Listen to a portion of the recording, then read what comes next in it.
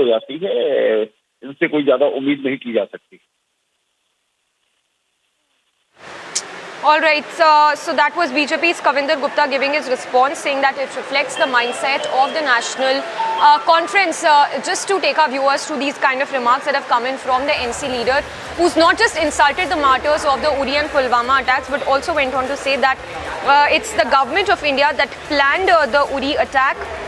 Not just this, even as the role of Pakistan has been proven when we talk about these terror attacks, the NC leader who's sort of given a clean sheet to the Pakistan terror attackers. So there you heard the National Conference leader who blames the government of India for the URI and Pulwama attack, saying that URI and Pulwama was planned by the government of India and that he did not even see the photos or bodies. Zeenath, of course, continues to be live with us. Zeenath, once again, if you can help us read into these kind of remarks that have come in from the NC leader. We were just speaking to the BJP leader, Kavinder Gupta, as well on the same. The question here rising as to whether the NC leader would stand his ground and whether the NC would back the kind of statements that have come in from their National Conference leader. See, Dr. Mustafa Kamal is the father of NC patron Dr. Farooq Abdullah, and it is also an uncle of Omar Abdullah. He is known for making such kind of controversial statements, although this is not the first time when Mustafa Kamal has made such kind of statements against government of India. In past also we have heard him saying so many things and controversial statements coming from Mustafa Kamal. This time once again he is questioning the operations of, questioning the policy of government of India, and also insulting the martyrs of the Pulwama, or for that matter URI, because he says that the bodies were not recovered when it comes to URI, the surgical strike. He talks about the Pulwama attack that took place on 14th of February, in which some 40 CRPF soldiers lost their lives in Letpora or Pulwama district of South Kashmir. All right, Zeenath, they're getting us those details. No response as of yet from the National Conference leader. No response that has come in from Farooq Abdullah till now. This, of course, over those remarks that have been made by the NC leader, where he's insulted the martyrs of the URI and Pulwama attack, went on to even pin the blame on the centre, saying that it was the government of India that planned the URI and Pulwama attacks. We'll slip into a very short break, but stay tuned to Republic. We'll get you all the news break and top stories on the other side of this very short break. On the other side, we'll also get you live coverage from the national capital as preparations are taking place in full swing ahead of Prime Minister's roadshow.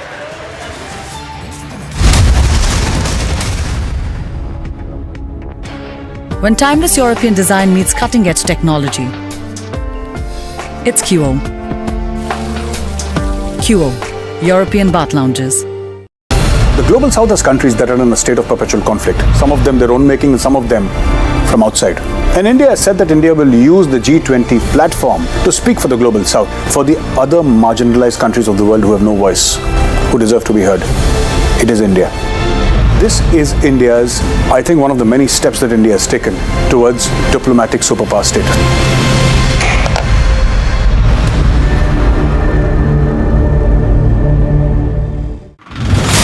More trouble for the people of Joshimath. On one side, they have been asked to leave their houses.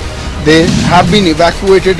On the other hand, this is the water crisis which is being seen by the people of Joshimath now. Water pipes is not working properly, and the supply of the water has been already stopped.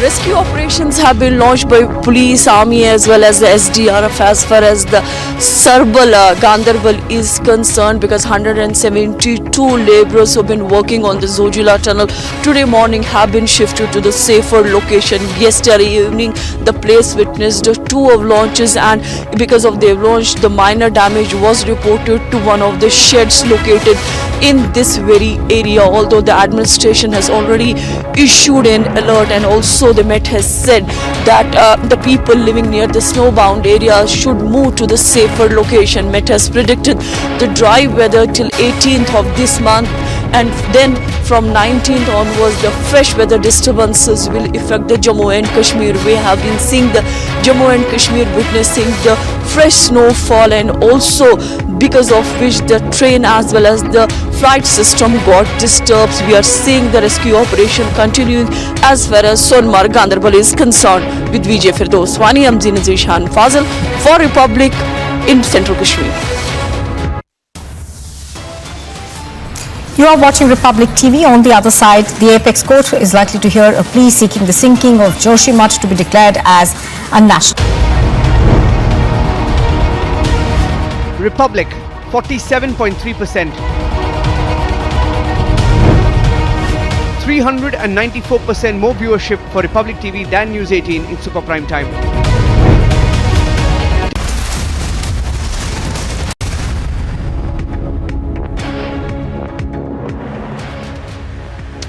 Thanks for staying tuned to Republic. We start with the news break coming in from the national capital.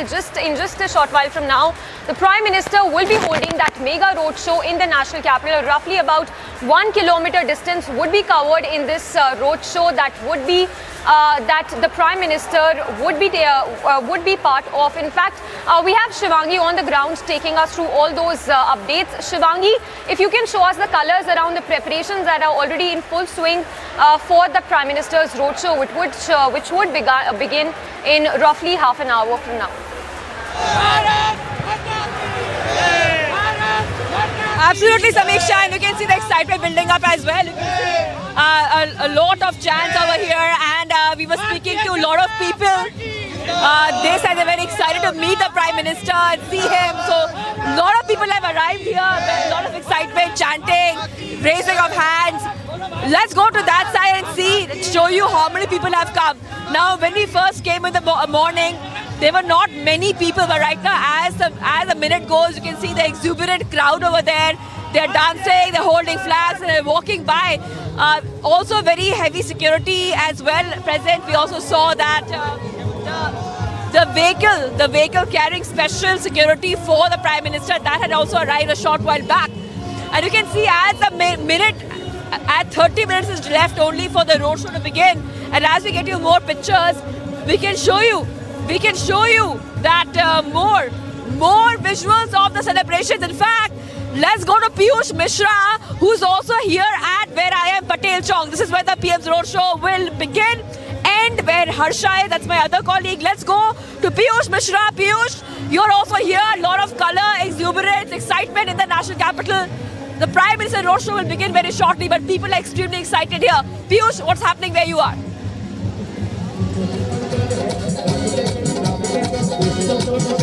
Well, Shivangi, yes, like you rightly mentioned that yes, there's a lot of colour from where right now I'm reporting. You see how people are now coming in large number. They want to catch one glimpse of PM Narendra Modi, and also at the same time we are seeing how a song performance is also being done here by an artist. You can see how they have come here and they are also singing national songs, some patriotic song. Also, the kind of arrangement which has been made here, I would ask Vivek to pan his camera and show you how different cutouts have been put up here on this roundabout. CRPF personnel, Delhi police personnel, they have been deployed at the large number. SPG personnel have been deployed. I would like to talk to this man who was singing the song. कौन सा गाना गा रहे हैं? क्या message आप?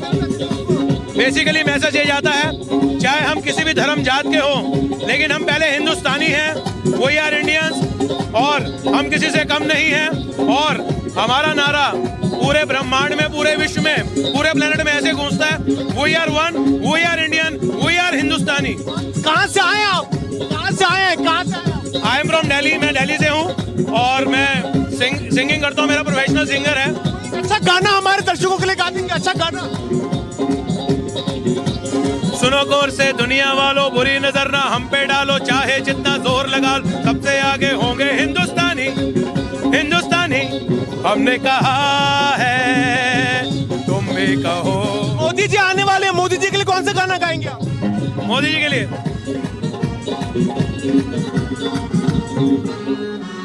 मोदी जी के लिए तो हम यही गाएंगे कि जो राम को लाए हैं हम उनको लाएंगे, जो राम को लाए हैं हम उनको लाएंगे, मोदी जी आए हैं, मोदी जी आएंगे, 2024 में कमल खिलाएंगे। जो राम को लाए हैं हम उनको लाएंगे। और मोदी जी आने वाले, हमें बहुत एक्साइटमेंट है हम लोगों, और उनके आते ही उनका भव्य अभिनंदन आज देखिए जोर शोर से हो रहा है यहाँ पे दिल्ली में, और हम भी अपने गायकी के रूप में उनको अपनी तरफ से पूरा भव्य अभिनंदन करेंगे उनका, और उनका ऑनर करेंगे अपनी तरफ से। We are now seeing as to how the singer is also singing a song, and people are very much excited about Prime Minister Narendra Modi's roadshow. You can see how the people have come here from different parts of the country. In fact, they are very much excited to see Prime Minister Narendra Modi, and the security is also in place. In few minutes from now, we will see PM to reach here. Shivangi is also reporting from a vantage point, and there she is also getting us all the latest updates, what is actually happening there. So Shivangi, what is the colors which we are right now getting, and when we can expect PM to reach here?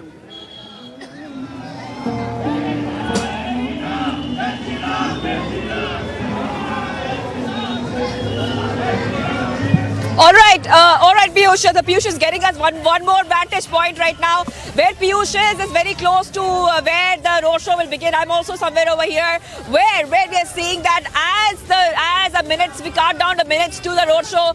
Lot of excitement here, and also the traffic advisory has been given as by VJ Bhishma, showing you all the visuals. Let's talk about that as well. Some roads have been told to be avoided by the Delhi citizens, and these roads from 2:30 onward, that's just from 4 minutes from now, they have been closed. These are Ashoka Road, Sansad Marg, Tolstoy Road, Rafi Marg, Jantar Mantar Road, Imtiaz Khan Marg and Bangla Sahib Lane will remain closed today from 2:30 to 5 p.m. and it's a 1 kilometer stretch. The roadshow will end at NDMC Center where Harsha is as well. And right now, as we showed you more visuals, now this roadshow, after it's over, then BJP National Executive meeting will begin. Today is the first day, tomorrow will be the second day. You can see many people have come here.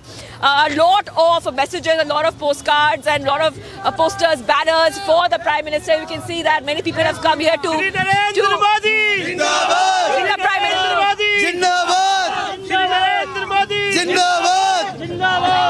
Right, and as we keep showing all the visuals, the security is very tight. You can see the barricading was ready since the morning as well. So this is the barricading. Everybody's been asked to stay behind the barricades as the Prime Minister will be moving towards that 1 kilometer stretch in Sansad Marg. You can see the security is very tight. The police personnel have been increasing in number ever since we have come. There's special police and special squads specifically for the Prime Minister. They have also arrived a short while back as well, viewers. And as we show you more visuals, let's talk a little bit about the Prime Minister's rallies and roadshows. Whenever they take place, a lot of excitement, a lot of people come out in large numbers just to see the Prime Minister. Not the first time. Last one, of course, we saw the Prime Minister's roadshow in Hubli in Karnataka, before that in Gujarat. These roadshows are really a time where the people of the country or the state or that city, like today, get a chance to see the Prime Minister and see him. In fact, when we spoke to the people coming in, they said that they're very excited. They're coming in early to get a good view of the Prime Minister, and people are coming in huge numbers. You can see the big lines as well. Piyush, I'll be going back to you in just a moment. I just want our viewers to see the big lines. You can see a long queue just to enter this event. Piyush, if I can come back to you, talk a little bit about what is happening, because where you are, that's where a lot of people, a lot of performers are practicing for the cultural show as well. Piyush, I'm coming back to you. What's happening where you are? Well, certainly, Shivangi, there's a lot of excitement among the people as Prime Minister Narendra Modi is all set to begin his roadshow. Remember that this is taking place at a time when BJP's executive is also going to take place. We are showing you the colorful pictures from the same Patel Chowk where the Garba is taking place, and these Garba dancers have come from Gujarat and they are performing the Garba before Prime Minister's arrival, and you can see the colorful pictures coming. And remember that PM will be holding his roadshow in a short while from now, and before that security is also in place. Let me try to talk to these Garba dancers also and understand the sentiments which they have. कहाँ से आए आप? गुजरात से आए हैं जी। कैसा लग रहा है? बहुत मजा आ रहा है। बहुत। मैम आप कहाँ से आई हैं? जी मैं गुजरात से आई। गुजरात से ही हैं? बहुत अच्छा, बहुत मजा आ रहा है, बहुत अच्छा लग रहा है। पीएम आने वाले, उनको क्या मैसेज देंगे? हाँ जी, पीएम आने वाले, नरेंद्र मोदी आने वाले, उनको क्या मैसेज देंगे? उनके स्वागत के लिए हम बहुत अच्छा डांस करेंगे। जी मैम आप कुछ कहना चाहेंगे? हम लोग गुजरात से बिलोंग करते हैं और हम लोग यहाँ पे रिप्रेजेंट कर रहे हैं डांडिया, जो हमारा कल्चर है डांडिया। डांडिया कर रहे हैं आप कहाँ से आए हैं? हम भी गुजरात से ही आए हैं, हम बहुत इंजॉय कर रहे हैं यहाँ पे। आज प्रधानमंत्री सामने बिल्कुल पास में होंगे आपके, बहुत अच्छा लग रहा है। हाँ, बहुत अच्छा लग रहा है। So Samiksha, we are getting these colorful pictures from Patel Chowk, where there are some dancers who have come from Gujarat who are performing Garba here. So Samiksha is there in studios. Samiksha, let me also tell you that Prime Minister is all set to reach here in a few minutes from now, and then he is going to hold the roadshow from this Patel Chowk till NDMC. Samiksha. All right, we'll continue with that coverage of ours from the national capital. But for now, to a big news break coming in. This one in relation to the Joshimath matter, which was being heard in the Supreme Court. The Supreme Court has said that we request the High Court to consider the relief sought by victims. The CJI in fact said, and I quote, that when the High Court is hearing the matter, the demands made here in the petition can be done in the High Court as well. In such a situation, we allow the petitioner to approach the High Court. The bench requests the High Court to hear the petition along with the pending petition. So the matter, which we're given to understand, will be taken up by the High Court now, as the Supreme Court has made it absolutely clear that the petitioner can approach the High Court in this case. Now remember, the petitioner in his plea in the Supreme Court had stated that how the land subsidence being seen in Joshimath should be called a national disaster, and that there should be an adequate compensation that must be paid to the families as well. Well, we have senior advocate Swapnil Kothari also joining us. Sir, what do you make of these remarks coming in from this hearing which happened in the Supreme Court? The Supreme Court there asking the petitioner that he should approach the High Court, in which the petitioner, of course, we understand, had sought not just sought relief for the people in Joshimath, but also has asked this land subsidence to be declared as a national a calamity in Joshimath. Well, I think the Supreme Court is clearly indicating to the petitioner that if you've gone before the High Court, then why are you coming here? Your matter is seized off by the High Court, so let the High Court give a ruling. And if the High Court gives you an unsatisfactory ruling, then we are always there as a court of appeal. So do not file cases in both the courts at the same time or even one after the other just because the High Court is delaying the matter or, for want of hearing at this point in time, for whatever reasons it may be. So you'll have to wait your turn. So that is exactly what the Supreme Court is trying to do. And this is what the problem is with a lot of petitioners. They always tend to take the High Courts for granted. They, the moment High Court takes a little bit of time, they immediately jump to the Supreme Court trying to add another issue. Because you cannot go to the Supreme Court with the same issue. So you'll add another issue, file a separate petition, which will consider or which will have the same matters which was there before the High Court, the same cause of action, and then you add a little bit there so that it looks new to the Supreme Court. The Supreme Court is smart enough to know that basically what you're trying to do, put old wine in a new bottle, and that's exactly what the Supreme Court is irritated at. So that's the reason why it's telling you that what's the current status. It's asking you that, and then at the same time it's telling you that, well, if that is the status, then please go there. If the matter is there, let them hear you out, and then if you're not happy, then please come to us. Thank you for sharing your insights with us. So, Advocate Swapnil Kothari there sharing his insights on the hearing which took place in the top court, where the Supreme Court made it absolutely clear that the petitioner must approach the High Court in this case. Remember, the petitioner has sought adequate compensation for the victims. Not just this, the petitioner also wants the land subsidence being seen in Joshimath to be declared as a national disaster. A very short break, but news breaks to continue on the other side. Modi is all set to hold a mega roadshow in national capital on the very first day of BJP's national executive meet. After this very short break, we will be getting live pictures as to how the preparations have been done by BJP for this mega roadshow of PM Narendra Modi. Stay tuned for all the live updates.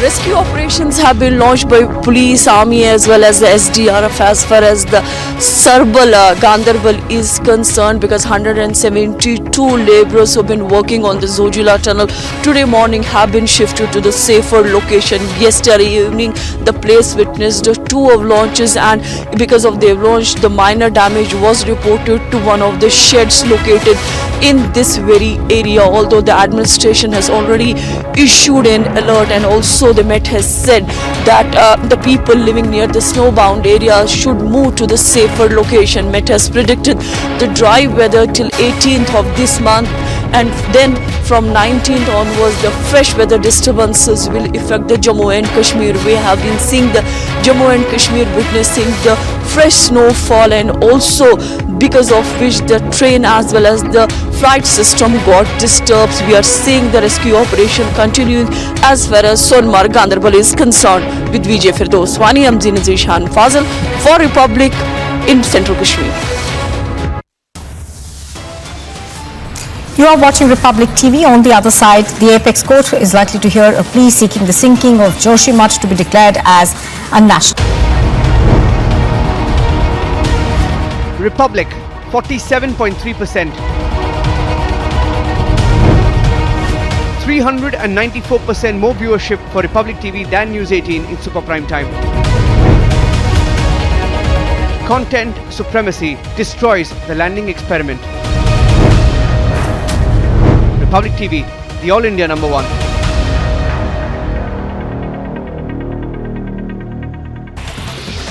The BJP spokesperson Shehzad Poonawalla hit out at the Congress party for releasing the book which equates Sarvarkar and Jinnah. The BJP alleges that the Congress is attempting to distort history through lies and propaganda. Once again, the Congress is back to doing what it does best.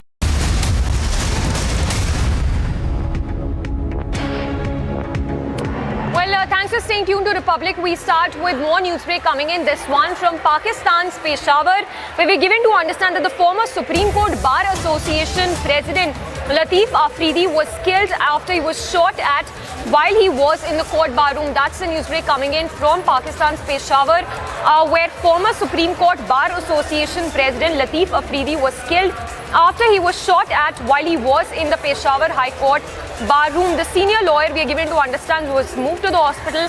However, he succumbed to those injuries. The first visuals that we are putting out right now of Afridi, who was reportedly shot at 6 times, and he succumbed to his injuries even as he was taken to the hospital. In fact, the hospital administration confirmed that 6 bullets were fired upon on the former Supreme Court Bar Association President, and this while he was in the Peshawar High Court bar room. He was taken to the hospital, but he succumbed to those bullet injuries. The assailant is in the custody of the police. So we're given to understand that the assailant in this case has been identified. He's been arrested as we speak. But this news coming in from Pakistan's Peshawar, where a former Supreme Court Bar Association President Latif Afridi was shot at. He was shot dead while he was in the Peshawar High Court bar room. He was taken to the hospital, we're given to understand, but he succumbed to those bullet injuries. The attacker, the assailant in this case, has been identified. He's currently in custody of the police. We do not yet know what was the motive behind this attack, but those visuals in which you can see how this former Supreme Court Bar Association President was shot at in broad daylight inside the Peshawar High Court bar room. The senior lawyer was moved to the hospital, but he succumbed to those injuries. We do not yet know what was the reason, what was the motive behind carrying out this attack, but the assailant in this case has been identified. He's currently in custody of the police. The police sources having confirmed that one attacker has been arrested. So yet to get more details on what could be the motive behind carrying out this attack. But absolutely shocking in broad daylight, where the former Supreme Court Bar Association President Latif Afridi was killed after he was shot at inside the Peshawar High Court bar room.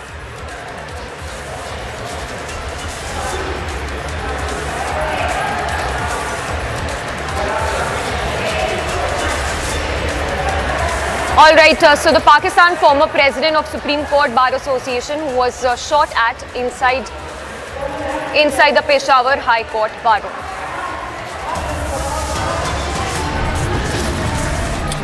We'll slip into a very short break, but do not go anywhere. Lots coming up on the other side of this very short break. We'll get you the latest on the BJP National Executive Meet, which will be chaired this evening.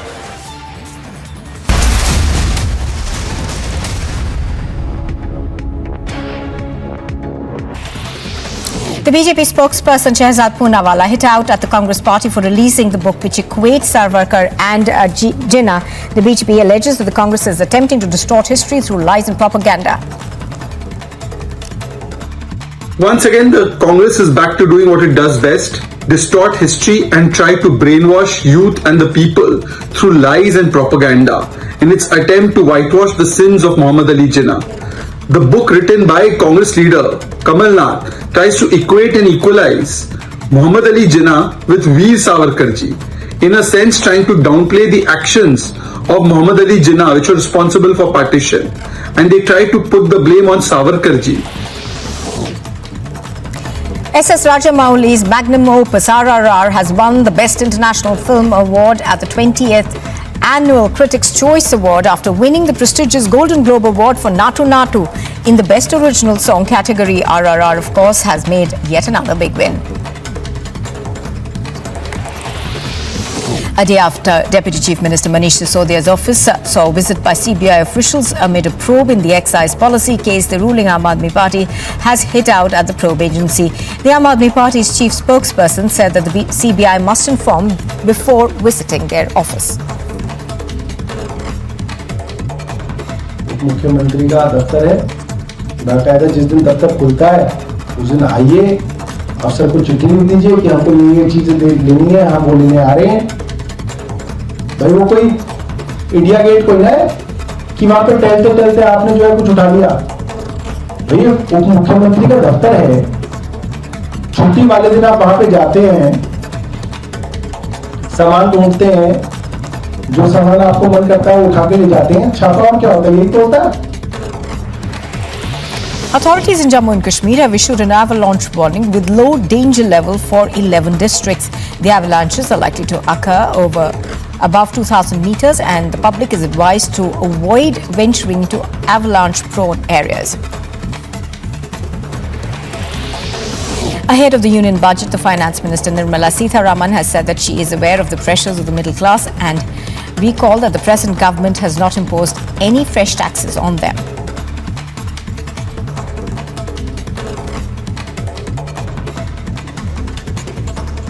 आने वाले budget के ऊपर तो कोई कुछ बोल नहीं सकती, और मैं भी मिडिल क्लास की हूं।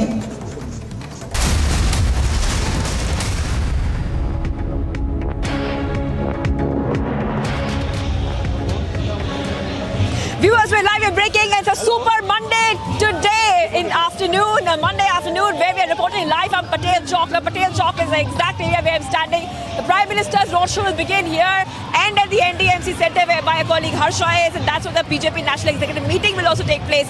Let's have a look at what's happening all around us, and we can see that the excitement is a lot over here, because when we were speaking to the Delhi citizens, they were saying they're extremely excited to see the Prime Minister, have a look, get a look of him, or also get a chance to see him. Many people are coming in large numbers. If my camera person can show a wide view, you can see how many people have arrived. As far as the eyes can see, you can see police personnel, you can see people, Delhi citizens arriving here for the Prime Minister's roadshow. And we know that every time the Prime Minister does a roadshow, it's a way where the Prime Minister gets to connect with the people, and cultural performances galore are also scheduled at 3 p.m. when this will begin. Now we have many people who have come here as well. आप भी आए हैं, and I was telling everybody, मैं सबको बोल रही हूँ कि बहुत लोग आए हैं देखने के लिए। हाँ, सब लोग आए हैं। मोदी का प्यार है, जो मोदी जी इतना अच्छा काम करे देश में, वर्ल्ड में हमारा नाम कर दिया। वर्ल्ड में आज इतना नाम हो गया कि कोई ऑल ओवर वर्ल्ड से कहीं से भी कोई कहता है तो हर हिंदुस्तानी का कहता है सीना चौड़ा हो गया कि आप इंडियन से हो, इंडियन। और ऊपर से सदियों में ऐसा है कि युग पुरुष हैं। ये जब भी कोई ऐसा बात होती है तो ये युग पुरुष है मोदी जी, जिन्होंने आके अब भगवान ने इनको अवतरित करा है, और आज इन्होंने पूरे देश को, पूरे इस हिंदुस्तान को यहाँ से वहाँ ले गए हैं कि हम कल्पना से बनाए मेड इन इंडिया के प्रति इन्होंने आज क्या है कि हिंदुस्तान को top level world level Exactly. So many initiatives speaking about that. Let's have a look at the posters and the banners which have been put up as well. Viewers, you can see that JP Nadda's posters are there, the Prime Minister's posters are there as well, and many posters and banners put up about the National Executive meeting which will take place, the National Executive meeting, the BJP's meeting. Today is day one, and we're just trying to go towards the stage right now. So that's the stage where the performances will happen. Just one of the many stages put up for the cultural performance to take place, viewers, right now. You can see that there are many people here who have gathered. They're watching the performance and the rehearsals, singers as well. We have dancers as well over here from different states showing off their steps, their dances, and the talent they have just for the Prime Minister. And if the Prime Minister is there to see the performance, of course it has to be perfect, the Prime Minister of India, so they are extremely excited as well. I am also being joined by Piyush Mishra, who's also here in Patel Chowk. And Piyush, I want to go across to you, and it's very, very important to know that when the Prime Minister does any kind of roadshow, the kind of fervor, the kind of excitement that people see, they feel, it is something unprecedented every time, and we're expecting that this time as well in the national capital, the same fervor, we can see it all around us already. Piyush, what's happening where you are?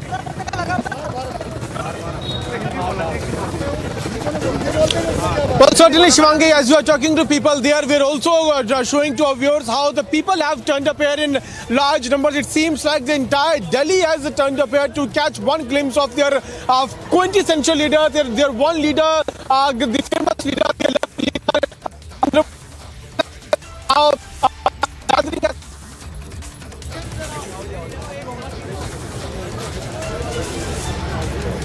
All right, Piyush, we're getting some problem with your audio right now. We're getting some problem with the audio, but keep showing us our visuals as well. Right now, as we were telling you, that a lot of people have gathered over here, a lot of dancers as well have gathered over here, and these are Dandiya dancers. They were showing us a performance a short while back, and can I request you to do your dance once more for our viewers right now who are watching? एक बार फिर से dance दिखा दीजिए हमारे viewers के लिए एक बार. As they, put up a performance just for Republic TV, because they have been practicing since morning and they are not resting. एक बार फिर से dance दिखा दीजिए. So these are Dandiya dancers and they're representing the culture of Gujarat. That's what they were telling us. As they show us a dance, let's talk a little bit about the Prime Minister's the agenda for today. So first he will grace the roadshow. After he graces the roadshow, after that there will be the BJP's National Executive meeting, and the roadshow will begin from where we are. It will go all the way, viewers. It will go all the way, viewers, to NDMC Center. That's where the BJP National Executive meeting will be taking place. So we are seeing a long stretch, 1 kilometer stretch of the roadshow. We're also seeing that many BJP workers, and not just BJP workers as well, we're also seeing many people, Delhi citizens, coming here to see the Prime Minister, and a lot of excitement. Here you can see as well, viewers, balloons, you can see the BJP flags as well, entire place decorated, and a lot of effort also being put when it comes to making sure that the security arrangements are in place. So tight security, we have seen tight security as well. We have seen, number two, a lot of emphasis being put on traffic as well. Taking a very short break right now, viewers, a very short break. We are live and breaking, and in just a few minutes from now, we'll see the Prime Minister live for the roadshow in the national capital. It's a super Monday for sure. Stay tuned.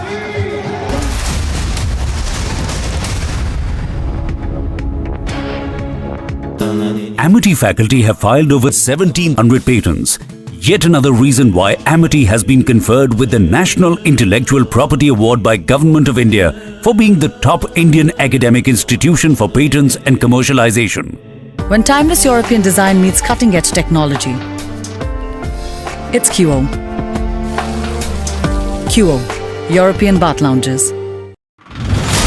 A stunning revelation has come to fore where the Delhi Police Special Cell Unit have arrested Jagjit Singh Jassa and Naushad over their involvement in terror activities and trying to disrupt the Republic Day parade. Now, there was another major breakthrough that was achieved by the Delhi Police Special Cell after it was able to get some hand grenades from at Bhalsa Dairy. There are also now reports that perhaps Naushad and Jagjit Singh Jassa would have also been involved in a target killing.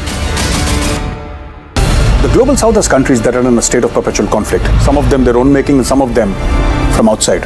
And India has said that India will use the G20 platform to speak for the global south, for the other marginalized countries of the world who have no voice, who deserve to be heard. It is India. This is India's, I think, one of the many steps that India has taken towards diplomatic superpower status.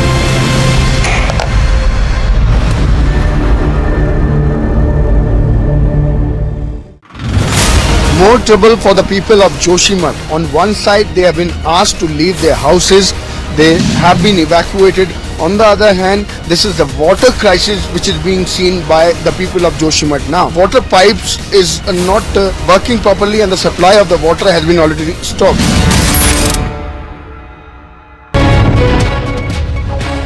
Rescue operations have been launched by police, army as well as the SDRF as far as the Ganderbal is concerned, because 172 labourers who have been working on the Zojila tunnel today morning have been shifted to the safer location. Yesterday evening the place witnessed 2 avalanches, and because of the avalanche the minor damage was reported to one of the sheds located in this very area, although the administrator.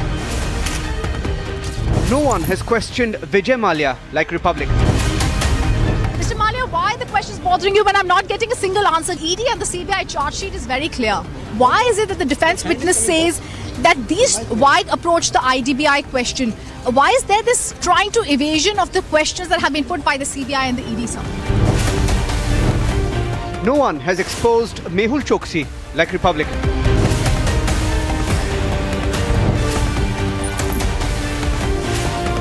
We don't preach journalism. We practice it. Republic is the news.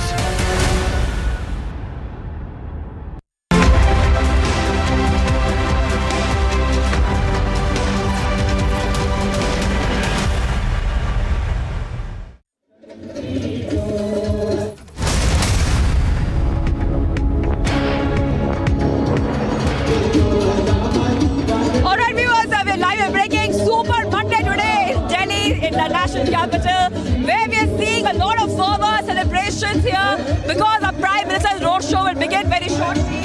In just a few minutes from now, you can see that excitement building up. And earlier we saw the performers being excited. Now we are seeing that even the common citizens of Delhi citizens are coming out in large numbers.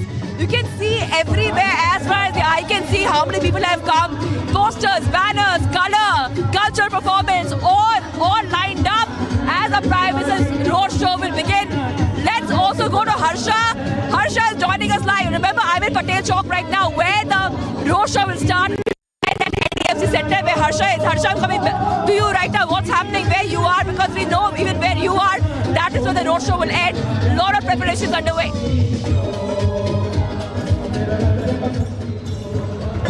Exactly, Shivangi. So I'm reporting right now from MDNC Convention Center, where exactly the executive meeting will commence at 4 p.m. But right now, showing you the visuals here as all the preparations have been done, and the entire NDMC is decked up to welcome the Prime Minister Narendra Modi. As you see, the artists are performing, the dancers are waiting, and now the office bearers, the General Secretary, and the other officials started reaching to the NDMC Convention Center. Just now, Vasundhara Raje reached here at the NDMC Convention Center. Not much time has been left, Shivangi, that the mega roadshow of the Prime Minister Narendra Modi will start shortly from Patel Chowk roundabout till the NDMC Convention Center, which is the stop point. The security officials are here. Every routes have been blocked. The traffic diversion has been done for 2 hours, and right now also, if you will see, there are dancers, there are artists who are desperately waiting for Prime Minister to reach here. And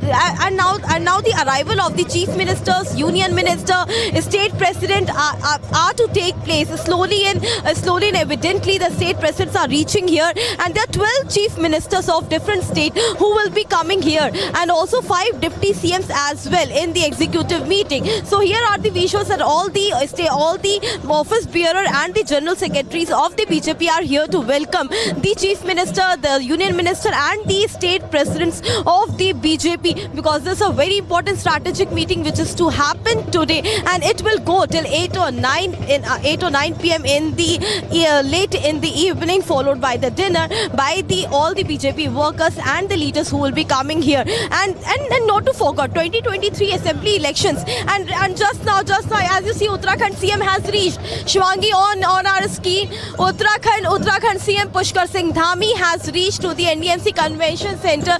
That's what we were talking about, that the Chief Minister will start reaching to the NDMC Convention Center now, because correct at 4 p.m. the executive meeting has to start, and before that all the BJP party leaders have to arrive here at the NDMC Convention Center. Now slowly, and we also see Sadhvi Niranjan Jyoti, Member of Parliament. We see here she has also reached here at the NDMC Convention Center.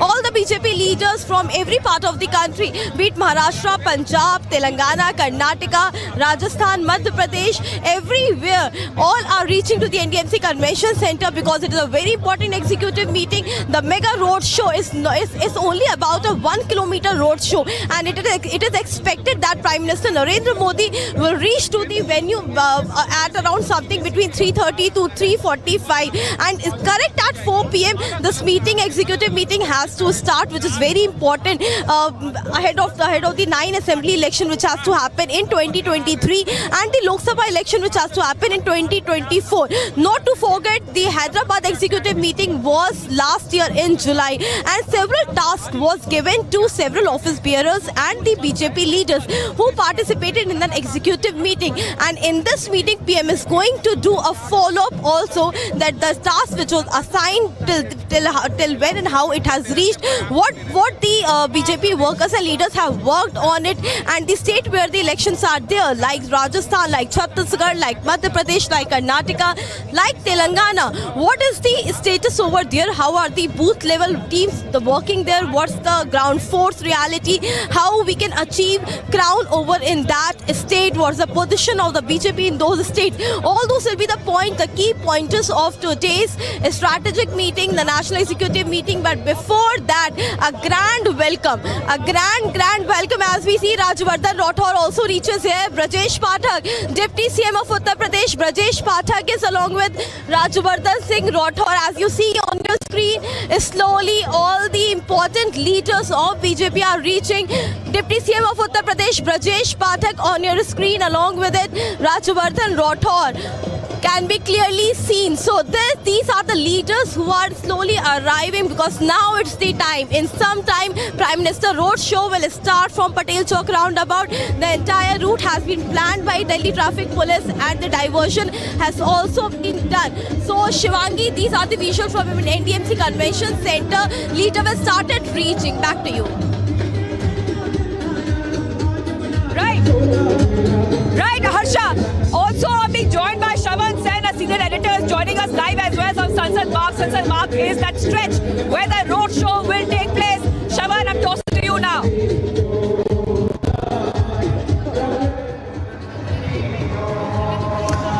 Well, in fact, we're just very close to the National Executive meeting venue meet. That's on my left-hand side, where you can see right now the leaders of the Bharatiya Janata Party are already arriving. Of course, there is another twist this time to this executive meeting that's taking place, with throwing in a show that's likely to start anytime now. In fact, let me just give you a quick sense right now of this particular stretch that you see. On both sides, BJP workers are all lined up right now. Right at the end of this road is Patel Chowk, from where the meeting is where the roadshow is expected to begin. And we are at this point of time not very sure whether at all the Prime Minister is going to essentially walk down. This is barely about 200 meters from the venue of the National Executive meeting. On my left-hand side, I'll also like to show you the kind of displays that have been made by the BJP. Essentially, these are multiple exhibitions. In fact, inside the venue also, there are several of these exhibitions that have been, charted by the Bharatiya Janata Party during the two-day executive. Right now, this is a representation of most of these states. So through this entire road, you'll find many such, pockets where you would find from states.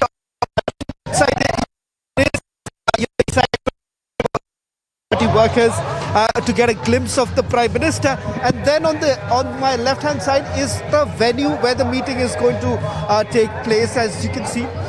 The entire display of all the chief ministers, the BJP chief ministers from different states, and the expectation essentially being right now for the BJP. Remember, this is the biggest meeting that's actually happening after that big victory that happened in the state of Gujarat.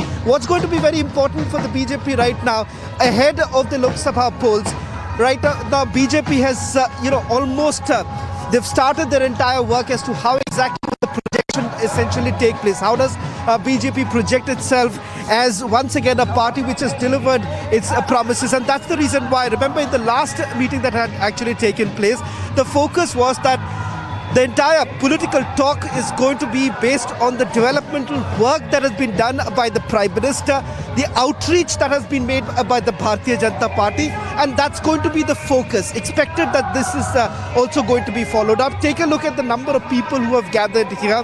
While it's a meeting of the party, but it does seem with the excitement outside on the road, it's primarily because such activities of the party only enthuses the party workers, and exactly this is what we are witnessing right now as more and more party workers gather here. Shivangi, we'll keep a close watch as it's expected sometime in a short while from now. It's expected that the Prime Minister is going to take this particular route to come all the way to the executive meeting venue, which is the NDMC building that you can see on my left hand side. That's where the meeting is going to take place. It's a two-day meeting that's going to take place, and as Harsha was also pointing out, the agenda essentially being with several other states, key states, and also some of the northeastern where the election is going to take place. It's going to be important for BJP to keep that winning streak momentum still needs to be there, and that's the exact focus right now in these meetings. Presidents, office bearers, all would be present here before the national executive begins. I'm given to understand that the state presidents, their meeting is also taking place. So all in all, the focus essentially being for the BJP right now as to how to up the ante before the Lok Sabha polls. Over to you, Shivangi.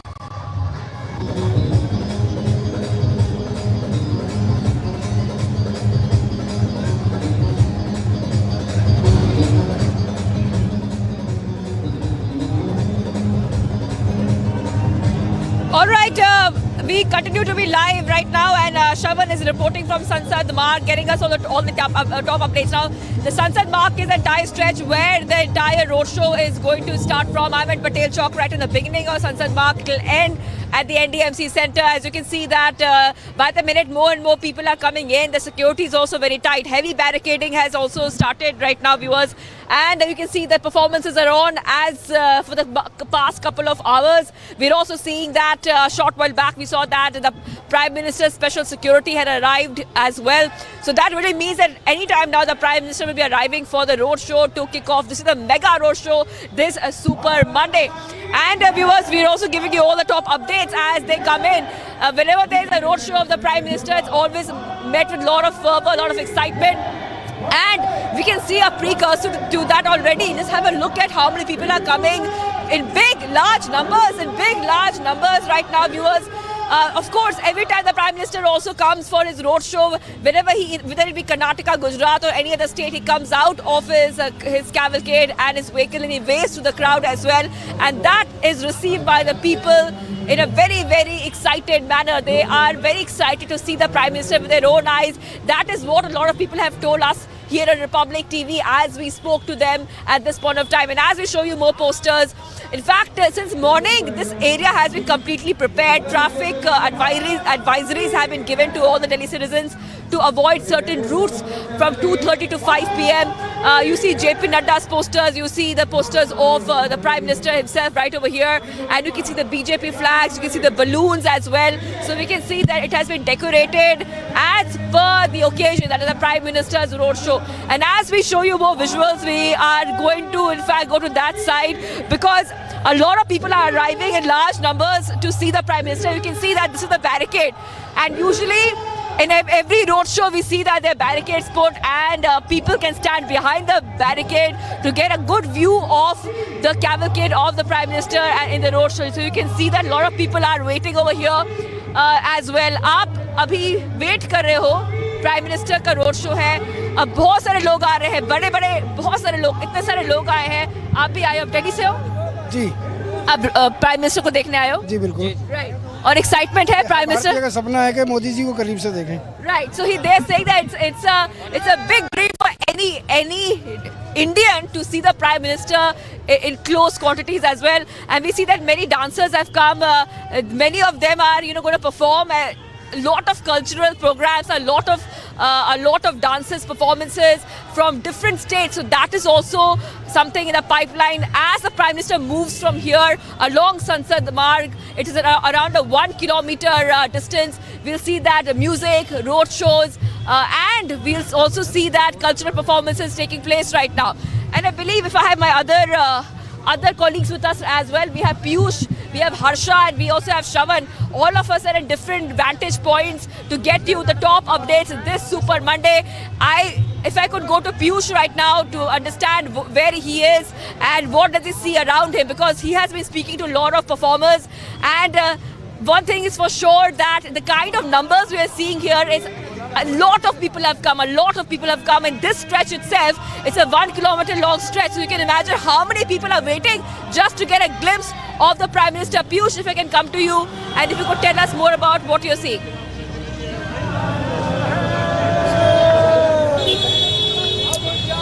Well, absolutely, Shivangi. Here also people are very much excited, and I am at the same point, same place from where people are now entering for this mega road show. They are going to take part in that mega road show, and before that, before they could even take part in that, security check is taking place, and you can see how different entry points have been placed here by Delhi police officers, and each and every person who is entering from this very vantage point has to go through the security checks. But after getting the security checks, we are now seeing how people are standing in queue. You see how they have come from different parts of Delhi, and they are just waiting for one glimpse of PM Narendra Modi, and they have been waiting since the beginning, since the morning. Let me try to talk to them. They are chanting slogans of Jai Shri Ram, Bharat Mata Ki Jai. कहाँ से आए आप? द्वारका से. और क्या कहेंगे आप? नरेंद्र मोदी कुछ सामने होंगे आपके? हाँ जी, बहुत अच्छा लगेगा उनसे मिलके. बहुत मतलब कि काफ़ी अच्छा चल रहा है कि इतना अच्छा हमें कार्यक्रम देखने के लिए मिलता है, और हम हमेशा के लिए देश के लिए खड़े रहते हैं. कब आए, कब से आए आप? कब यहाँ पर? हम अभी 1 घंटे से यहाँ खड़े हैं. अभी मोदी जी आने वाले हैं. एक्चुअल क्या है कि राष्ट्रीय कार्यकारिणी की भारतीय जनता पार्टी की बैठक है, उसमें भाग लेके आदरणीय मोदी जी यहाँ पर आएंगे और कार्यकर्ताओं से बाकायदा मिलके जाते हैं वो, और विश्व में उनका जो नाम हुआ है इन कार्यकर्ताओं की वजह से ही नाम हुआ है. Let me show you how people are standing here. I would ask Vivek to continue to focus on these persons who are now standing here in large numbers. You see how elderly people, women, people of all ages, irrespective of gender, they are standing here in large number, and they are waiting for that just one moment when they see their beloved leader Narendra Modi. And that's one side from where I am showing you the pictures. On my right side, if Vivek zooms, you see how there's a massive preparation of security which has already been done by the Delhi police personnel. SPG has already been called in. Dogs have also been called in for this thorough checks. So each and every movement is now being thoroughly checked by the Delhi police officers. So people here have come here from different parts of Delhi, and they are very much excited, and they are just waiting for that particular moment when they see their leader. Remember that this national executive is basically focused on the kind of elections that are going to take place. Remember that there are 9 assembly states those are going to polls, and before that this national executive meeting is taking place. Not only this, 2024 Lok Sabha elections are also at the center of point. On that, deliberation will take place on that too also. So it is going to be a big national executive meet of Bharatiya Janata Party, and that is going to be inaugurated by BJP's national president JP Nadda, in which PM Narendra Modi will also be there, and that meeting will begin at 4 PM today, and it will continue till tomorrow. Let me talk to them. How are they feeling? कैसा लग रहा है आपको? बहुत अच्छा लग रहा है. बहुत अच्छा लग रहा है. कहाँ से आए आप? हम लोग यहीं से हैं, गोल्ड मार्केट से. मार्केट से आए. We are seeing how people from different parts of Delhi have come here. Our senior political editor Aishwarya Kapoor is also joining us. So Aishwarya, today is a big day as far as the political development in Delhi is concerned. PM Modi is going to hold roadshow, and tomorrow also it's going to be deliberations. Absolutely, Piyush. Full frame visuals of the NDMC Center, one after the other, top leaders of the BJP. The BJP National President Jagat Prakash Nadda, Assam Chief Minister, and a very important leader from the Northeast, Hemanta Biswa Sharma. You have the other Chief Ministers from the Northeast. Every Chief Minister of the BJP, including that of Yogi Adityanath, are going to be present in this. We have the live visuals coming in one way from the NDMC Center, and from the other side we have that long road on which the Prime Minister's roadshow is going to commence within the next few minutes, and it's going to end at the NDMC Center where the BJP National Executive will begin. We are going to show you minute to minute, meter to meter live the Prime Minister's kilometer-long roadshow here in the National Capital, for which massive preparations have been done. We have teams at every corner. Piyush, Shivangi, full team, Harsha reporting from not only the NDMC Center but also all through the roadshow.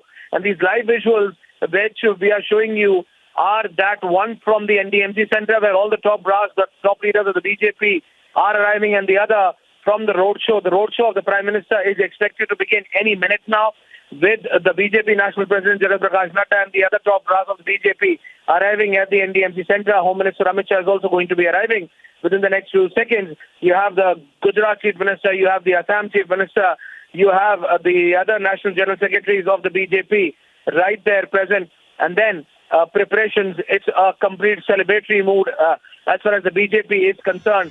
Dhol, Baja, you have singers, you have dancers right there on the street.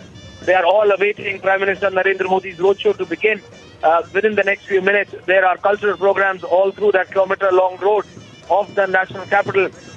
There is a massive traffic which has been detoured for this roadshow of the Prime Minister, which will begin from Patel Chowk and then end, and that is General V.K. Singh, MOS, arriving at the NDMC Center. So live visuals beaming in from two centers right now. One is the NDMC Center, and the other one from the roadshow. The roadshow of the Prime Minister will be stopping at three particular points where have people gathering from all over North India, not only the national capital, but also from Haryana, Punjab, Uttar Pradesh, and then Rajasthan as well, arriving here in the national capital. And these are all top leaders of the BJP arriving at the NDMC Center, where the national executive of the BJP will begin.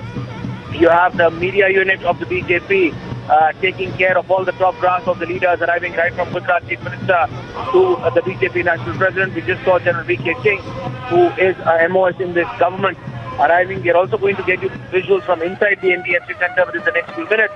But yes, S. Jayashankar, External Affairs Minister, arriving at the NDMC Center. R.P. Singh, National Secretary of the BJP, at the NDMC Center. S. Jayashankar waving towards the media. S. Jayashankar right there, full frame from the NDMC Center. And the Prime Minister, we are being told, is going to be arriving within the next 7 to 8 minutes at the Patel Chowk, at the Patel Chowk, from where his roadshow will begin. So all the top brass of the BJP arriving at the NDMC Center, including that of the External Affairs Minister, the BJP National President, the Assam Chief Minister, the Haryana Chief Minister, the Uttar Pradesh Chief Minister, Yogi Adityanath, is set to arrive within the next few minutes itself.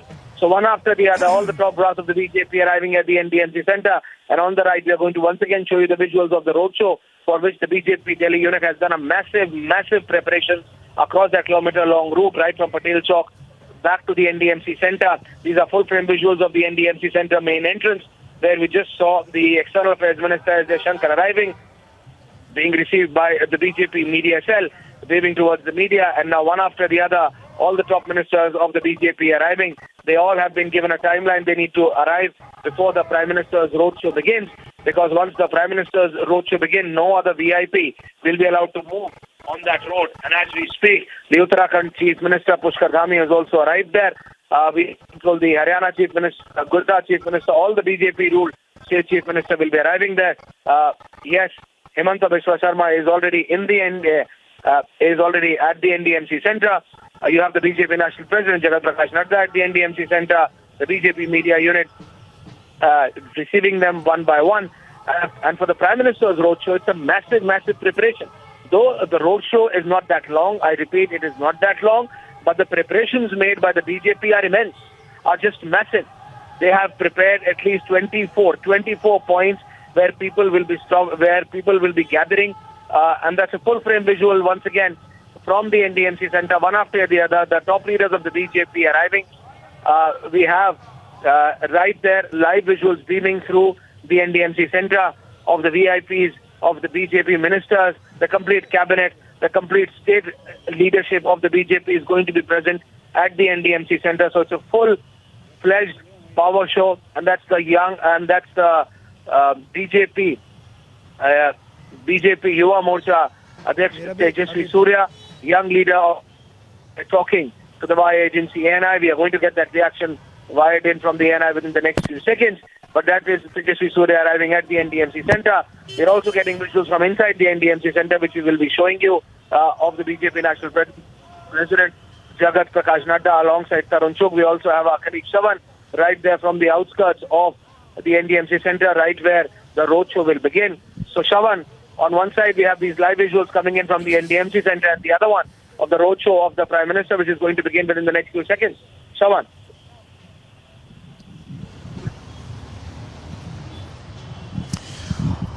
Well, in fact, we are just at the other side of Patel Chowk. This is where the NDMC, the National Executive Meeting, is actually going to take place. What you see on my left-hand side. We are a little far away, Aishwarya, because the jammers have now been brought in, so the networks are going down.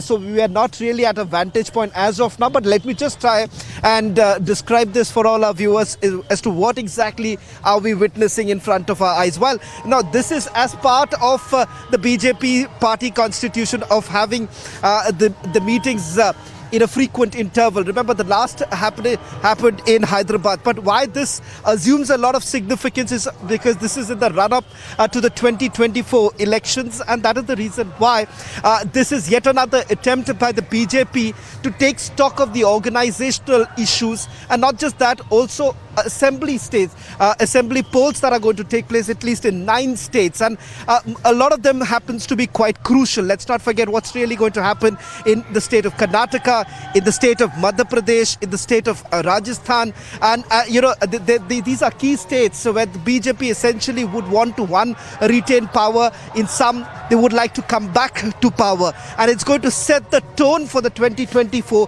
polls. And the Prime Minister in his previous meetings has made it abundantly clear that the messaging that the BJP essentially would now want to send across is about the work that has been done by the Prime Minister when it comes to various issues. Let's not forget, this particular tenure of the Prime Minister has seen some insurmountable challenges, right from the fact that there was a pandemic after he came to power, and the fact that the government's messaging with regards to the COVID pandemic, the fact that the vaccination drive, all of these are things that the BJP would essentially want to send across to the people of this country, that this is a government which talks about development. And that is the reason why perhaps a lot of these state presidents who have been brought in, the idea would be to discuss that. Now what you see right now, let's stay with the visuals a little bit, try and explain the location for our viewers tuning in from outside the national capital. Now, as Aishwarya was also pointing out, the roadshow is going to take place on that particular route. If Ravatji can just perhaps step aside a little bit and show you. Now that's the location from where the Prime Minister is expected to come in. We are not very sure at this point in time whether he's going to walk it down, because it's not a very long walk to all the way till here, till the NDMC, the venue of the National Executive Meeting. So that's the route that's going to take place. And as he was pointing out, Aishwarya was pointing out, there are multiple such points where there is a representation of various of these states. So you would find them. There are placards of the schemes of this government. So there is an attempt, an outreach program by the BJP right now. Inside also, I'm told that there are multiple exhibitions that are there for the next 2 days. These exhibitions are essentially about the schemes that have been adopted by the government and the successes of this government. That in a form of exhibition is there inside this NDMC building that you see where the executive meeting is going to take place. Now, as far as people are concerned, a lot of Karyakartas have also come in. Let's try and just show you perhaps you will get a little bit of a small glimpse of what's really happening. Take a look at this. On the other side, that's where the BJP workers have actually come in. They, as you can see right now, have gathered here to get a glimpse of the Prime Minister. The twist here essentially being not really how the other executive meetings have actually taken place, but the Prime Minister's roadshow seems to be one of the bigger attractions at this point in time. And as you see, as more and more BJP workers are coming in, sloganeering actually has taken place. A beeline for the BJP workers, and senior leaders also now arriving a short while back. Now this is the entry point. As you can see, this is the entry point of the NDMC where the meeting is going to take place. So all eyes essentially on whether at all the Prime Minister is going to take the walk down from Patel Chowk, which is roughly about 500 meters from where we are broadcasting right now, and he's expected to come in and walk through this particular area. So all eyes on what's going to happen in the next couple of minutes. A lot of enthusiasm, a lot of Karyakartas who have gathered here just to get a glimpse of the Prime Minister. Now, this is the all-important meeting of the Bharatiya Janata Party, where almost all within the party have essentially assembled here to take stock of the organizational issues.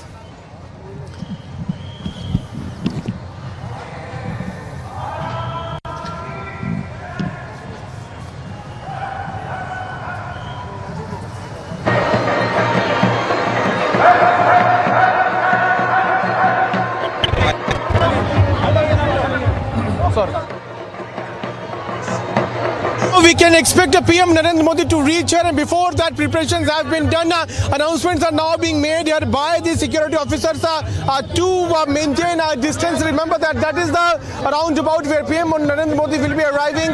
Before that, you can also see as to how the announcements are also being made by the senior police officers, and they are now asking media to go from a particular point because yes, Prime Minister is going to reach here any minute from now, and before that the announcements are being made. Remember that any minute from now he can reach here, and what we are now learning is that PM Narendra Modi is likely to walk from here, from Patel Chowk till the NDMC center, which is barely 600 meters away from this very point. So a message is being sent out by PM Narendra Modi that he is here for the Karyakartas of BJP, and that is why he is likely to walk from here. We are showing you the live pictures from that beginning point. You see how a chain has also been created by the Delhi police officers so that people do not come in between this very route. You can see as to how paramilitary officers have also been deployed here in large numbers, and they are manning this entire roundabout so that people do not cross this vantage point from where PM Narendra Modi will be entering into that roundabout Patel Chowk. I would ask Vivek to continue to show you the live pictures, live images of this roundabout from where PM Narendra Modi will be beginning his roadshow. Any minute from now we can expect that, and a human chain has been formed by the paramilitary forces personnel and also Delhi police officers. On the other side, if Vivek zooms, you can see how people have now queued up in large numbers.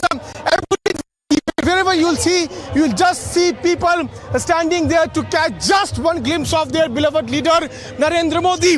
On my left side, if Vivek can zoom, you can see how a layer of barricading has been put up. Either side of Ashoka Road has been completely blocked. On my right side, Vivek tries to show you SPG personnel have now been deployed on each and every 100 meters point of this roundabout.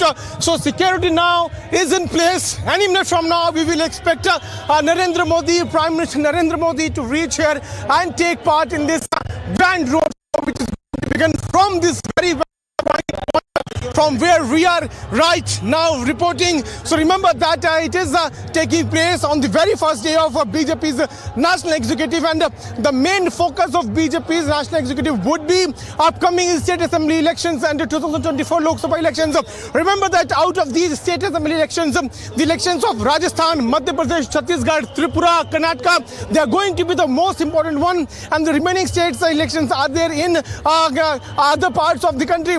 But after that, the 2024 Lok Sabha election of Narendra Modi is going to be decided in this BJP's national executive. After taking part in this roadshow, PM Narendra Modi will be going there at 4 p.m. He is scheduled to reach there at NDMC Convention Center, where the top leaders, union ministers, chief ministers, they have already reached, and after reaching there, that particular meeting will begin, where the brainstorming will take place, deliberations will take place for the next 2 days. So it's going to be a mega roadshow of PM Narendra Modi. Before that, security is now in place here at Patel Chowk.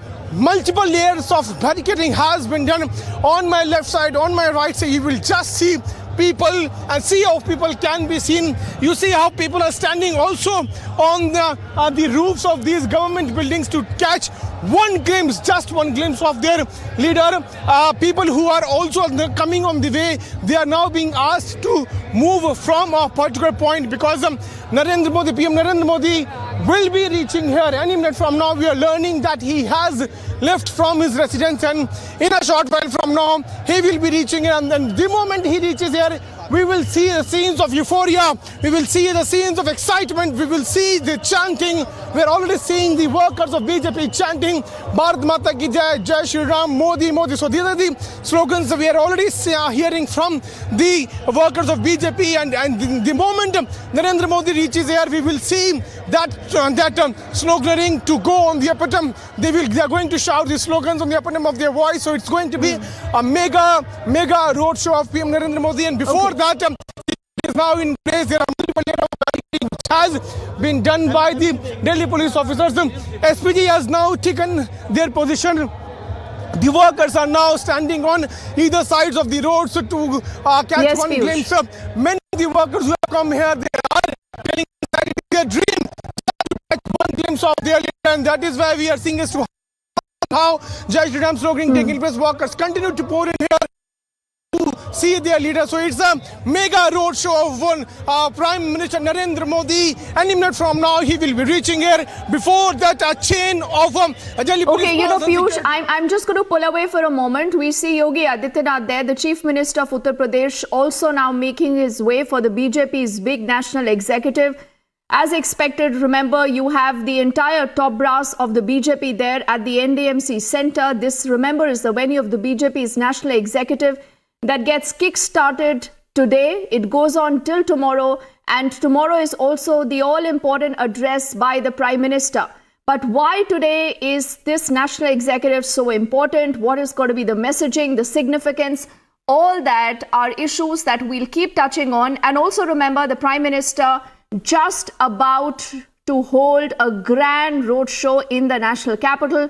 So you'll be looking at different set of images on your screens. This is again just outside that NDMC Center, where this national executive is going to take place. It begins in just a little while from now. And Republic's biggest team of reporters is on ground zero. We are tracking the story from every quarter, every vantage point. And before we go to our reporters who are connecting live with us and our team of guests also, I want to quickly take in a word with our colleague Aishwarya, who's also joining us right now. Aishwarya, anyone looking at these pictures and wondering what is the BJP's game plan, considering 2024, is 2024 a done deal, is what the Prime Minister has said. You see a lot of messaging, a lot of symbolism, Aishwarya. I think in a lot of these pictures, the setup, especially at the NDMC Center, right from, those religious symbols to Garib Kalyan, everything that has been mentioned by the Prime Minister, Aishwarya, again and again. Well, absolutely, Deepthi. And these are live visuals of Uttar Pradesh Chief Minister Baba Yogi Adityanath right there from the NDMC Center. Chief Minister of 12 states right there present at the BJP's National Executive Meet. Yogi Adityanath arriving, Rajnath Singh arriving, Cabinet Ministers, Home Minister Amit Shah, Jagat Prakash Nadda will be chairing this meet. But what we need to see is that within the next 4 to 5 days, it is also expected a massive overhauling of the Narendra Modi cabinet and the BJP's organization. So we need to see that this national executive is taking place before a major overall. Now you have the Central Cabinet Minister Nitin Gadkari arriving right there at the BJP National Executive. So one after the other, top brass of the BJP arriving, and the massive roadshow of the Prime Minister is a show of strength here in the national capital, no doubt about it. And the roadshow, though it is small one, just a bit longer than a kilometer. But the way it has been done, the way it has been planned by the BJP Delhi unit is a massive one. You have around, and now you have the Home Minister Amit Shah arriving at the NDMC Centre right after Yogi Adityanath. It's Home Minister of the country, Amit Shah, arriving, and now it is he's being escorted by Vijayan Panda inside the NDMC Centre. And it's just a matter of about minutes now. Within the next few minutes, the roadshow of the Prime Minister will commence. So the Home Minister arrives. That's the security protocol. The Home Minister arrives. And after that will be the Prime Minister's roadshow, which will begin within the next few minutes itself. So Home Minister Amit Shah arriving at the NDMC Centre. But as we've been discussing, it's a massive show of strength. But it is also a very important strategic meeting. That's how, the whole protocol of the BJP. The BJP National President will be having or chairing this very important strategic meeting, which will have the complete top brass, but also those who will implement. Now you have the MOs in the Prime Minister's office, Dr. Jitendra Singh, right alongside Home Minister Amit Shah. So very important as far as the BJP is concerned. And the roadshow of the Prime Minister is a show of strength. You have Member of Parliament of the BJP, Anil Baluni, right there. But once again, it's talking about the major overall changes which are expected in the Modi cabinet and the BJP's organization. So this national executive is said to be preceding a major change, a major overhaul in the Modi cabinet and the BJP's organization. And that in itself is self-explanatory that a lot of strategy will be discussed in this meeting, not only prior to the 2024 general elections, DP, but also 9 state elections. Between today and the 24 general elections, 9 states will go to election. And now it's the Home Minister of the country with folded hands, basically accepting the support of the BJP cadre and now entering the NDMC Centre, where he will be a part of the national executive. But once again, coming back to the point that BJP understands that it's not going to be that easy. It's not only about the general elections, and now it's the Haryana Chief Minister, Manohar Lal Khattar, arriving at the NDMC Centre. So one after the other, all BJP-ruled state chief minister will be present there. One after the other, they will be there. And just within the next few minutes, the Prime Minister's roadshow will begin, post which we are going to see the Prime Minister also entering the NDMC National Executive meeting. But we were just specifying that why it makes that this meeting will be that much important, because at the end of the day, when these changes happen within the next 3, 4, 5 days, that is not only in the Modi cabinet, but also in the organization. That will in itself send out a message that how is BJP preparing itself for 24, and the 9 states, I repeat, 9 states which go to election prior to the general election itself. So all of that will be very important for the BJP. They have seen a massive victory in Gujarat, but they have also seen a loss to Congress in Himachal Pradesh. They know Karnataka is not going to be easy. They know Tripura, they have changed the leadership, but despite that, it is not going to be that easy. They know Madhya Pradesh, Chhattisgarh, Rajasthan, Meghalaya, Mizoram. So all of these states and every state matter. Every state election matter. Because at the end of the day, it's prior to 24. That's why this strategic meeting is going to be very important, because all of those changes, you see, who is put in the organization, all of those ups and downs. Right now, personal ups and downs of these leaders and these ministers do not matter. But what is required is the preparation of the party for the 24 and these 9 assembly polls prior to the general elections. And that is something that the BJP cannot and will not take lightly. And that's why we are being told that there is going to be a massive, and I repeat, a massive, not only in the Modi cabinet, but also in the BJP's organization. So hence, this national executive where we are going to see every BJP leader of any consequence to be present. Yes, Deepthi, that you understood. Yes, so what you're telling us becomes extremely important. This means in the next 48 hours, we could be looking at the BJP not just outlining, chalking out the strategy for the upcoming assembly polls. 9 of them go to polls this year. And if Jammu Kashmir is also voting, then Aishwarya, that's going to be the 10th state, plus the big 2024 election. And like always, I do remember the last executive that was held in Hyderabad. You had the Prime Minister, when he was addressing his cadre, his people, there was this big outreach to the Pasmanda Muslims. So, it'll be important to see what is the Prime Minister's big underlining message this time around when he'll be speaking to his cadres tomorrow. Well, absolutely. But what we need to see that this is not only about one particular region. It is about the BJP preparing itself not only nationally, but also for these 9 assembly polls. Hence, rather than just sticking out to one issue, they are going to, what we are being told, they need to strengthen themselves. What they have seen, that there are regional parties, to the likes of the TMC, to the likes of Samajwadi Party, to the likes of Aam Aadmi Party to a little extent, but then the other parties and the rise of the Congress again a little bit in after the victory in Himachal Pradesh. So BJP is not taking anything lightly. BJP understands that every state election, including that of Karnataka, Madhya Pradesh, Chhattisgarh, Rajasthan, Tripura, Mizoram, Meghalaya, every state will count. Because any state, if BJP loses, the opposition is going to make it look as if it's an indication for the next general elections. The BJP understands that this is the BJP versus all, and now you have the cavalcade of the Prime Minister arriving for the I'm just going to interrupt you for a moment. I think the Prime Minister has just arrived. Yes, go on, please. Those are the black SUVs of the Prime Minister.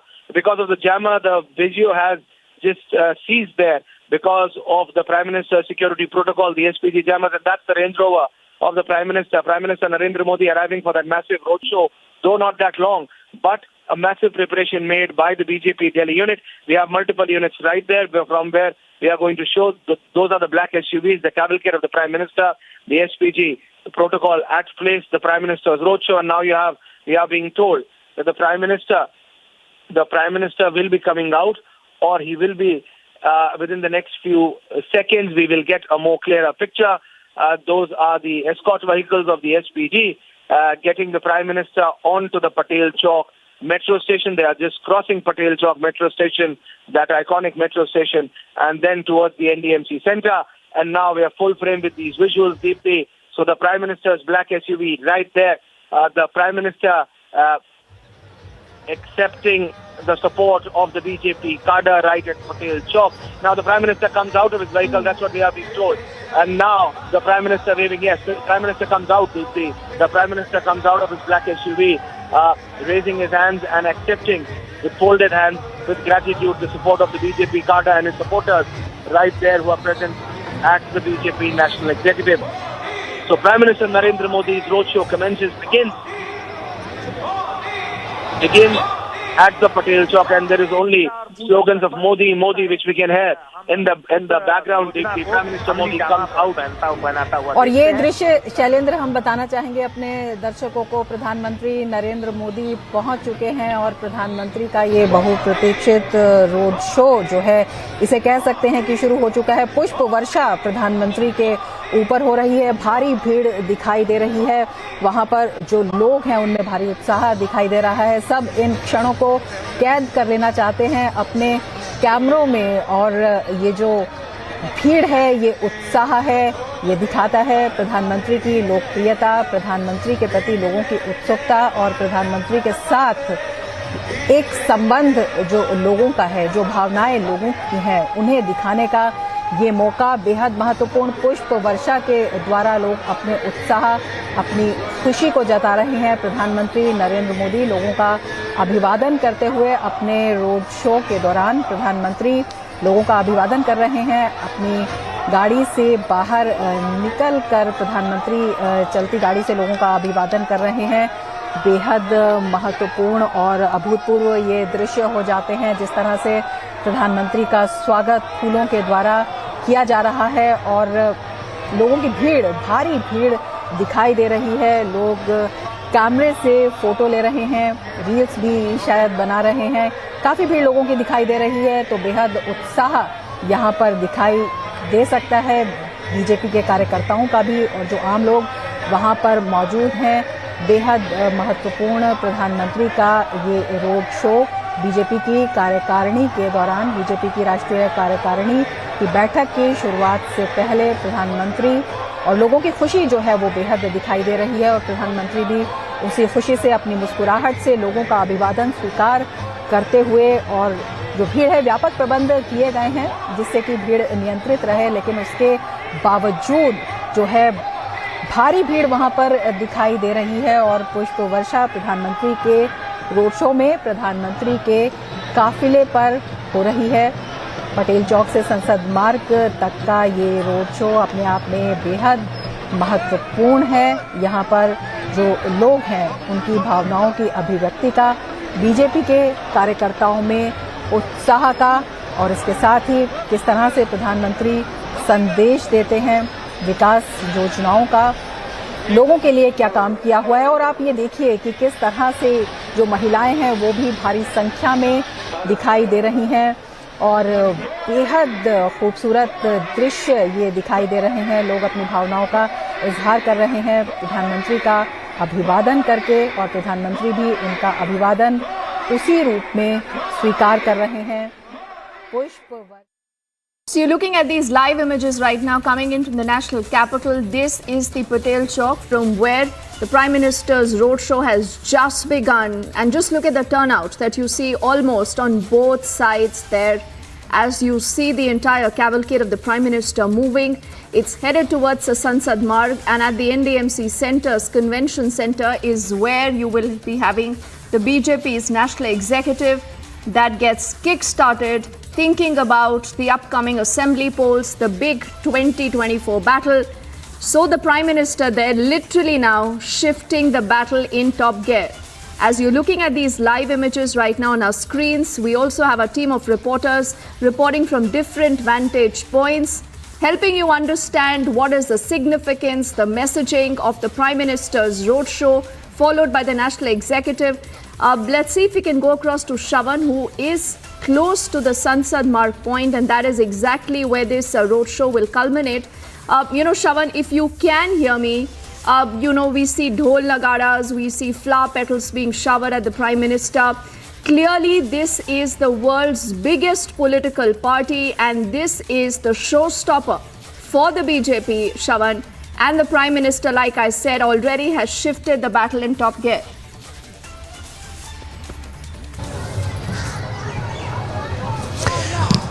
Well, Deepthi, I would say that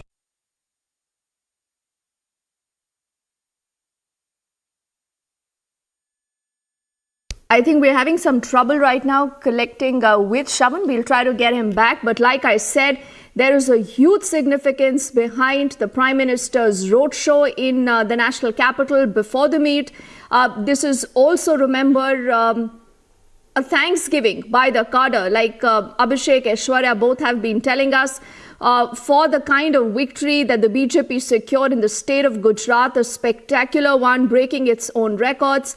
And, talking of what happens next, whether that is 2023 or 2024, you see that tremendous connect of the Prime Minister, who's right now just moving from Patel Chowk. He's headed towards the Sansad Marg. The entire convoy there you see. And throngs of people actually on both sides, as the BJP clearly has set its eye on 2024. Not very long ago, the Prime Minister had said that 2024 is a done deal. But do remember, in spite of the kind of victory that the BJP got for itself in the state of Gujarat and the tremendous amount of ground connect that the Prime Minister enjoys, the BJP is not resting. You see the BJP working 24/7, chalking out each plan, each detail that needs to be thought about before the big battle of 2024. And before that, like I said, there are 9 important assembly elections that the BJP already has started preparing for. And in these crowds, mind you, it's not just the BJP Karyakarta, but you will also see a lot of residents of the national capital who've turned out in huge numbers right now to catch a glimpse of the Prime Minister, as there are only Modi, Modi chants that echo at that particular roadshow. We'll also try and dip in and listen in to the ambience if possible for a moment. But before that, if we can go in quickly to Shravan also. Shravan, where about you at this point in time, Shravan, and what can you actually see from where you're reporting? In fact, Deepthi, I would say this, that the appetite of this party to win elections, it never diminishes. And what I see in front of me is an example of the same. Let's not forget that for the BJP, now not just the 9 states which in to come, what's going to be very important is that the local election. But the target is very different. It's not just winning by us. That's how BJP essentially functions. The several points that we have across the several points that we have crossed right now in the last couple of minutes, we have seen a lot of karyakartas coming from different states, not just from the national capital, but from the nearby states also, that they've started gathering here. Of course, the attraction essentially being the Prime Minister himself. And the twist this time to the National Executive meeting is throwing in this roadshow. That has certainly added that attraction. But having said that, the focus is very different this time. Yes, one agenda would certainly be the extension of JP Nadda's tenure. His tenure comes to an end by the end of this month. There have been reports essentially suggesting that there could be an extension to his tenure. Apart from that, obviously taking stock the organizational issues that the party would like to address at this point in time. That's the reason why the state presidents have also come in. We are a little away from from the venue of where the National Executive meeting is taking place. As you can see right now, I think so the Prime Minister is reaching this side, so a lot of people running around. Deepthi, if you can just also tell us the visuals on your screen so that I can just describe this for our viewers also right now, because as I understand, with the more and more movement that we are seeing right now of people coming closer to the venue at the NDMC where the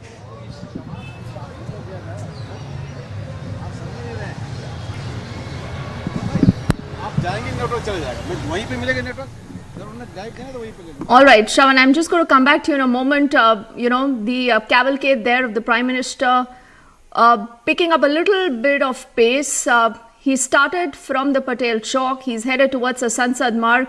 And I think we will be looking at Shravan also joining us live. He's almost reached the end of that road show. Yes, that is the convention center that we see on our screens. And this is where the BJP will sit down for the next 2 days. Next 2 days, extremely important to chalk out the strategy for 2023. 9 states going to polls, plus the big battle of 2024. So you've seen a grand welcome for the Prime Minister there. He started from Patel Chowk, I think about 10 minutes ago, and he's reached the venue there of the BJP's National Executive. The last National Executive was held in Hyderabad, and you've seen the BJP, at regular intervals, sitting together, brainstorming, discussing. And this is the reason why, like many analysts say, the BJP continues to learn lessons. Do remember they lost the state of Himachal, though very marginally, but we are given to understand that even that has got to be discussed. The kind of victory the BJP got for itself in the state of Gujarat is again going to be, discussed threadbare.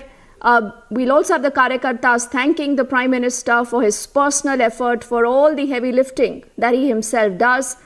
And as the Prime Minister now has almost entered the venue for the BJP's National Executive, he is at the NDMC Centre right now. You've seen these images.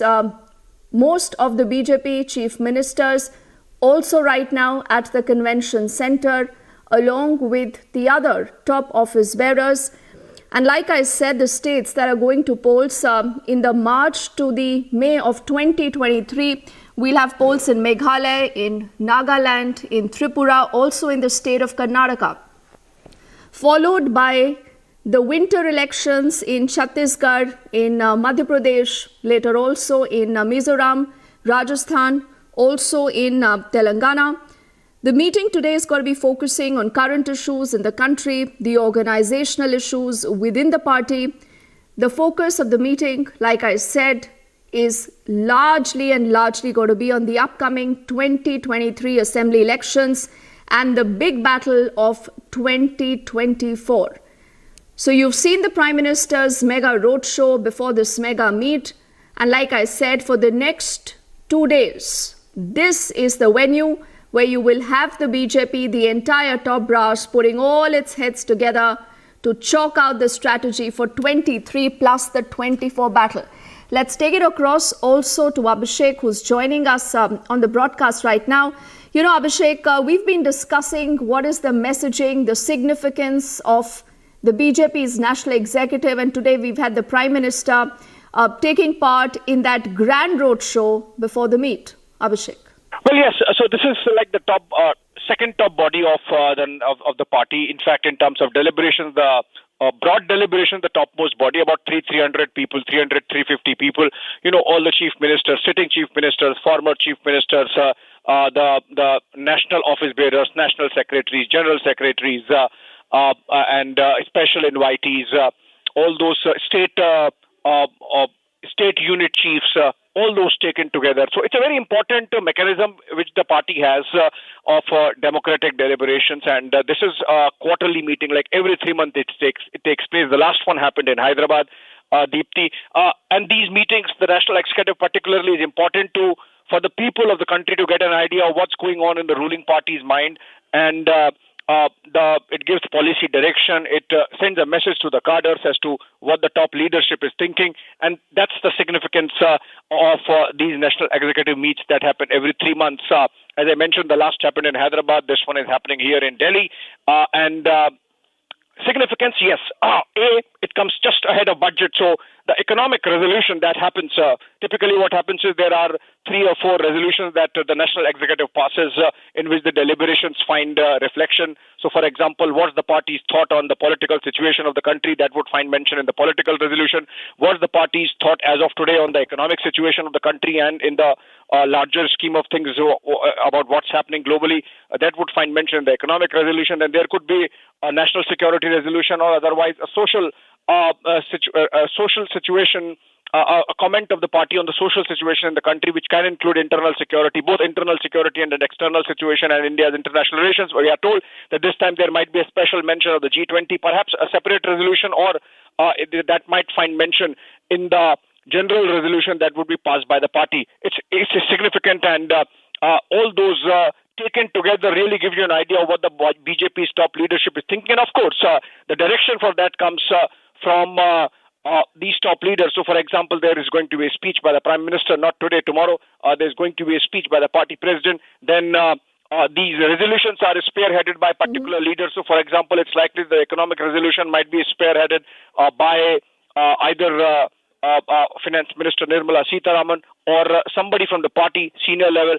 And we have seen, for example, the Union Home Minister, Amit Shah, or the Defence Minister Rajnath Singh at various points in time piloting those resolutions. Even the state chief ministers are given those opportunities, in a way giving a reflection of how internal democracy functions within the party. We have seen Prime Minister coming in that roadshow, and the reason why the roadshow was organized, unlike other national executives, is because the party just fresh out of this massive victory in Gujarat, both the Home State of Prime Minister and the Union Home Minister, and the massive victory that the party has got, even more in terms of number of seats than when Narendra Modi was Chief Minister of Gujarat. So in that sense, and of course, remember the kind of all-out campaign that the Prime Minister did, 50-kilometer long roadshow, for example, in Ahmedabad, just ahead of the last phase of the polling.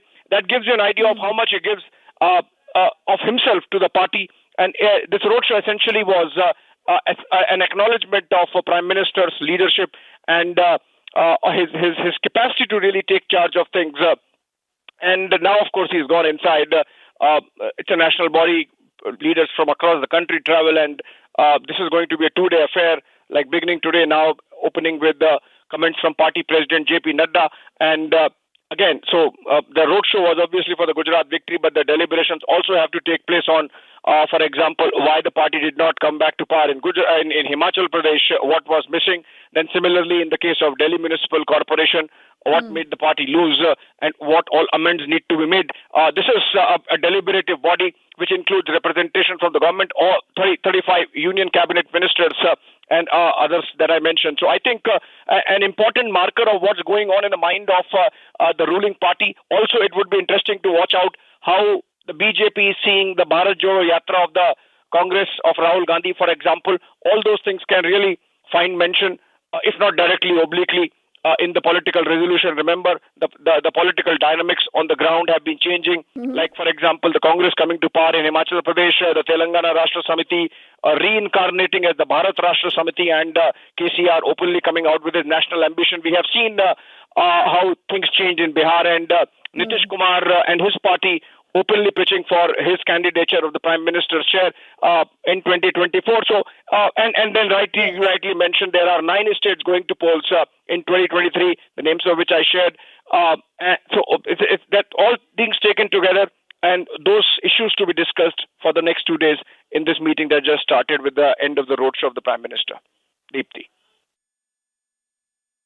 Absolutely. Abhishek, why don't you hold the phone line and please don't go anywhere. I also want to get in our colleague Shravan, who's been there on ground zero. He's seen this entire roadshow. Shravan, though this was a very brief roadshow, but I think the very fact today that the BJP cadre is going all out to, not just embrace, to also express gratitude and thanks to its showstopper, that is the Prime Minister, really tells you that this right now is a party centered all around Narendra Modi. He's their showstopper, he's their main campaigner, he's the face. And clearly, like the Prime Minister said, Shravan, not very long ago, that 2024 is a done deal. Because on one side, you have the BJP today that continues to invest in self in such meetings, thinking, holding these parleys. On the other side, the opposition is still very fragmented. Shravan.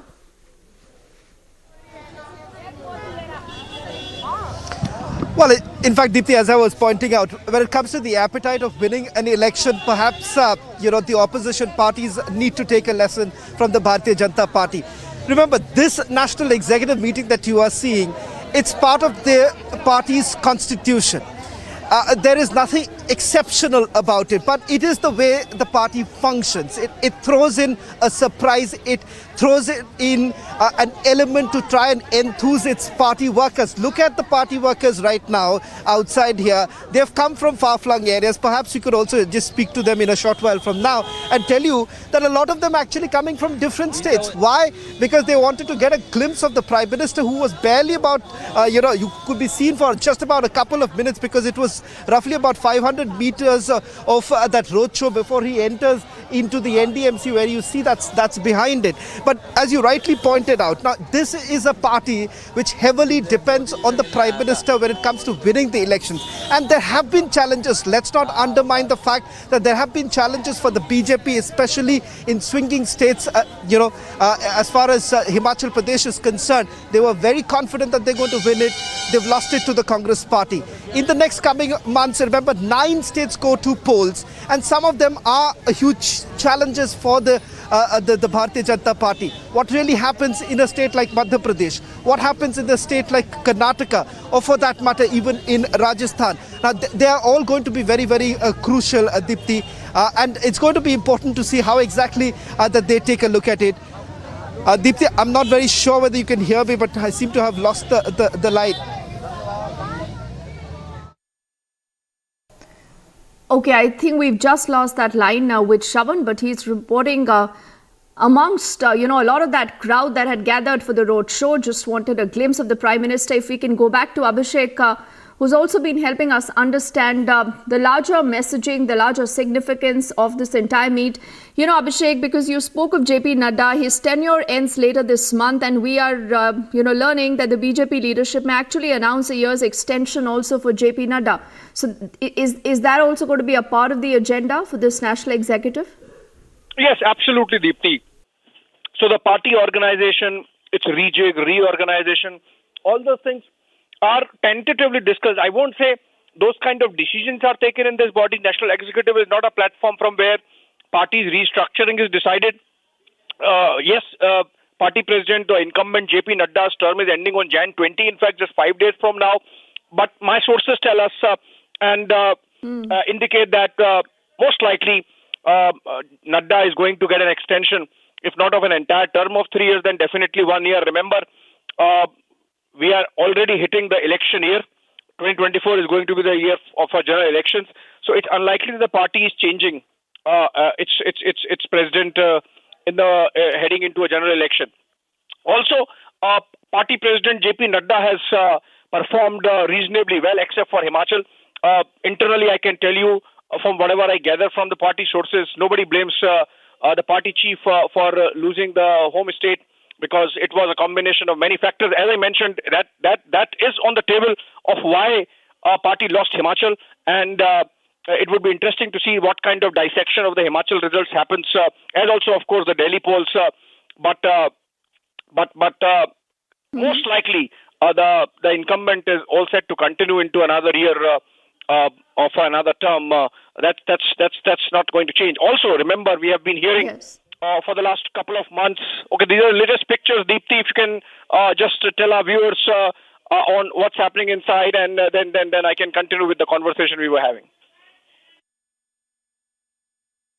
Yes, Abhishek, we're looking at the first images coming in from inside, where the Prime Minister begins, and this is a tradition, Abhishek, is it not, that we've seen in the BJP by, garlanding, by remembering, paying gratitude to the stalwarts of the party, people who founded the party, and like I said, and like, what you also underscored, there's this entire cycle of remembering the sacrifice, the kind of teachings by people who've made the BJP what it is today. Well, absolutely. So you have those pictures of Pandit Deendayal Upadhyaya and Shyama Prasad Mukherjee, essentially the ideological the stalwarts who really got the party going from its Jansang days. And the BJP, of course, shaping up in 1980. Now, I believe the national anthem happening. And subsequent to which we are going to see an address by party president. I don't think there is too much on the agenda today. The meeting has started now at 4 p.m., but tomorrow it's going to be an entire day, almost till second half, and most of the resolutions happening tomorrow, Deepti.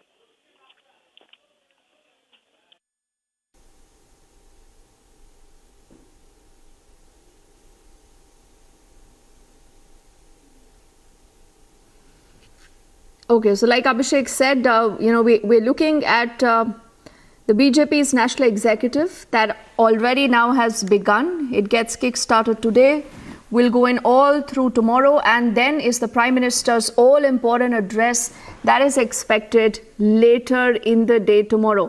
And Abhishek, a lot of things that we've spoken to, it's more so about what the BJP does, whether it's the 2023 elections, it's a 2024 battle. But on the other side, like we said, in any democracy, it's important to have a strong opposition.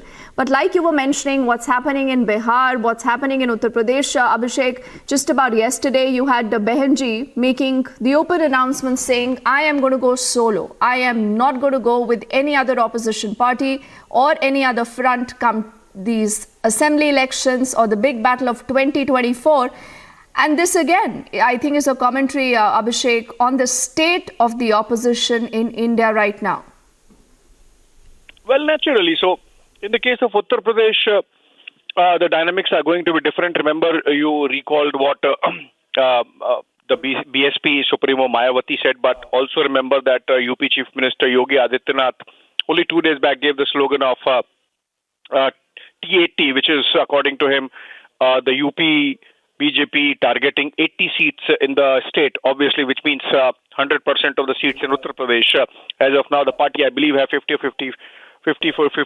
50 seats out of the 80 odd. So that's a very ambitious target. But remember, like we saw in the case of Gujarat, the party chief there, C.R. Patil, had a target of crossing 150 mark, and they did manage 156 seats by the time the Gujarat elections ended. So obviously the party is an aggressive election machine, and much of what we see by way of that election machine, by way of those cadres at the booth level, the booth leaders and the Panna Pramukhs, the entire machinery effectively set up by Union Home Minister Amit Shah when he was president for 2 terms beginning 2014. Now in the pictures we are seeing Prime Minister being felicitated for the Gujarat election victory, I believe, and all these leaders now coming in, and one by one, I believe some of these leaders are from the Delhi unit of the party, and others secretaries of the national unit. They are now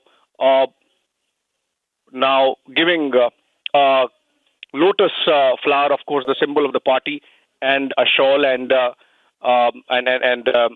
feting the Prime Minister, so to say. We earlier had him had that small roadshow from Patel Chowk to NDMC, about half a kilometer odd distance. And now, of course, after having inaugurated the national executive with the lighting of lamp, Prime Minister being felicitated, and I believe now there's going to be an address by Party President JP Nadda.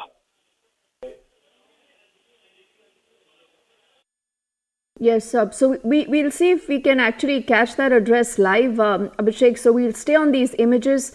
Okay, I think we'll get on more images from inside, but these are images of just a little while earlier. And like Abhishek was mentioning, you've seen the Prime Minister setting the tone for the big battle of 2024, and that is also our hashtag Modi 2024. Let's quickly also go back to Shravan as we stay live with these images coming in from inside the BJP's national executive. Shravan, what more are you learning? The Prime Minister is obviously going to give a big 2024 mantra. But the point is that, the BJP is a party that is not just organized. It is not just entrenched deep right now. It has a huge network of karyakartas, of panna pramukhs. And that's exactly what makes the BJP pole apart from the opposition today. Shravan.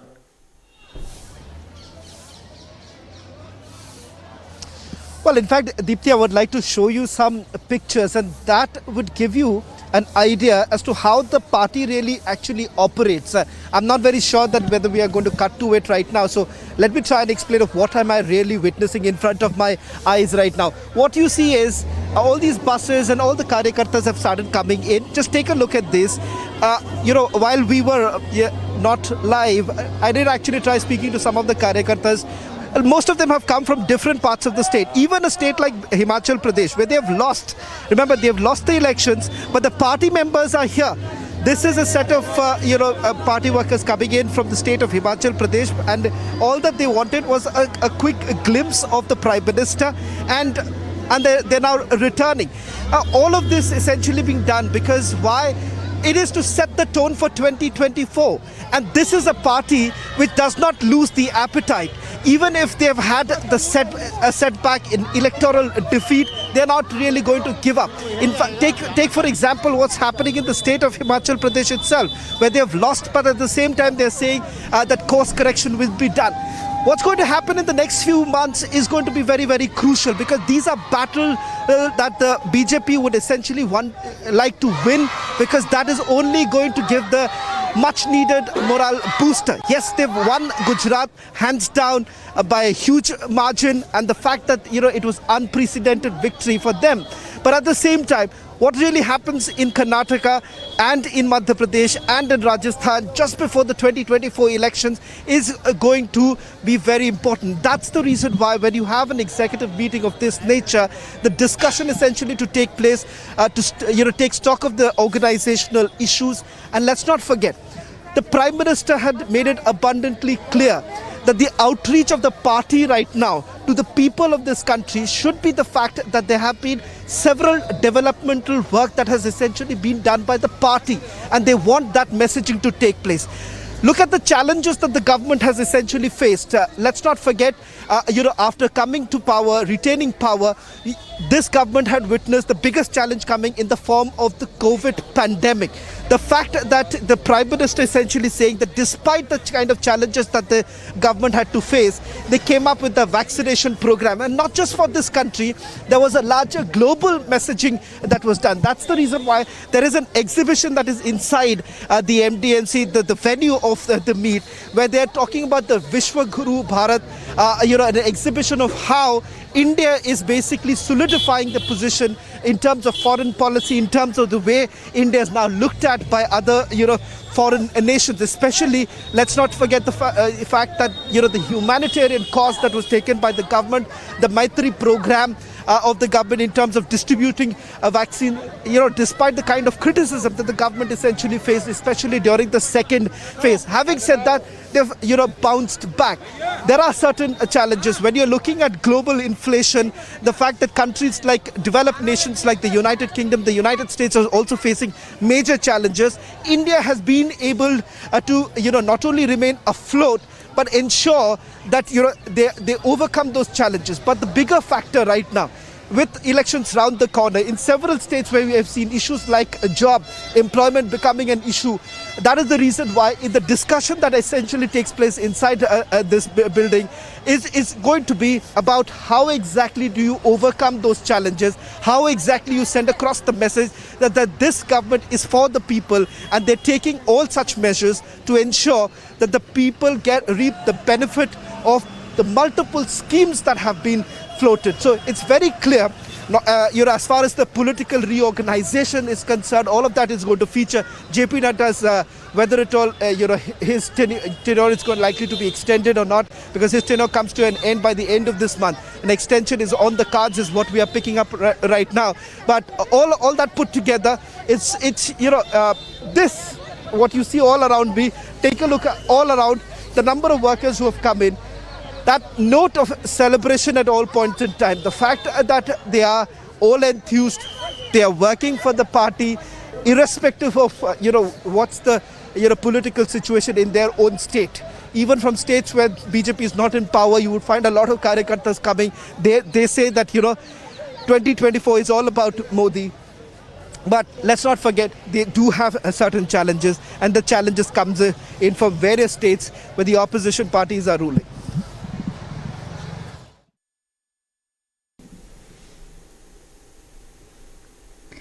That is true. And, Shravan, I'm not sure how far you are from that NDMC center, but I was just looking at the posters that showcase the achievements there of the Modi government. And let's see also if we can put out those images on our screens that Harsha had got to us a little earlier. That speaks about the achievements of the Modi government, from the G20 presidency to the Patel statue at Kevadia to even the Kashi corridor. And also in bold, the messaging that is written is Garib Kalyan. That can be seen at the venue. So yes, a lot of re-emphasis on Garib Kalyan that has been put out by the government again and again. You've seen the symbols of Astha that have been depicted in that exhibition at the NDMC Center, to the symbols of Vikas. So this really gives you a broader idea of where and how the BJP is going to be pitching this big battle of 2024.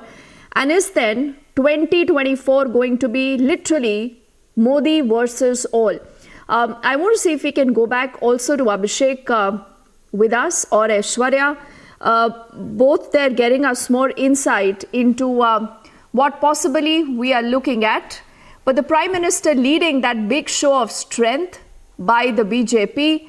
And like we said, it is not just planning and strategizing for the 2023 battles that are going to be assembly elections in 9 states.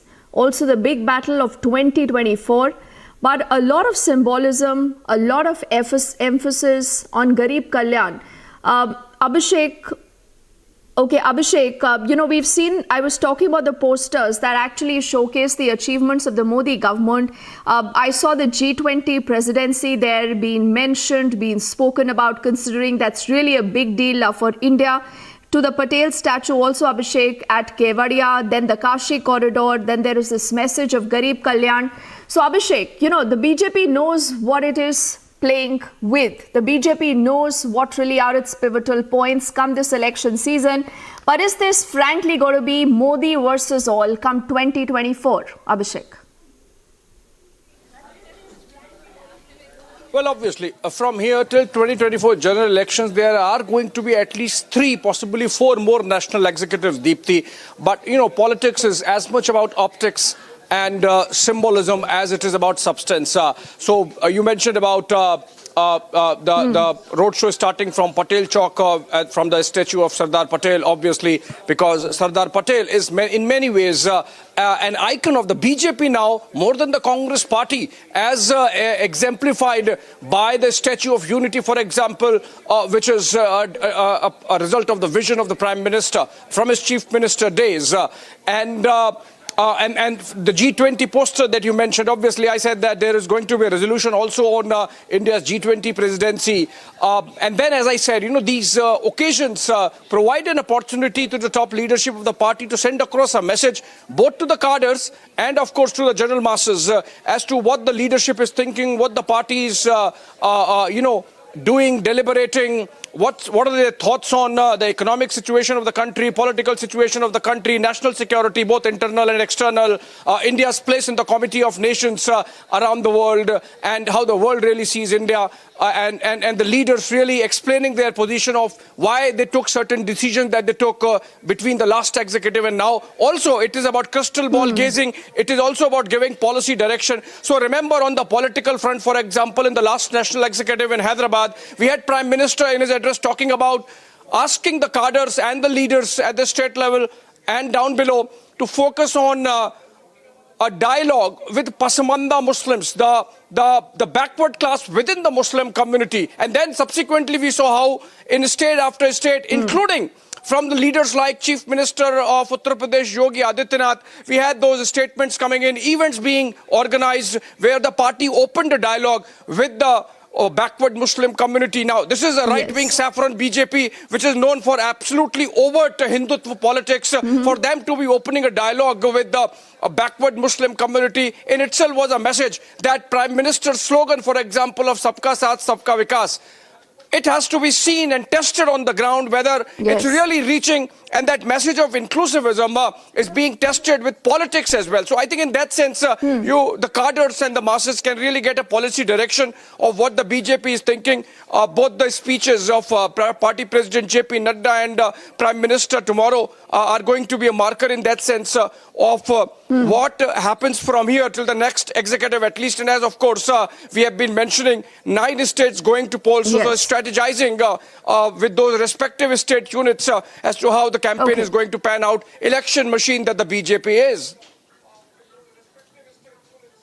And the Prime Minister then undoubtedly shifting this big battle into the top gear. Abhishek, Shravan, what we'll do is we'll just head into a quick break right now, but with the promise that when we come back, we'll get our viewers more inside, lot of inside pictures that continue to come in from the BJP's national executive that is underway in the national capital. Don't go anywhere.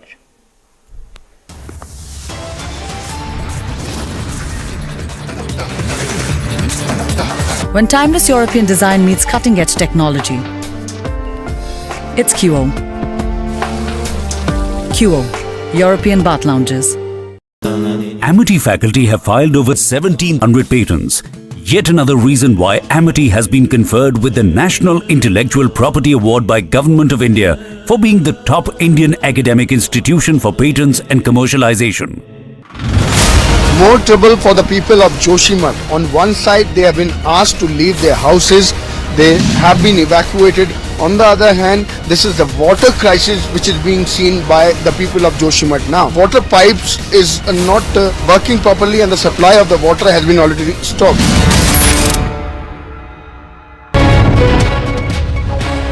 Rescue operations have been launched by police, army as well as the SDRF as far as the Ganderbal is concerned, because 172 labourers who have been working on the Zojila tunnel today morning have been shifted to the safer location. Yesterday evening the place witnessed 2 avalanches, and because of the avalanche the minor damage was reported to one of the sheds located in this very area, although the administration has already issued an alert, and also the Met has said that the people living near the snowbound areas should move to the safer location. Met has predicted the dry weather till 18th of this month, and then from 19th onwards the fresh weather disturbances will affect the Jammu and Kashmir. We have been seeing the Jammu and Kashmir witnessing the fresh snowfall, and also because of which the train as well as the flight system got disturbed. We are seeing the rescue operation continuing as far as Sonmarg Ganderbal is concerned. With Vijay Firdoswani, I'm Zina Zishan Fazal for Republic in Central Kashmir. You are watching Republic TV. On the other side, the Apex Court is likely to hear a plea seeking the sinking of Joshimath to be declared as a national. Republic, 47.3%. 394% more viewership for Republic TV than News 18 in super prime time. Content supremacy destroys the landing experiment. Republic TV, the All India number one.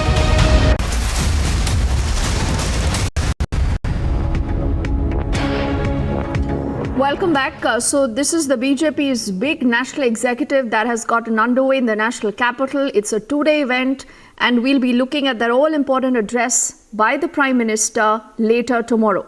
Before this big meet, you also had the big roadshow of the Prime Minister, the images of which you see now on the left of your screens. What's on the agenda? The upcoming assembly polls in 9 states, plus the big battle of 2024. Also, like we've been discussing, there will be political, economic and foreign resolutions that could be passed in this national executive, and the BJP there sending out that message to the opposition that we are battle ready. The Prime Minister not very long ago had said that 2024 is a done deal. So is 2024 then going to be Modi versus all? We are back on the other side with a non-stop coverage.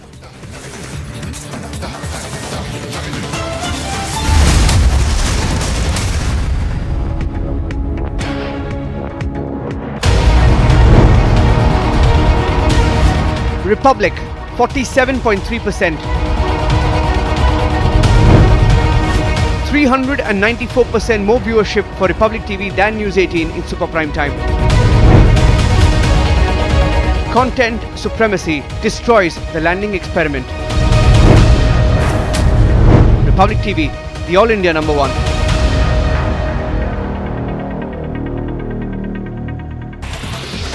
The BJP spokesperson Shehzad Poonawalla hit out at the Congress party for releasing the book which equates Savarkar and Jinnah. The BJP alleges that the Congress is attempting to distort history through lies and propaganda. Once again, the Congress is back to doing what it does best, distort history and try to brainwash youth and the people through lies and propaganda in its attempt to whitewash the sins of Muhammad Ali Jinnah. The book written by Congress leader Kamal Nath tries to equate and equalize Muhammad Ali Jinnah with Veer Savarkarji, in a sense trying to downplay the actions of Muhammad Ali Jinnah which were responsible for partition, and they try to put the blame on Savarkarji. S.S. Rajamouli's magnum opus RRR has won the Best International Film Award at the 20th Annual Critics' Choice Award after winning the prestigious Golden Globe Award for Natu Natu in the Best Original Song category. RRR, of course, has made yet another big win. A day after Deputy Chief Minister Manish Sisodia's office saw a visit by CBI officials amid a probe in the excise policy case, the ruling Aam Aadmi Party has hit out at the probe agency. The Aam Aadmi Party's chief spokesperson said that the CBI must inform before visiting their office. The biggest news.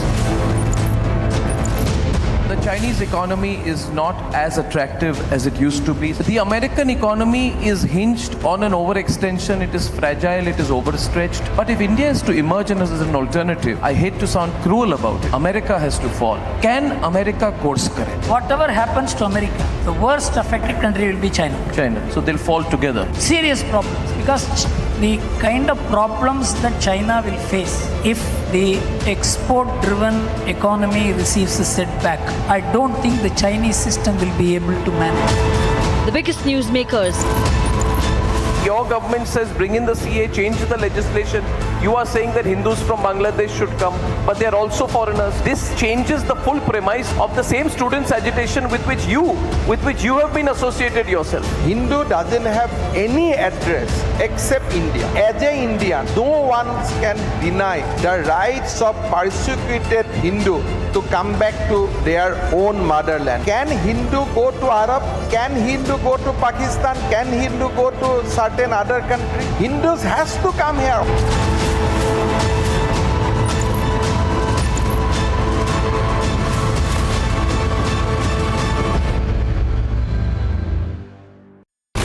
Live from Bhuta Masquerade.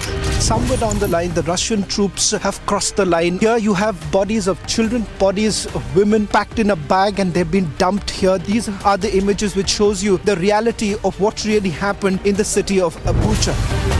President Zelensky, the reason NATO is not giving you cover is because they are worried about a larger escalation by Russia. When they felt that the other side is weak, Russia has been using their atmosphere as a weapon.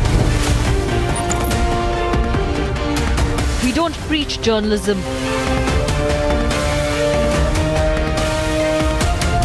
We practice it.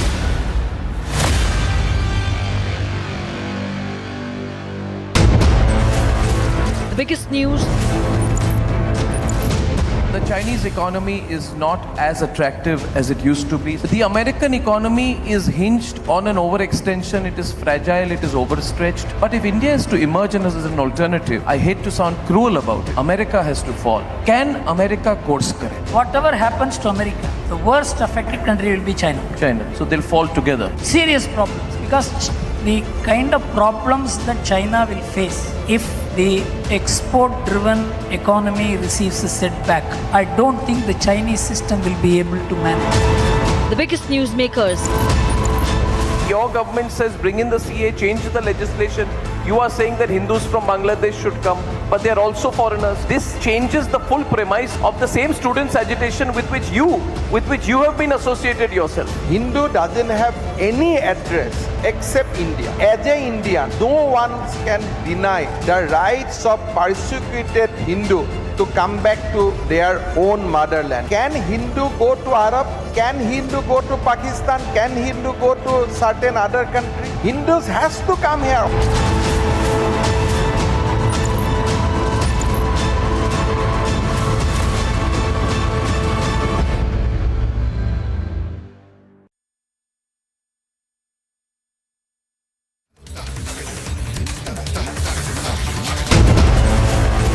The biggest news. The Chinese economy is not as attractive as it used to be. The American economy is hinged on an overextension. It is fragile, it is overstretched. But if India is to emerge as an alternative, I hate to sound cruel about it, America has to fall. Can America course correct? Whatever happens to America, the worst affected country will be China. So they'll fall together. Serious problems, because the kind of problems that China will face if the export-driven economy receives a setback, I don't think the Chinese system will be able to manage. The biggest newsmakers. Your government says bring in the CA, change the legislation. You are saying that Hindus from Bangladesh should come, but they are also foreigners. This changes the full premise of the same students' agitation with which you have been associated yourself. Hindu doesn't have any address except India. As an Indian, no one can deny the rights of persecuted Hindu to come back to their own motherland. Can Hindu go to Arab? Can Hindu go to Pakistan? Can Hindu go to certain other country? Hindus has to come here.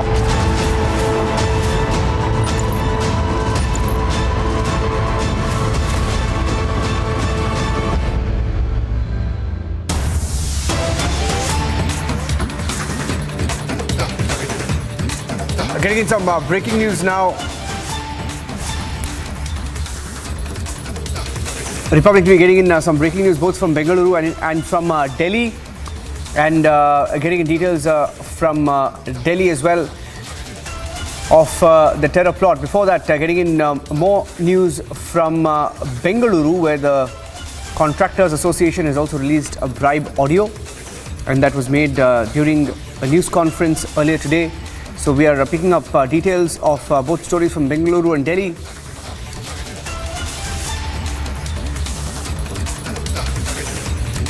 On the Delhi terror plot, yesterday Republic TV brought you details of how Pakistani handlers had paid. Pakistani handlers had paid terror suspects in Delhi to target right-wing leaders. We're getting in more details of that. In fact, the money that they had agreed upon was nearly 2 crore rupees.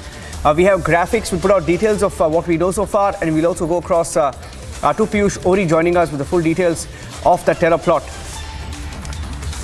Shravan is also joining me. Let me go across to Shravan. Shravan, Yesterday we accessed details of how Pakistani and Khalistani groups were in touch with these terror suspects to target, kill right-wing leaders. We are hearing now that they had Bajrang Dal and Shiv Sena leaders on their radar. What more are you picking up, Shravan?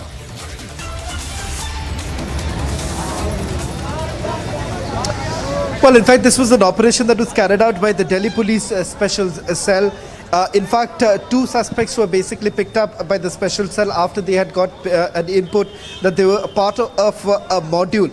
Just that we'll try and get also Piyush Ori right now, who's got us more details of it. But just a quick recap of what we know so far. Now, both of them actually made a mention of the fact that they had their handlers based out of Pakistan. In fact, not just in Pakistan, but also the fact that there have been others who are part of this module operating out of the national capital itself. There is a video that has now been accessed by the Delhi Police Special Cell following the question of both the suspect, where you find a man who's been decapitated, and this video was basically sent to the handlers only to try and impress them. What's important to point out here is that there was a larger aim of basically carrying out recce of various locations, and also there was a target, a hit list that was essentially prepared. What we do not know at this point in time, Niranjan, is that they're affiliated to which terror group. That's something that the Delhi Police Special Cell essentially being very tight-lipped about it. But remember, soon after the questioning that took place, there was a team that was actually sent to Balasua in North Delhi, where they carried out searches and they've recovered the body. The body thereafter was sent for postmortem, is what we are being told. We're also picking up more details. In fact, Shravan, we don't have the name of that victim, by the way. The victim was a 21-year-old person who was picked up, beheaded, a video shot, and that video was sent to Pakistan. According to some reports, it was a 37-second video. But Shravan, stay with me. Piyush Ori is also joining us live. Let's try and get a question from him. Hearing, Piyush, from the details that you're sharing, that nearly 2 crore rupees was to be given in installments to these terror suspects. Is that correct? You rightly said, Niranjan, that yes, an installment payment of over 2 crores was to be given to these two suspects for carrying out target killings. And as what we have been told by our sources is that they were to carry out these target killings between the time frame of January 27th and January 31st. Now, as what we have been told is that right-wing leaders, especially those belonging to Shiv Sena and Bajrang Dal, were the targets of these two terror suspects, namely Naushad and Jagjit Singh Jassa, and for which they had already carried out recce in areas of Punjab as well as in Delhi. Also, what we have been told by the sources is that through Pakistan and a Gulf country, these people had already been paid a token sum of rupees 5 lakh through Hawala. Now, the investigation is still on about inquiring about this Hawala route, but yes, some very chilling details are coming to fore. And lastly, I would just like to say that, for long we have been focusing on the links of Lawrence Bishnoi and Goldie Barar gang. But this case, in which the special cell has arrested two suspects, has now made us to also believe and also take the nexus of Bambiha and Patial gang seriously, because this gang also is very important as far as the dealing of the narco-terror is concerned. And with the arrest of these two terror suspects, we have now also understood that how this gang is also proving to be a major danger to the national security of a country. Back to the studio. Yes. Shravan, just one question from you on what the Delhi police is looking at. Now, do we have any names of leaders that they had perhaps recce'd? There are some details emerging that Delhi and Punjab leaders, both Bajrang Dal and Shiv Sena, were to be attacked. There's even a dateline that Piyush Ori has shared between January 27 to 31st. Do we know whether these leaders were chosen?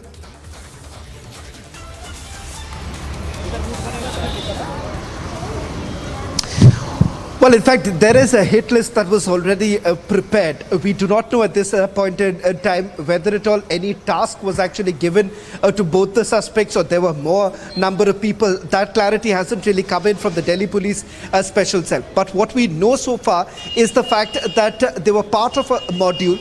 They were getting their instructions from the handlers who are based out of Pakistan.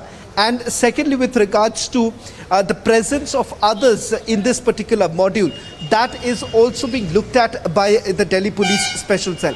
What is very clear is that there was a narrative that they are trying to build, and the fact that the target was very clear, basically to look into carrying out attacks on Hindu leaders, and that is the reason why that entire hit list was prepared.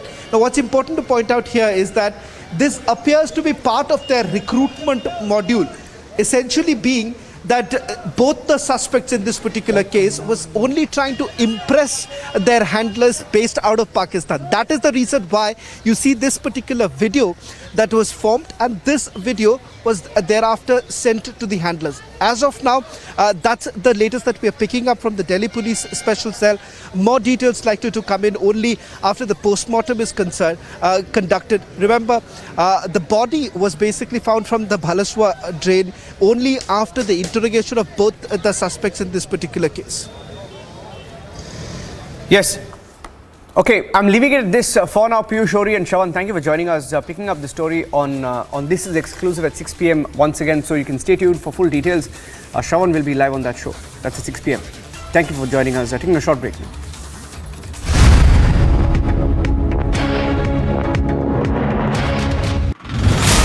A stunning revelation has come to fore where the Delhi Police Special Cell Unit have arrested Jagjit Singh Jassa and Naushad over their involvement in terror activities and trying to disrupt the Republic Day parade. Now, there was another major breakthrough that was achieved by the Delhi Police Special Cell after it was able to get some hand grenade from at Bhalfa Dairy. There are also now reports that perhaps Naushad and Jagjit Singh Jassa would have also been involved in a target killing.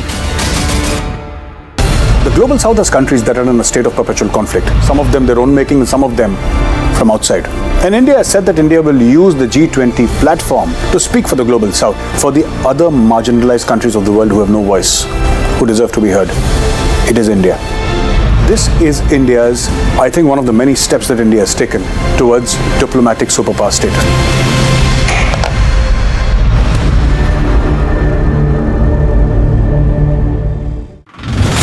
More trouble for the people of Joshimath. On one side, they have been asked to leave their houses.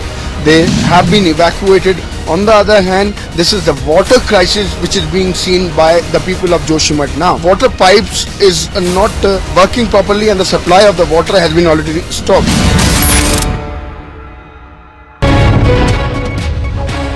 Rescue operations have been launched by police, army as well as the SDRF as far as the Ganderbal is concerned, because 172 labourers who have been working on the Zojila tunnel today morning have been shifted to the safer location. Yesterday evening the place witnessed 2 avalanches, and because of the avalanche the minor damage was reported to one of the sheds located in this very area, although the administration has already issued an alert, and also the Met has said that the people living near the snowbound areas should move to the safer location. Met has predicted the dry weather till 18th of this month, and then from 19th onwards the fresh weather disturbances will affect the Jammu and Kashmir. We have been seeing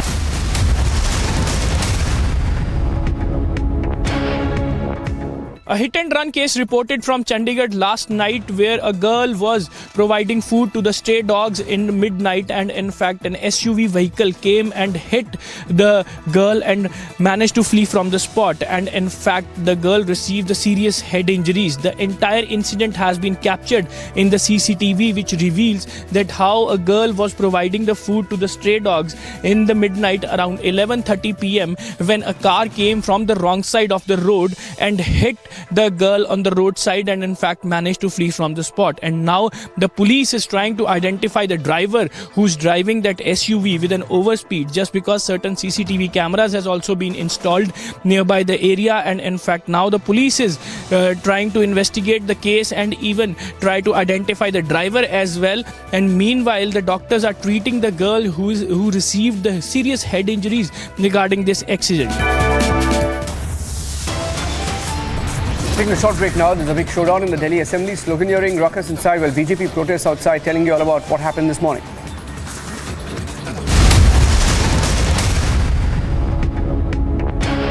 When timeless European design meets cutting-edge technology, it's QO.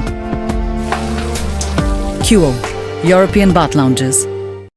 The global south has countries that are in a state of perpetual conflict. Some of them their own making and some of them from outside.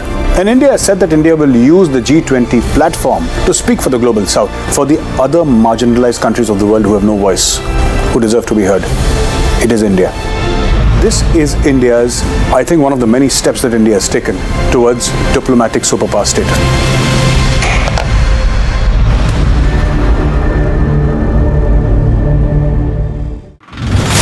More trouble for the people of Joshimath. On one side, they have been asked to leave their houses.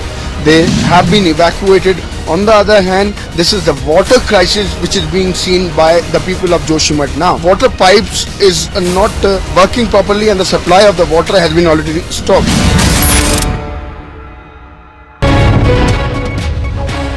Rescue operations have been launched by police, army as well as the SDRF as far as the Ganderbal is concerned, because 172 labourers who have been working on the Zojila tunnel today morning have been shifted to the safer location. Yesterday evening the place witnessed two avalanches, and because of the avalanche the minor damage was reported to one of the sheds located in this very area, although the administration has already issued an alert, and also the Met has said that the people living near the snowbound area should move to the safer location. Met has predicted the dry weather till 18th of this month, and then from 19th onwards the fresh weather disturbances will affect the Jammu and Kashmir. We have been seeing the Jammu and Kashmir witnessing the fresh snowfall, and also because of which the train as well as the flight system got disturbed. We are seeing the rescue operation continuing as far as Sonmarg Ganderbal is concerned. With Vijay Firdoswani, I'm Zinazir Shan Fazal for Republic in Central Kashmir. You are watching Republic TV. On the other side, the Apex Court is likely to hear a plea seeking the sinking of Joshimath to be declared as a national. Republic, 47.3%. 394% more viewership for Republic TV than News 18 in Super Prime Time. Content supremacy destroys the landing experiment. Republic TV, the All India number one.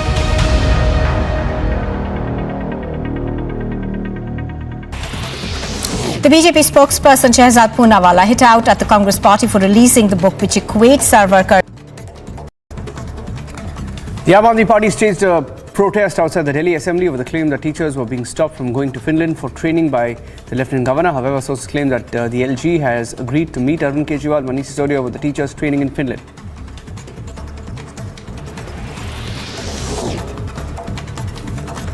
Delhi Chief Minister Arvind Kejriwal joined the Aam Aadmi Party's march against the Lieutenant Governor VK Saxena and questioned who's the LG in the first place to stop the training in Finland for teachers. LG साहब ने order कर दिया कि ये Finland नहीं जाएंगे और देखो अगर इनको इंडिया में ही कहीं ट्रेनिंग करा दो। ये तो ठीक नहीं है, ये तो बिल्कुल गलत है। LG साहब को क्या प्रॉब्लम है? दिल्ली के लोगों की चुनी हुई सरकार, दिल्ली के बच्चे, दिल्ली के लोगों का टैक्स का पैसा, दिल्ली के लोगों के पैसे से उनको टीचर्स को ट्रेनिंग के लिए भेज रहे हैं। LG साहब क्यों LG साहब रोकने वाले कौन होते हैं? Sources inform that the Delhi LG has not rejected the proposal of the training program for the primary in charges in Finland. Rather, the government has been advised to evaluate the proposal in totality and record the cost-benefit analysis in terms of impact on quality of education being provided to students. Back with the big story in the national capital, Modi 2024. The campaign has begun. The BJP's two-day national executive meet is underway.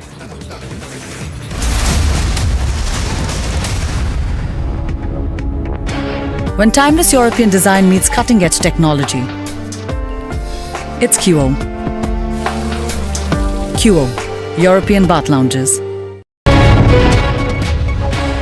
Rescue operations have been launched by police, army as well as the SDRF as far as the Ganderbal is concerned, because 172 labourers who have been working on the Zojila tunnel today morning have been shifted to the safer location. Yesterday evening the place witnessed two of launches, and because of their launch the minor damage was reported to one of the sheds located in this very area, although the administration has already issued an alert, and also the Met has said that the people living near the snowbound area should move to the safer location. Met has predicted the dry weather till 18th of this month, and then from 19th onwards the fresh weather disturbances will affect the Jammu and Kashmir. We have been seeing the Jammu and Kashmir witnessing the fresh snowfall, and also because of which the train as well as the flight system got disturbed. We are seeing the rescue operation continuing as far as Sonmarg Ganderbal is concerned. With Vijay Firdoswani, I'm Zinazishan Fazal for Republic in Central Kashmir. You are watching Republic TV. On the other side, the Apex Court is likely to hear a plea seeking the sinking of Joshimath to be declared as a national. Republic, 47.3%. 394% more viewership for Republic TV than News 18 in super prime time. Content supremacy destroys the landing experiment. Republic TV, the All India #1.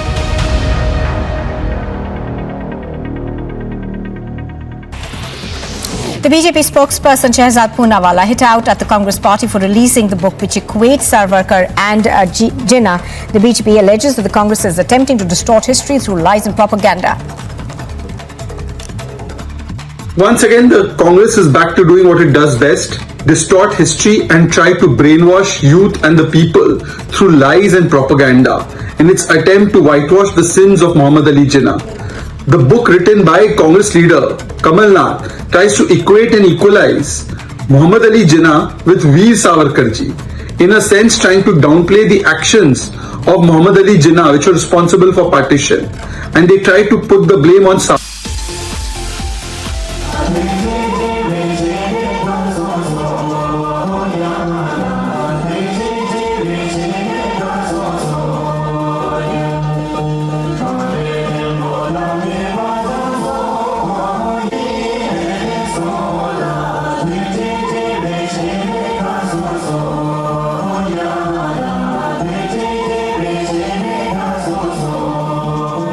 When timeless European design meets cutting-edge technology, it's QO. QO, European Bath Lounges.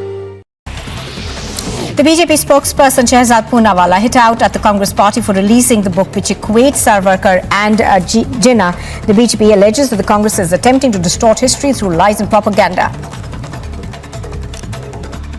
Once again, the Congress is back to doing what it does best: distort history and try to brainwash youth and the people through lies and propaganda in its attempt to whitewash the sins of Muhammad Ali Jinnah. The book written by Congress leader Kamal Nath tries to equate and equalize Muhammad Ali Jinnah with Veer Savarkar ji, in a sense trying to downplay the actions of Muhammad Ali Jinnah which were responsible for partition, and they try to put the blame on Savarkar ji. SS Rajamouli's magnum opus RRR has won the Best International Film Award at the 20th Annual Critics' Choice Award after winning the prestigious Golden Globe Award for Natu Natu in the Best Original Song category. RRR, of course, has made yet another big win. A day after Deputy Chief Minister Manish Sisodia's office saw a visit by CBI officials amid a probe in the excise policy case, the ruling Aam Aadmi Party has hit out at the probe agency. The Aam Aadmi Party's chief spokesperson said that the CBI must inform before visiting their office.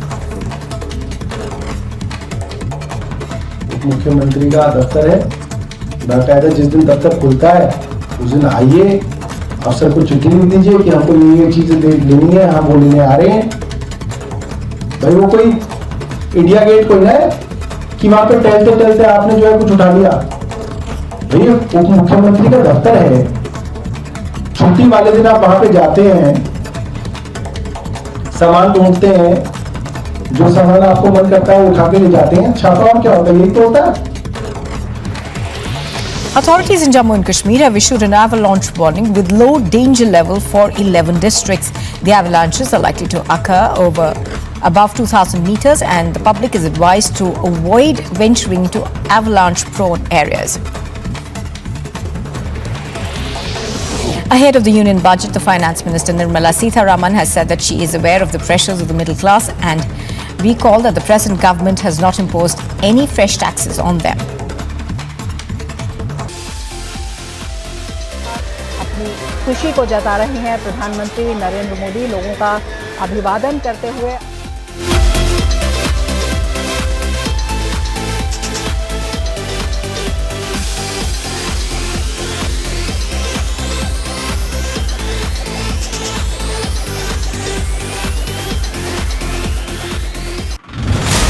A stunning revelation has come to fore where the Delhi Police Special Cell Unit have arrested Jagjeet Singh Jassa and Naushad over their involvement in terror activities and trying to disrupt the Republic Day parade. Now, there was another major breakthrough that was achieved by the Delhi Police Special Cell after it was able to get some hand grenades from at Khalsa Dairy. There are also now reports that perhaps Naushad and Jagjeet Singh Jassa would have also been involved in a target killing.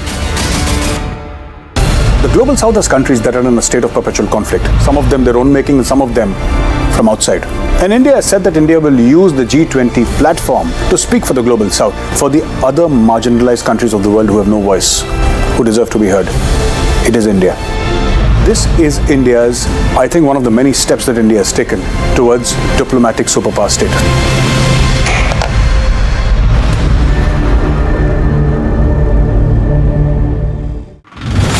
More trouble for the people of Joshimath. On one side, they have been asked to leave their houses.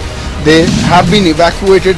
On the other hand, this is the water crisis which is being seen by the people of Joshimath now. Water pipes is not working properly and the supply of the water has been already stopped.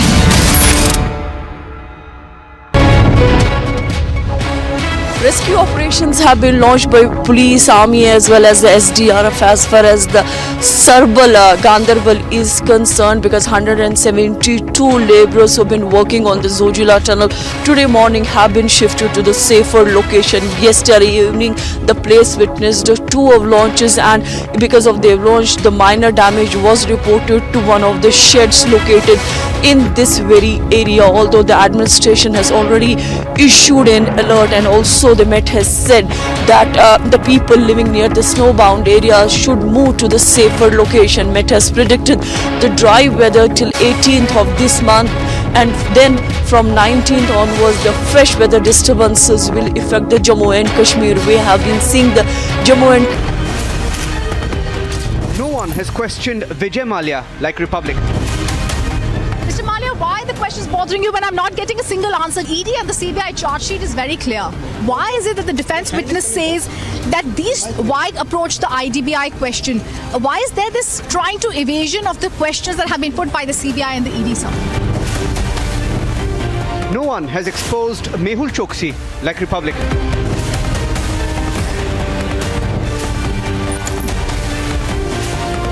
We don't preach journalism. We practice it. Republic is the news.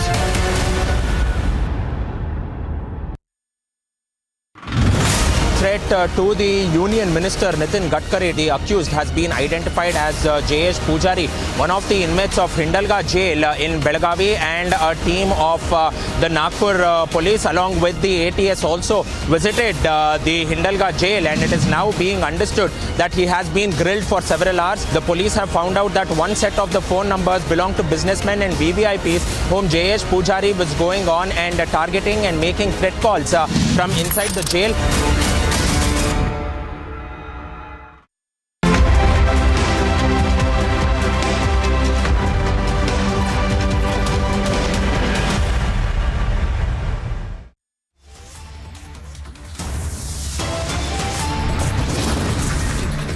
grand roadshow ahead of the BJP National Executive Meet, the Prime Minister setting the tone for 2024.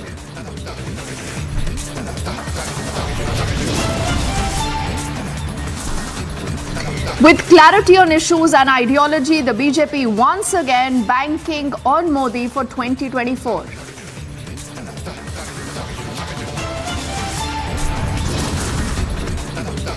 Sensational details of the Delhi terror plot. Pakistan-based handlers paid 2 crores to target Hindu leaders.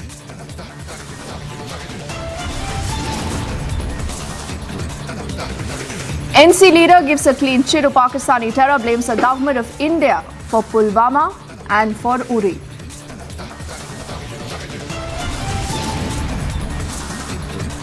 It is a big controversy as the Congress equates Veer Savarkar with Jinnah in its booklet in Madhya Pradesh.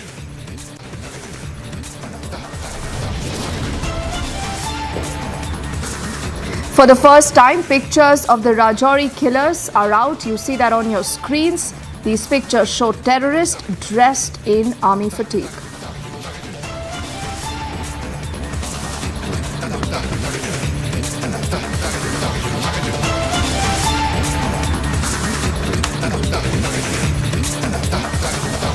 A very good evening. You're with us here on Republic and I'm Deepthi Sachdeva. We begin this edition of the news in what is an ultimate insult to the URI and the Pulwama martyrs.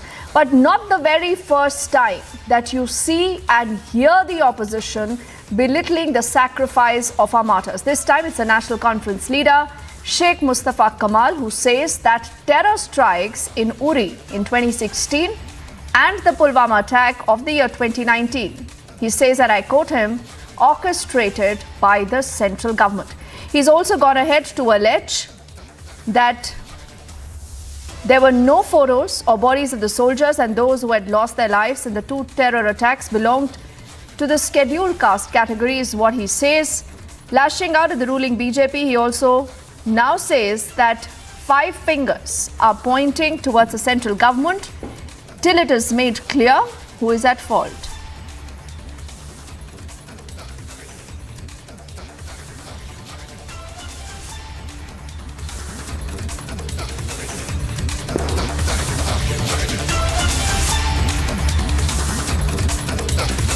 वो तो बात करीब करीब अब स्पष्ट हो गई है कि वो प्लान था गवर्नमेंट का, चाहे वो डिफेंस हो चाहे वो कोई और हो, गवर्नमेंट ऑफ इंडिया का। और एक उनकी तस्वीरें भी नहीं देखी, उनकी लाशें भी नहीं देखी, और ये बात स्पष्ट हो गई है कि वो जितने भी वो मरे 30-40 वो शेड्यूल कास्ट थे। चलिए, ये आम राय है कि वो अग्रवाद उसमें इन्वॉल्व नहीं है, ये इनने अंदरूनी मामला है।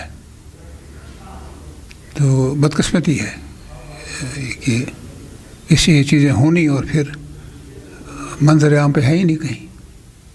इसके बारे में जो हमारी फ़ौज है, 5वीं सबसे बड़ी फ़ौज दुनिया में है, आला फ़ौज है, इनके बाद दयानतदार और ईमानदार सिपाहियों की और अफसरों की कमी नहीं है।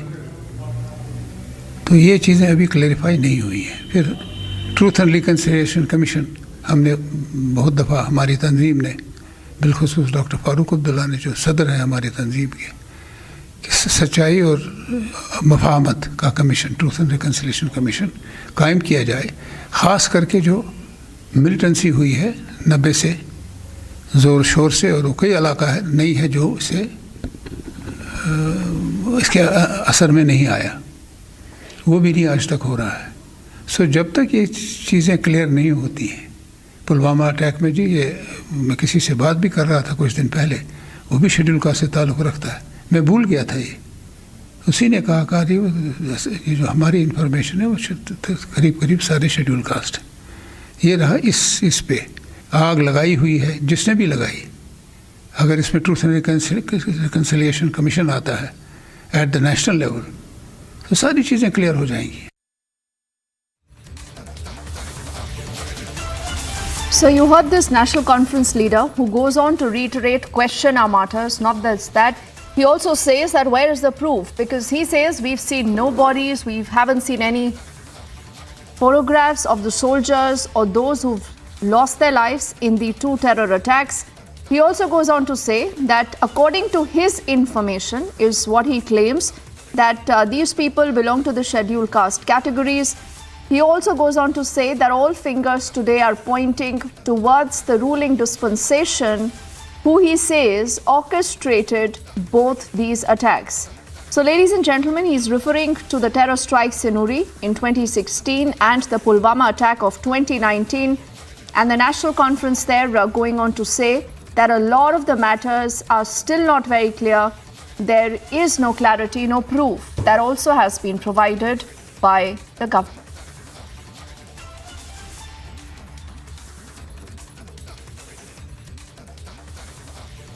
But again and again, like I said, a lot of these people who question our martyrs, who question their sacrifice, are very silent when it comes to terror and when it comes to Pakistan.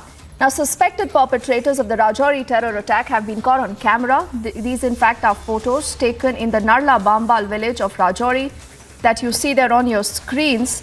When these suspected terrorists enter the house of a person demanding food, these terrorists were in combat fatigue. They were speaking Punjabi.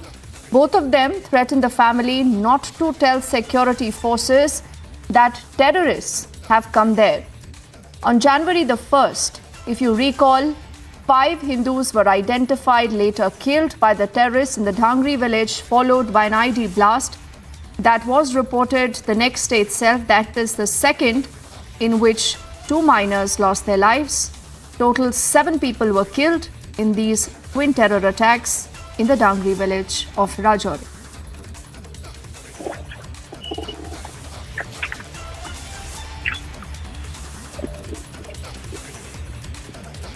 So you're looking at that picture now, that's on the right of your screens, that has been accessed by Republic. Gursimran also joining us live right now.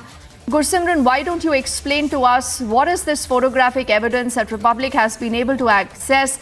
These are these suspected terrorists. Is there any more identification, any more details, Gursimran, we have for them?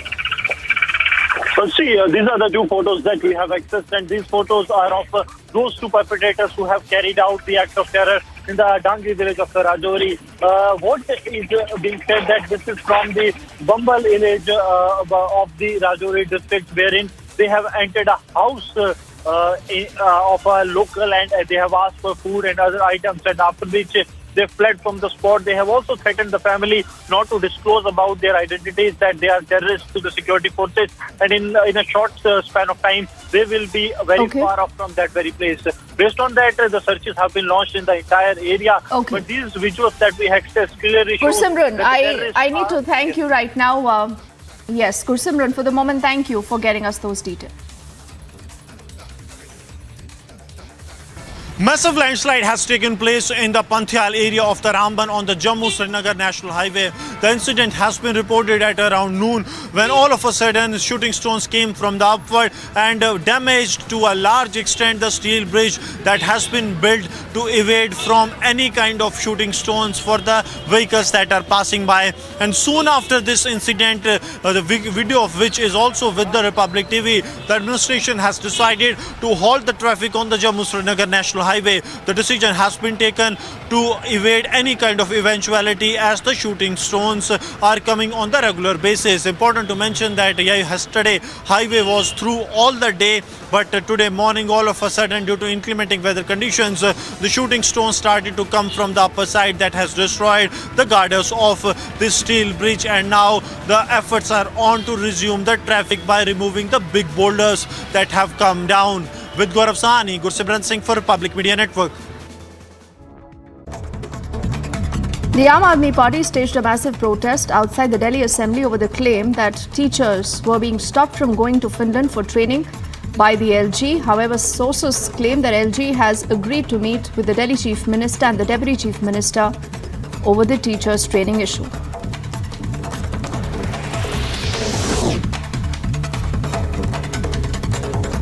The Delhi Chief Minister has joined the Aam Aadmi Party's march that was taking place earlier against the LG, and he also questioned who's the LG to stop the teachers training in Finland.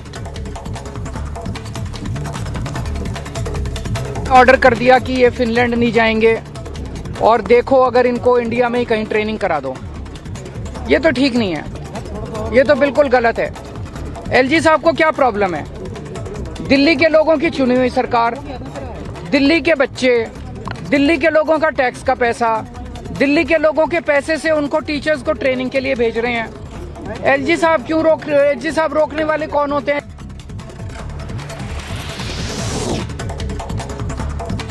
Sources say that the Delhi LG has not rejected the proposal of the training program for the primary in charges in Finland. Rather, the government has been advised to evaluate the proposal in totality and record the cost-benefit analysis in terms of the impact it will have on quality of education being provided to students.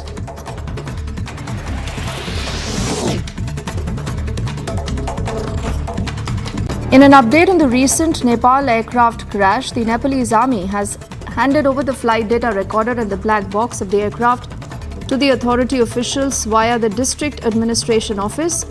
Rescue operations still continue at the crash site.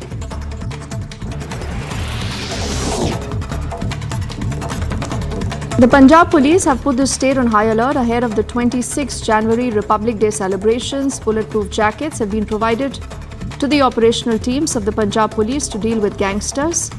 The move comes in the wake of several firing incidents on cops reported recently in the state.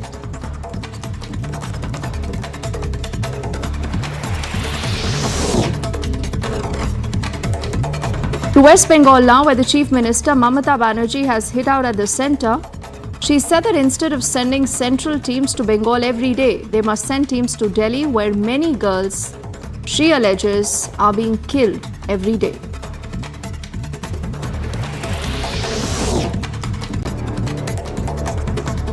A team of Maharashtra cops visited the Hindalga jail after they got to know that an inmate had made threat calls to the Union Minister Nitin Gadkari. The caller claimed he was a member of gangster Dawood Ibrahim's team and he threatened to assassinate the minister.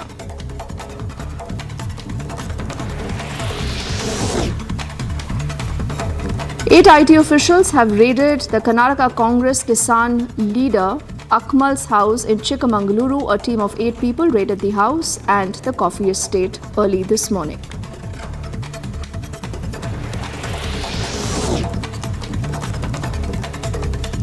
Maoists fired on a police team in the Vedampalli forest area of the Tehri Tehsil in Gadchiroli after retaliatory action from the police. About 20 to 25 Maoists fled into the forest. The police have seized the weapons and materials from this spot.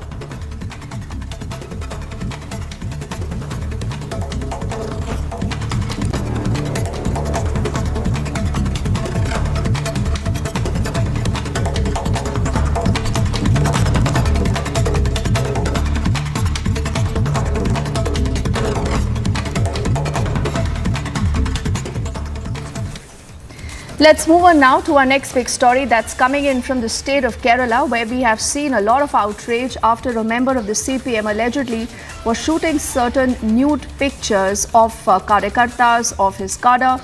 And this is where the police, remember, has intervened in the entire case. In fact, the Alapua South Area Committee member, AP Sona, who actually shot these nude pictures of reportedly 34 women, including his colleagues in the party, and kept them in his mobile phone now, has been ousted from the party. The police has also taken suo motu cognizance, and we still do not know whether the Women Commission has also taken cognizance of the issue or not, but the party decided to solve it internally and clearly not acting in the entire case.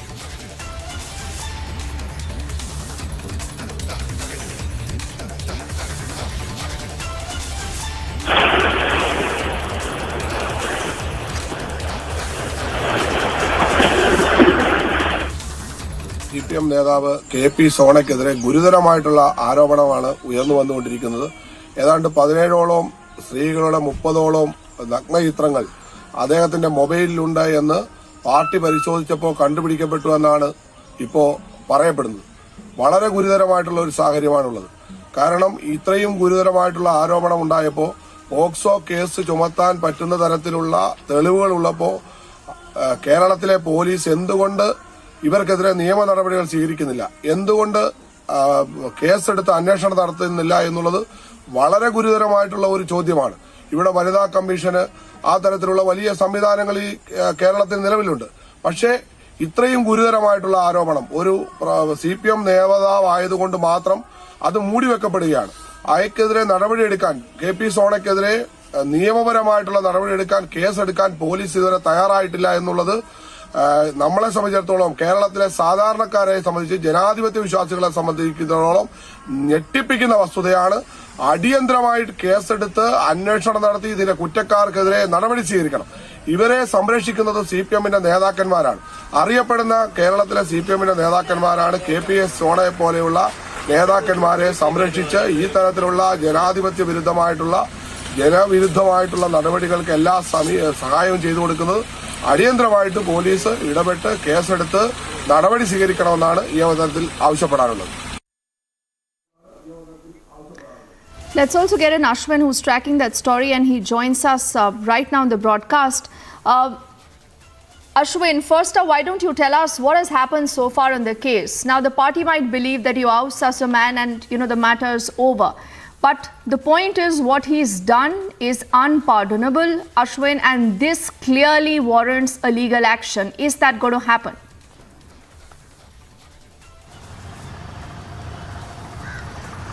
Well, Deepthi, what has happened and what has unfolded in the last 2 months is appalling, to say the least. Number one, the victims in this case, the survivors in this case, decided not to go to the police. Instead, they filed an internal complaint within the party. That is number one. Number two, what we see here is the party members set up an internal commission, and it is these party men who are watching these videos of these women and then deciding on it. Can you imagine something like this has happened in the state like Kerala, where people are not even trained to see such videos or to give the right kind of counseling, have seen this video and they have become the judge, the jury and the executioner. So what we see is that there is no legal entity being involved in this last 2 months, no police case, no women commission coming into picture, no suo moto case registering by the police, especially when it comes to a case like this where 32 women has been reported that he has videos of 32 women.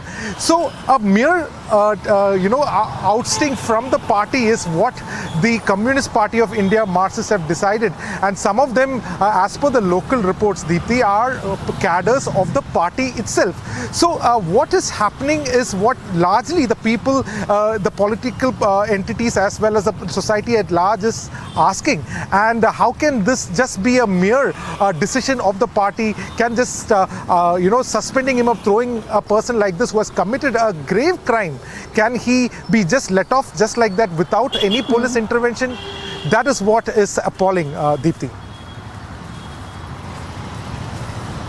And, I think there is a press release also that has been issued, Ashwin, by the party. And I'm just reading 2 lines of this. It says, several people living in the society may adopt a wrong path. However, comrades working in the Communist Party should not fall for it. Then it goes on to say that all these decisions have been taken unanimously. The secretary says that the action was taken against them after the party came to know about the wrongdoings of some activities. So clearly it is too embarrassed right now to even put this in writing on what this, gentleman was really doing.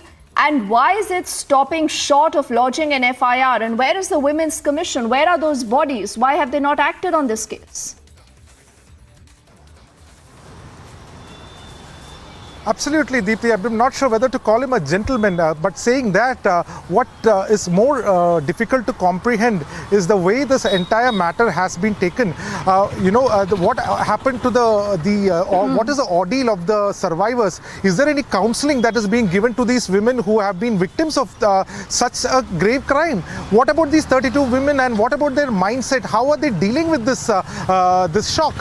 isn't there a women commission? In fact, we have also confronted the women commission, and that is also there. But it's appalling in the way that there has been a grave silence by a large section of liberals in the state of Kerala. Somebody who always vouches for the safety of women, they are silent today, and that is what is making, that is why Republic is definitely following up this case very closely, because until the society speaks up at large, there cannot be justice that it can be given to these women, even if the women do not have a complaint. Deepthi, we have seen so many cases where suo motu cases have been registered, Yes. where police themselves have the right to take these cases by just media reports. Nothing has happened for the last 2 months, and that is what is being questioned by the society at large. Deepthi. Absolutely. I think, Ashwin, we must keep asking those right questions. Why don't you stay with me? You also earlier tried to speak to the Women's Commission. What did they have to say? When Ashwin asked them what have they done on this case so far, ladies and gentlemen, sit back and watch what happened. There was one case that had come with regard in Alapura. One person by name Sona, he had recorded visuals of the 32 women. They recorded nude visuals of this 32 women, and he was recently ousted from a party as well. Are you aware about this particular case, ma'am? Hello. Yes, ma'am. I'm asking, are you aware about this particular case, this particular incident? No. There has been no complaint. Have you not come across that? No, we have not received any complaint. But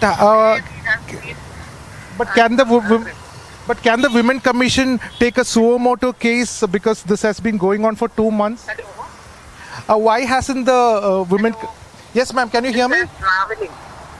Yes, ma'am. What I'm asking is, can't the Women Commission take a suo?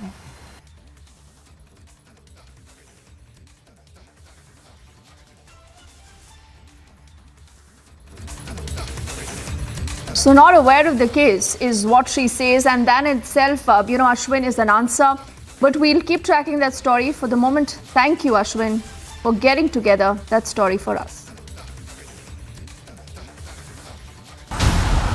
A massive explosion at a chemical plant in northeastern China killed at least 2 people and left 12 missing. Another 34 people were injured in the explosion that took place on the outskirts of the city of Panjin in Liaoning province, east of the capital Beijing. Videos surfaced on the social media show flames and thick black smoke rising from the complex of chemical processing machinery, pipes and storage containers. Fire tenders rushed to the spot. The cause of the explosion is yet to be ascertained as further probe is underway.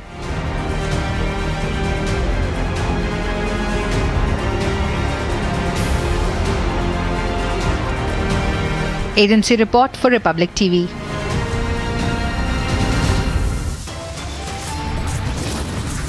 We head into a break right now on the other side with clarity on issues and ideology. The BJP once again banking on Modi for 2024.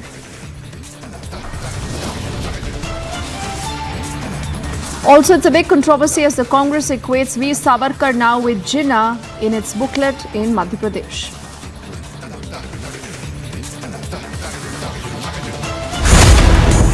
The big debate on the Modi factor. BJP launches Mission Modi 2024. Can the opposition take on Modi 2024? Debating tonight at 9 p.m.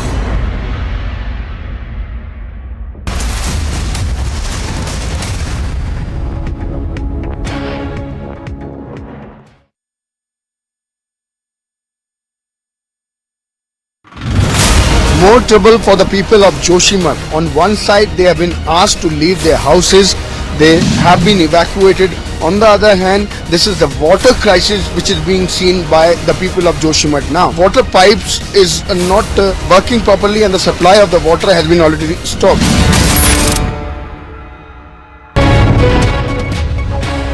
Rescue operations have been launched by police, army as well as the SDRF as far as the Ganderbal is concerned, because 172 labourers who have been working on the Zojila tunnel today morning have been shifted to the safer location. Yesterday evening the place witnessed two avalanches, and because of the avalanche the minor damage was reported to one of the sheds located in this very area, although the administration has already issued an alert, and also the Met has said that the people living near the snowbound area should move to the safer location. Met has predicted the dry weather till 18th of this month, and then from 19th onwards the fresh weather disturbances will affect the Jammu and Kashmir. We have been seeing the Jammu and Kashmir witnessing the fresh snowfall, and also because of which the train as well as the flight system got disturbed. We are seeing the rescue operation continuing as far as Sonmarg Ganderbal is concerned.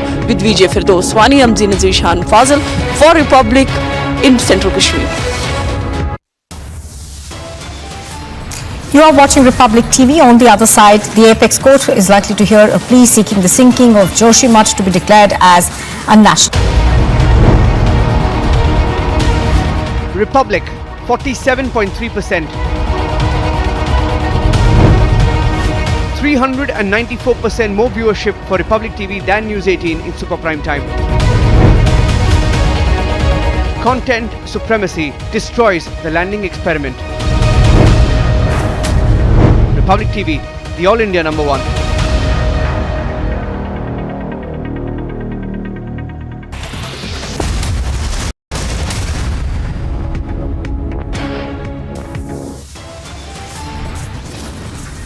With a grand roadshow ahead of the BJP National Executive Meet, the Prime Minister setting the tone for 2024.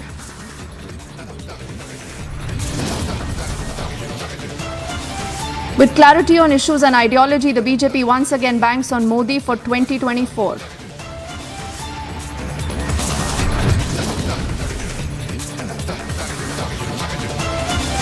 Sensational details of the Delhi terror plot. Pakistan-based handlers paid 2 crores to target Hindu leaders. Plan था government का, चाहे वो defence हो चाहे वो कोई और हो, गवर्नमेंट ऑफ इंडिया का.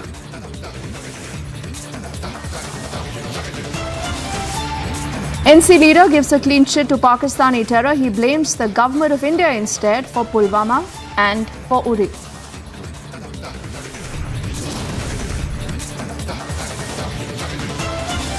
Big controversy as the Congress now equates V. Savarkar with Jinnah in its booklet in Madhya Pradesh.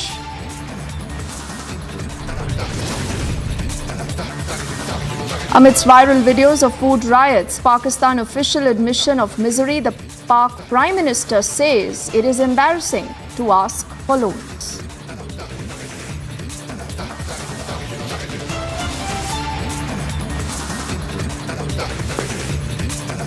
A very good evening and welcome back to Republic. We are putting our spotlight on what really is happening within Pakistan. Over the last many days, ladies and gentlemen, we've all seen a lot of videos, lot of information coming in from Pakistan, whether that is about shortage of electricity, of food, or what of basic needs. And now, to top it all, you have the Pakistani Prime Minister who makes it very clear.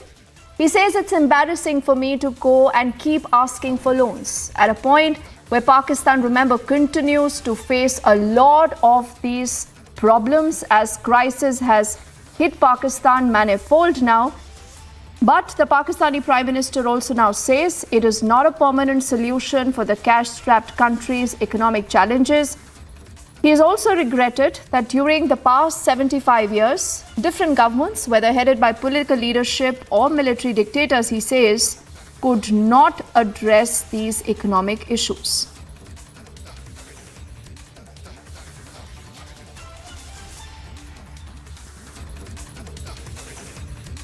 He's also said that it is really embarrassing for him to ask for further loans while lauding the Kingdom of Saudi Arabia as he's seeking financial support from there. He's also said that seeking foreign loans is not the right solution to address Pakistan's economic challenges, as he says the loans eventually have to be returned.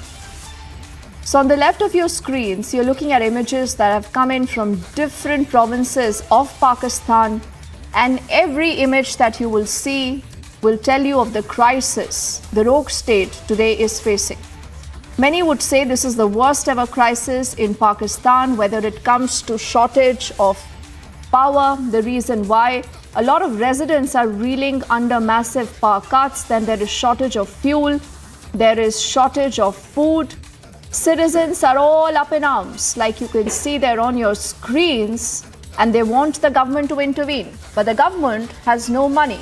The reason why, you have the Pakistani leadership moving in from one country to the other, looking at help, looking at some bit of financial help so that they can sustain at least for the next few days.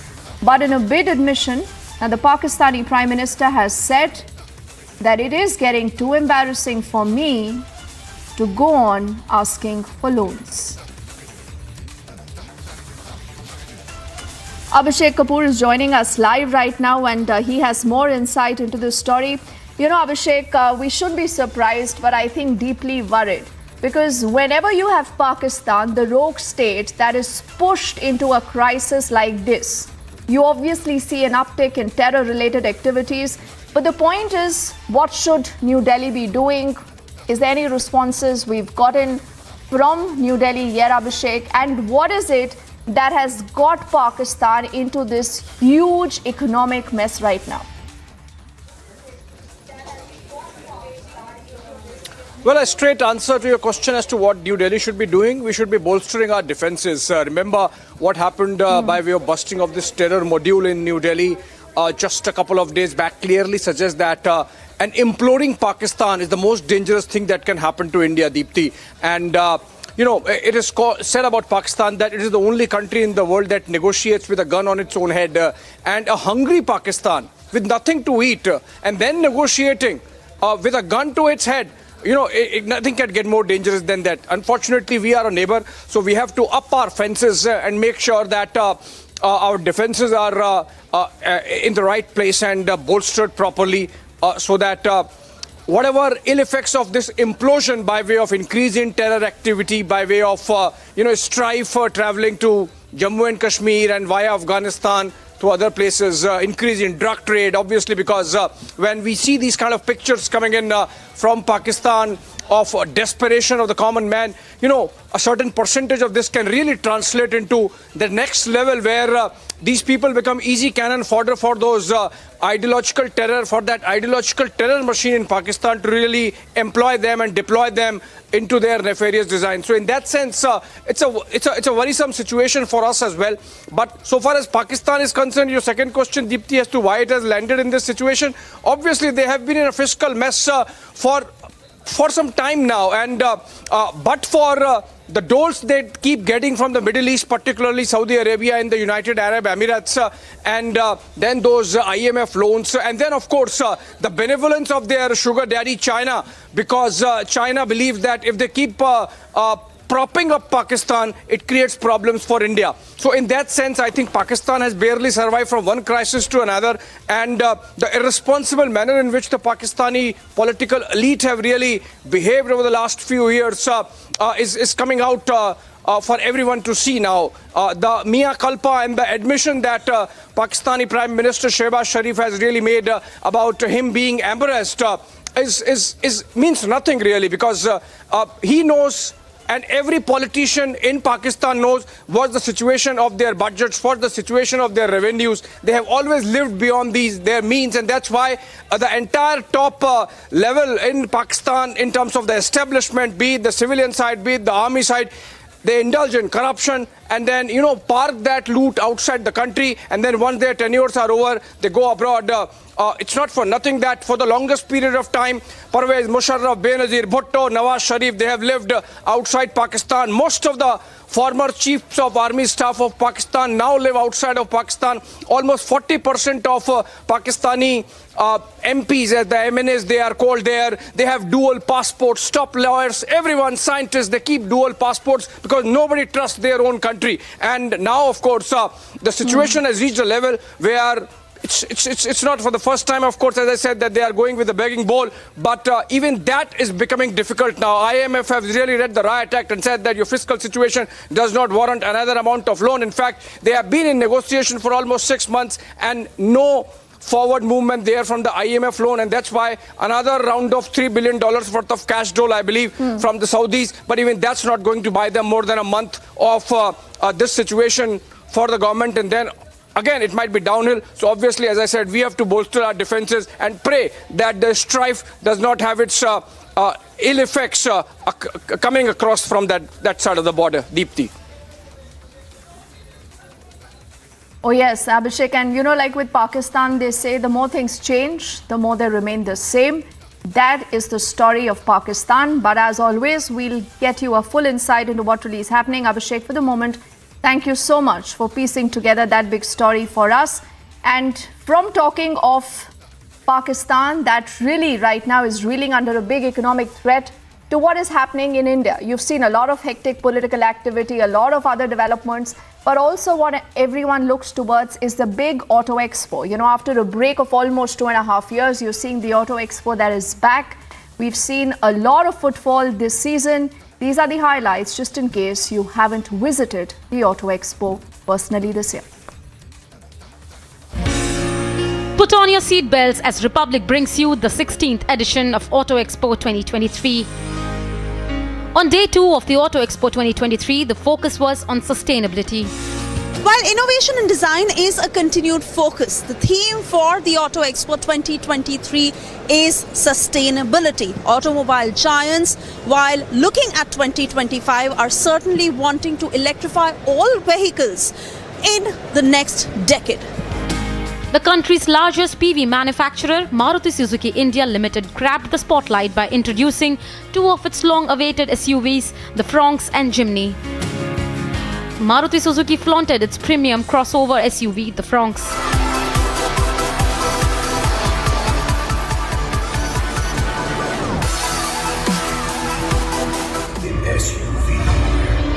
The Fronx, after being in talks for a good few months, finally broke cover and was exactly as expected.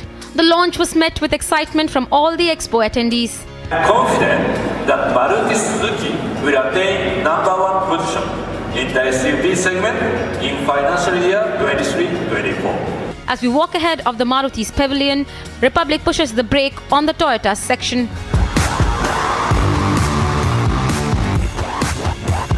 Toyota launched its first ever CNG-powered model in the mid-size SUV segment, the Hyryder and Toyota's left-hand drive Corolla Flex Fuel.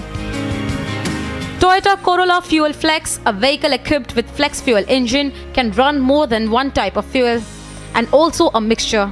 Such an engine is capable of automatically adjusting to any ratio, thanks to modification like a fuel composition sensor and suitable ECU programming. We are committed to sustainability. Technology is only a way to get there. So we have all the technologies, whether it's in electric or hydrogen, strong hybrid or even flex fuel vehicles. With such an innovation, let's know what Toyota has in their mind when it comes to automobiles in the future ahead. Our Prime Minister has given a tremendous vision to the country. He has given us a vision of energy independence by 2047. Future is going to be about many technologies because different segments, different customer needs require different technologies. And many technologies can help you achieve energy independence and zero carbon. It's clear the world of automobiles is evolving rapidly with changing demands of the youth. From manual to automatic and now hybrid models. With changing times, vehicles are adapting quickly. We also have the third section in our pavilion, which is called the Emotional Connect segment or the section. Here we're displaying all the SUVs because they connect so powerfully with the youth. We have Hyryder, we have the Hilux, we have the LC, the Land Cruiser, as also many other products being displayed in that particular part of the display, which you can see is called the Emotional Connect segment or the part of the display. Auto Expo 2023 holds promise for emerging technologies. Returning after 3 years, more than 48 car makers who have come under this one roof, and more than 75 car launches that you will be able to see this year. And among those 75 was Kia, with the EV9 concept SUV and the Kia KA4 at the Auto Expo 2023. Concept EV9 comes to life. Now, what we have learned from nature takes us back to where it all started. It previews Kia's flagship all-electric SUV, which will be almost as large as the Range Rover. Globally, EV9 is expected to go into production towards the end of 2023. Kia EV9 features a futuristic minimalist dashboard with a twin-screen infotainment layout and a spokeless flat-bottom steering wheel. While KA4 MPV is the fourth-generation Carnival, but has also been showcased here 2 years after its global debut.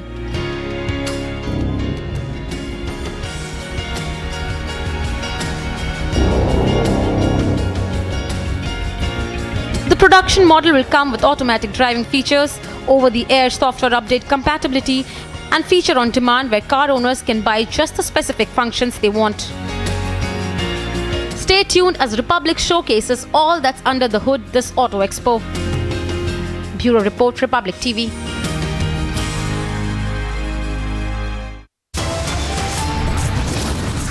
We are into a break right now on the other side with a grand road show ahead of the BJP's National Executive Meet. The Prime Minister setting the tone for 2024. As the BJP now shifts the battle in top gear come 2024, the opposition is fragmented. The opposition does not have a strategy. The opposition does not have a plan. So is this Modi versus all in 2024? That's going to be a burning question tonight at 8 on Republic.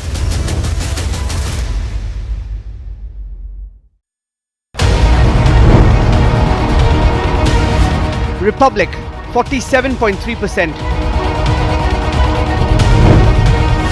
394% more viewership for Republic TV than News 18 in super prime time. जी, श्री के शर्मा, श्री खुराना जी, सभी पत्रकार मित्रों को नमस्कार। भाजपा की राष्ट्रीय कार्यकारिणी दिल्ली में हो रही है। इसमें पूरे देश से सभी प्रतिनिधि उपस्थित हैं, एक दो को छोड़कर करके, कुछ इनकी निजी कारण नहीं होगी। सारे मुख्यमंत्री, उप मुख्यमंत्री, विपक्ष के नेता, प्रांतों के अध्यक्ष, सभी और केंद्रीय मंत्रीगण, माननीय प्रधानमंत्री सभी उपस्थित हैं। मैं आपके सामने जैसा अनिल बलूनी जी ने बताया, माननीय राष्ट्रीय अध्यक्ष जगत प्रकाश नड्डा जी का जो उद्घाटन भाषण हुआ आज की कार्यकारिणी में, उसके मुख्य अंशों को आपके सामने प्रस्तुत कर रहा हूं। अध्यक्ष जी ने कार्यकारिणी समिति के सारे सदस्यों का आह्वान किया कि 2023 हमारे लिए बहुत जरूरी है। इस साल हमें 9 प्रदेशों में चुनाव को लड़ना है और अगले साल 24 में लोकसभा का चुनाव है। तो उन्होंने सारे राष्ट्रीय कार्यकारिणी के सदस्यों का आह्वान किया कि कमर कसकर लग जाएं, हमें एक भी चुनाव नहीं हारना है। जो 9 विधानसभा के चुनाव होने वाले हैं, उसमें एक में भी अपनी हार नहीं होनी चाहिए। इसलिए जहां हमारी सरकार है उसको मजबूत किया जाए और जहां हमारी सरकार नहीं है उसको और मजबूत किया जाए। Honorable the party president exhorted all the members of the national executive to be ready with full commitment to ensure that the BJP wins all the 9 assembly polls scheduled for 2023 as a prelude to 2024 Lok Sabha elections. We have not to lose any state. ये उन्होंने बहुत साफ साफ कहा। और स्वाभाविक है, राष्ट्रीय कार्यकारिणी पार्लियामेंट्री बोर्ड के बाद सबसे बड़ी बॉडी है पार्टी, पूरे देश के प्रमुख नेता बैठते हैं, तो ये उनका स्पष्ट संदेश था।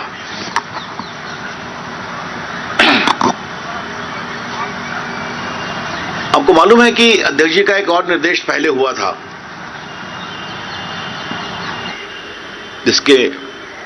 जिसकी रूपरेखा माननीय प्रधानमंत्री जी ने स्वयं दी थी कि हमें कमजोर बूथों को ठीक करना है और 72,000 बूथ आइडेंटिफाई किए गए थे।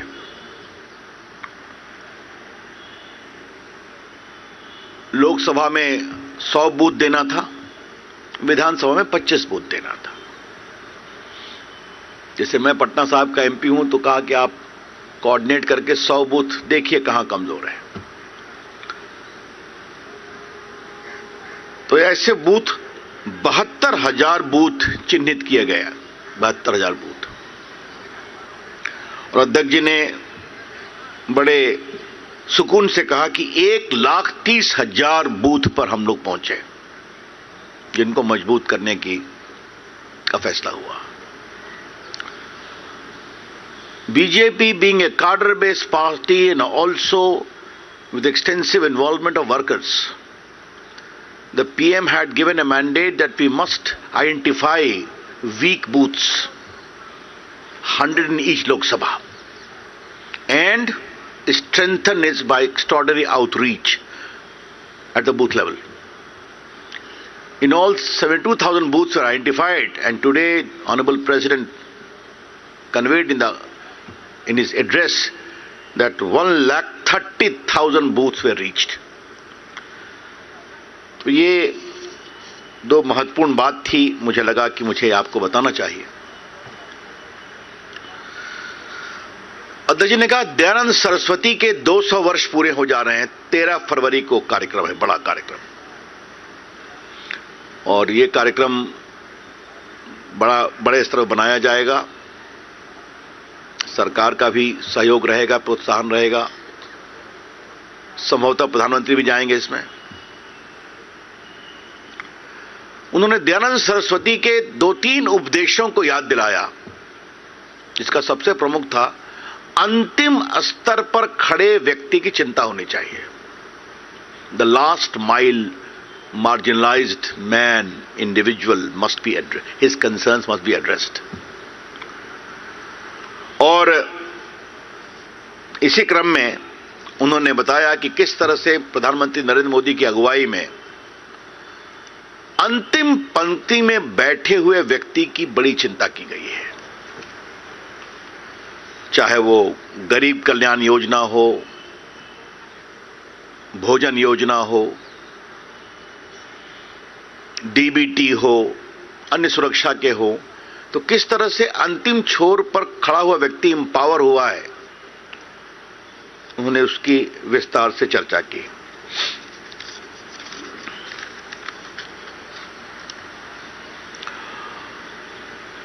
अध्यक्ष जी ने 15 अगस्त को लाल किले पर माननीय प्रधानमंत्री जी ने जो 5 लक्ष्य और 5 प्रण देश के सामने रखा था, आपको याद होगा, गुलामी के हर अंश से मुक्ति, freedom from every trace of our slavery, Bharat की विरासत पर गर्व, holding great pride on the extraordinary tradition of India heritage. तीसरा, विकसित भारत का लक्ष्य, commitment to make India a today developed country. एकता एवं एकजुटता, देश में यूनिटी हो। और लास्ट था, नागरिकों में कर्तव्य की भावना भी आए। अध्यक्ष जी ने आज पार्टी की ओर से बहुत गर्व से कहा कि मोदी जी ने जिन 5 प्रणों की बात कही है, उसमें आज भारत की क्या स्थिति है। भारत के उपलब्धियों की चर्चा पूरी दुनिया करती है। आज अमेरिका के राष्ट्रपति बाइडेन ने भी जिस तरह से डेमोक्रेटिकली कोविड में मोदी जी की अगुवाई में मैनेजमेंट हुआ, इसकी उन्हें तारीफ की है। President Putin has publicly applauded the independent foreign policy of India. और यूक्रेन की लड़ाई में पीएम के आग्रह पर, मोदी जी के आग्रह पर, जो उन्होंने राष्ट्रपति पुतिन और जेलेंस्की से किया था, राष्ट्रपति जी से, तो एक दिन के लिए युद्ध को रोका गया, हाफ डे के लिए, ताकि 32,000 बच्चों को रेस्क्यू किया गया। अध्यक्ष जी ने एक बात और कही कि अगर भारत का अतीत देखें तो टेटनस का टीका हो, पोलियो का टीका हो, मीजल्स का टीका हो, उसको आने में कितने समय लगते थे। आज 9 महीने में 2 मेड इन इंडिया वैक्सीन तैयार हो गए और देश में 220 करोड़ डोजेज लगे, ऑल विदाउट कॉस्ट। ये एक बहुत बड़ी बात है। कुछ लोगों ने कहा कि हम देंगे तो अलग बात है। आज विकसित भारत और स्लेवरी के जो पूरे दुर्भाग्यपूर्ण अतीत को समाप्त कर रहा है, उसका सबसे बड़ा प्रतिमान है राजपथ की जगह कर्तव्य पथ। राजपथ 75 इयर्स चला, अब यह कर्तव्य पथ बना है। सुभाष चंद्र बोस की मूर्ति स्थापित की गई राजपथ पर ही। केवड़िया में सरदार पटेल की चर्चा तो हम लोग कर चुके हैं, लेकिन आज जिस तरीके से पूरा चला, तो मुझे लगा कि अध्यक्ष जी ने कहा कि ये चर्चा जरूर हमें करनी चाहिए कि हम अपने गुलामी के अतीत से आगे बढ़ रहे हैं। इसी में अध्यक्ष जी ने भी कहा कि भारत अपनी परंपरा पर गर्व करे, अपनी विरासत पर गर्व करे।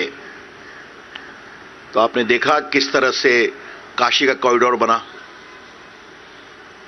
विश्वनाथ जी का मंदिर, वहां पर सम्मान किया गया महारानी अहिल्याबाई होलकर को भी और महाराजा रणजीत सिंह को भी, जिनकी भूमिका थी।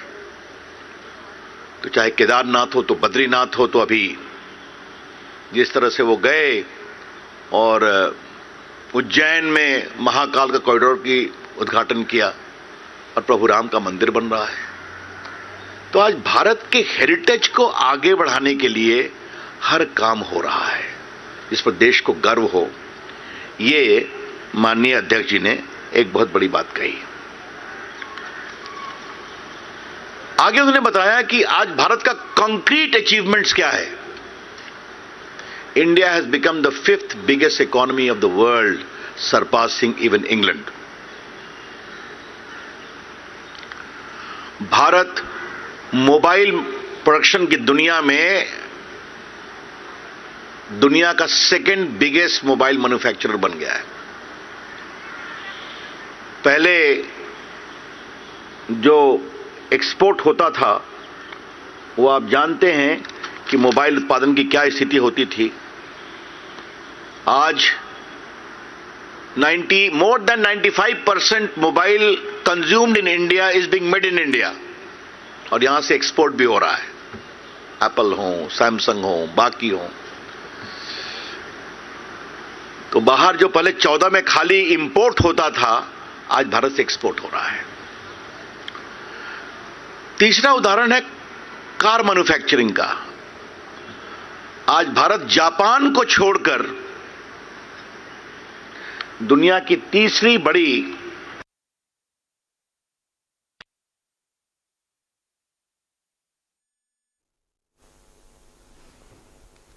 So we just heard that briefing from the BJP, Ravi Shankar Prasad, there, the former union minister, reiterating what has been discussed as कि भारत को विकसित बनाना है और भारत का सम्मान करना है। तो कोई पहले की बात नहीं कही जा रही है।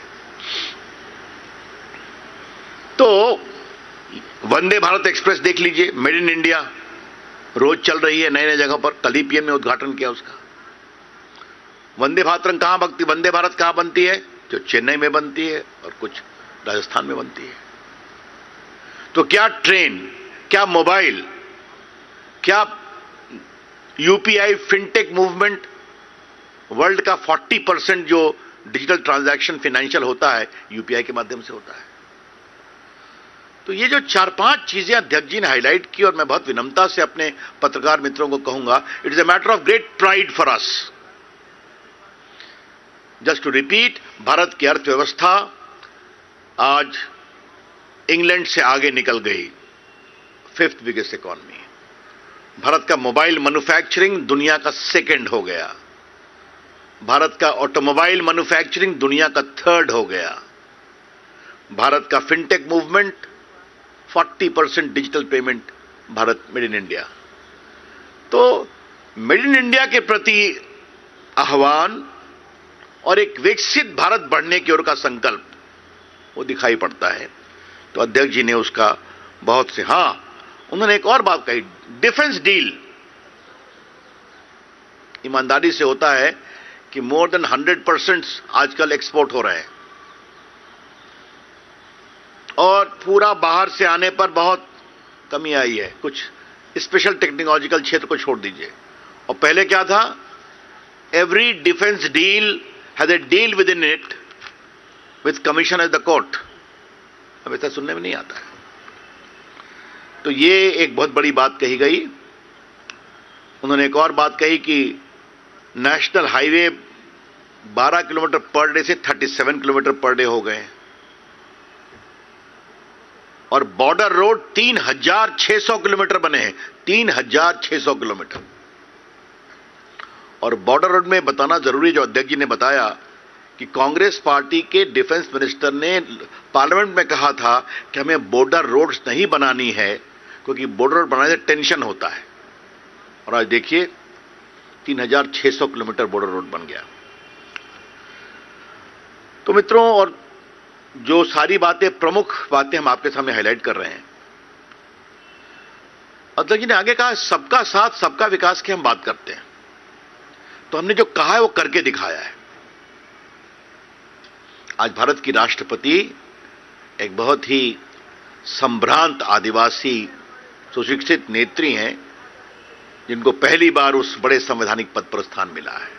आज राज्यपाल ओबीसी हैं, एसटी हैं, एससी हैं। आज केंद्रीय मंत्री बड़ी संख्या में ओबीसी, एससी, एनएसटी हैं। हमें एससी, एसटी का वोट हमें काफी मिलता है, हमारे एमपी एमएलए जीतते हैं। हमने उनको सम्मान भी दिया है, और यह पहली बार हुआ है। तो सभी वर्गों का सम्मान जो करने की बात है, तो ये उन्होंने बहुत बड़ी बात कही। मित्रों, अध्यक्ष जी ने अभी हाल के होने वाले चुनाव पर भी चर्चा किया, जो चुनाव हुए हैं। गुजरात का चुनाव ऐतिहासिक है, अभूतपूर्व है। The victory of BJP in Gujarat is extraordinary and historic. Getting 150 plus seats after 27 years in power consistently is a great achievement. उन्होंने वहां के कार्यकर्ताओं का, वहां के संगठन का बहुत ही अभिनंदन किया। और सबसे बड़ी बात, जिस तरह से प्रधानमंत्री जी ने गुजरात में लेड फ्रॉम द फ्रंट, ये उन्होंने आग्रह किया कि बाकी भी प्रदेश के संगठन प्रचार के लिए मोदी जी की मेहनत और अगुवाई से सीखें। और यहां मैं आपसे कह सकता हूं कि मैं भी गुजरात के चुनाव में बहुत दिन बैठा था, और जब वो गुजरात के अहमदाबाद में रोड शो कर रहे थे तो मैं भी 2-3 जगह था, और मेरे लिए आश्चर्य था कि 8-10 लाख लोग सड़कों पर थे और एक भी बाहर से नहीं बुलाए गए थे। तो ये उनकी लोकप्रियता, उनकी हिम्मत। तो अध्यक्ष जी ने कहा इससे बहुत कुछ सीखना चाहिए। गुजरात के बारे में उन्होंने, हिमाचल के बारे में उन्होंने कहा कि हमें रिवाज बदलना था, हम नहीं बदल पाए। हालांकि वहां हर 5 साल पे राज बदलता है। लेकिन उन्होंने एक बात अवश्य कही कि पूर्व की सारी हार 5% से अधिक से होती थी, अब 5%। इस बार हम 1% से भी कम से हारे। और हमारे मित्रों ने बहुत बड़ा काम किया, हमारे मीडिया सेल ने, I need to pat them, कि बीजेपी और कांग्रेस के बीच वोटों का अंतर सिर्फ 37,000 है। Himachal Pradesh. I repeat, the total difference of votes between the Congress and the BJP is close to 37,000 votes only. तो ये बहुत संतोष का भी विषय है, लेकिन आगे ठीक करने की जरूरत है. मित्रों, तेलंगाना में हमारे कार्यकर्ता बहुत संघर्ष कर रहे हैं.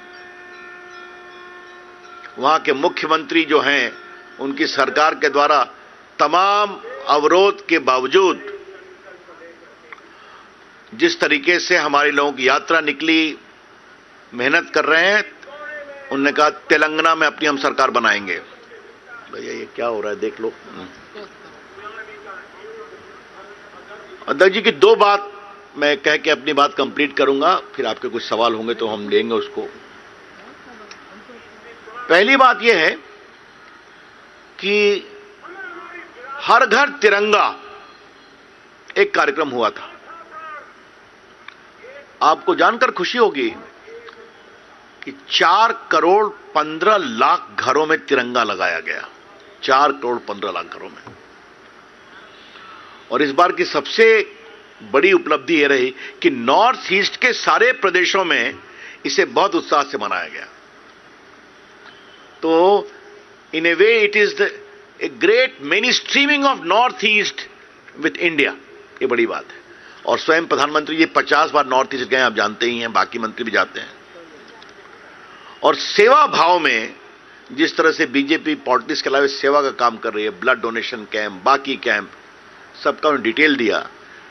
और जिस तरह से कोविड काल में बीजेपी के कार्यकर्ताओं ने कोविड के लोगों को खाना खिलाने की कोशिश की, हम सब लगे हुए थे. तो ये बड़ी बात है कि सेवा भाव भी बीजेपी के कार्यकर्ता पूरी प्रामाणिकता से करें. अध्यक्ष जी ने भारत की विरासत के परंपरा को आगे बढ़ाते हुए राम मंदिर का निर्माण बहुत तेजी से हो रहा है. ये बहुत संतोष का विषय है. एक भव्य राम मंदिर बनेगा वहां पर. तो ये पूर्णता है. और वैसे भी राम मंदिर के साथ मेरा स्वयं का एक भावुक लगाव होता है. रामलला के वकील के रूप में जब भी तो जल्दी बने तो अच्छा लगता है. वैसे अगर आपकी अनुमति है तो मैं एक बात बोल दूं, अगर if you permit. Modi ji हमेशा अपने भाषणों में भारत के प्राचीन टेंपल कंस्ट्रक्शन की बहुत तारीफ करते हैं. चाहे वो मदुरई में मीनाक्षी टेंपल हो, चाहे वो रामेश्वरम का टेंपल हो, चाहे वो बाकी जो चोला डायनेस्टी ने बनाया था व्यद टेंपल वहां पर तमिलनाडु में, या श्रीरंगम टेंपल हो, या फिर त्रिवेंद्रम में जो टेंपल है, ये सब हजारों साल पुराने हैं. ये भारत की बहुत बड़ी परंपरा है. तो आपको जानकर खुशी होगी कि हमारा जो अयोध्या का मंदिर है वो भी बन रहा है उसी परंपरा के अनुसार. Cement and steel is being used the least. और बाकी जो पुरानी परंपरा रही है, जो क्या बिजली गिरती है, क्या भूकंप आता है, इसका कोई असर नहीं पड़ता है. ये भारत की जो परंपरा रही है. तो आज मोदी जी ने उस पूरी सनातन परंपरा और भारत की विरासत को बहुत आगे बढ़ाया. हमें बहुत गर्व है. That's all friends. ये हमारे अध्यक्ष जी के मूल बिंदु थे. फिर आपके जो प्रश्न होंगे उसका हम उत्तर. इसको एक बार देख लीजिएगा अमीन जी. अमीन जी एक बार देख लीजिएगा. अध्यक्ष जी के संबोधन में जो अच्छी बातें थी वो तो आपने बताई. कुछ चैलेंजेस भी उन्होंने बताए होंगे नेचुरली कि ये चैलेंजेस हमारे लिए आगे है. वो क्या था? उन्होंने खुद बताया हमें सब सीट जीतनी है, मेहनत करनी. तेलंगाना में चैलेंज बताया, संघर्ष हो रहा है, तो बिल्कुल बताया उन्होंने हमें जीतना है. तो उपलब्धियों को भी बताया, चैलेंज को भी बताया. और चैलेंज है कि हमें 23 में 9 प्रदेशों में विधानसभा के चुनाव को जीतना है. तो सारे कार्यकारिणी के एक एक सदस्य कमर कसें, एक एक संगठन कमर कसे, प्रदेश कमर कसे. और हमारे प्रधानमंत्री जी इतनी मेहनत करते हैं, देश भर में घूमते हैं, पूरा देश उनके नेतृत्व पर आस्था करता है. तो इतनी बड़ी हमारे पास पूंजी है, तो हम और मेहनत करें तो जीतें. Please Matthew. Sir, when you talked about Gujarat, I did not talk. No, I mean, Adhyaksh ji talked. okay. Be very clear. When you refer to Adhyaksh ji's reference to Gujarat, you said that he had a special message. What you like special is something I said. Like you said that the all other state units will have to follow. What were those measures or the steps that Gujarat unit had taken that you wanted to? First of all, Liz, being a very experienced journalist, either you or Devendra Parashar, you must know it. It is not my press conference. I am just here to convey what Honorable the President has stated. But I presume that when he says that, the hard work, the booth level work has to be appreciated by all the other states of the country and the workers, and you do it.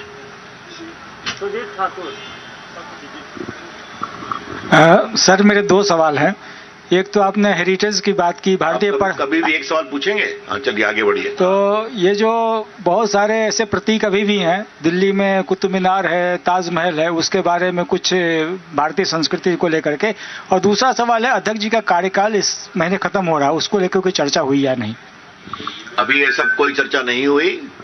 और जहां तक आपका पहला सवाल है, आप बड़े गुणी पत्रकार हैं, आपकी बहुत मजबूत कलम है, तो आप इसके बारे में देश को ज्ञान दीजिए जिसकी चर्चा आपने की है. हाँ नीलू रंजन.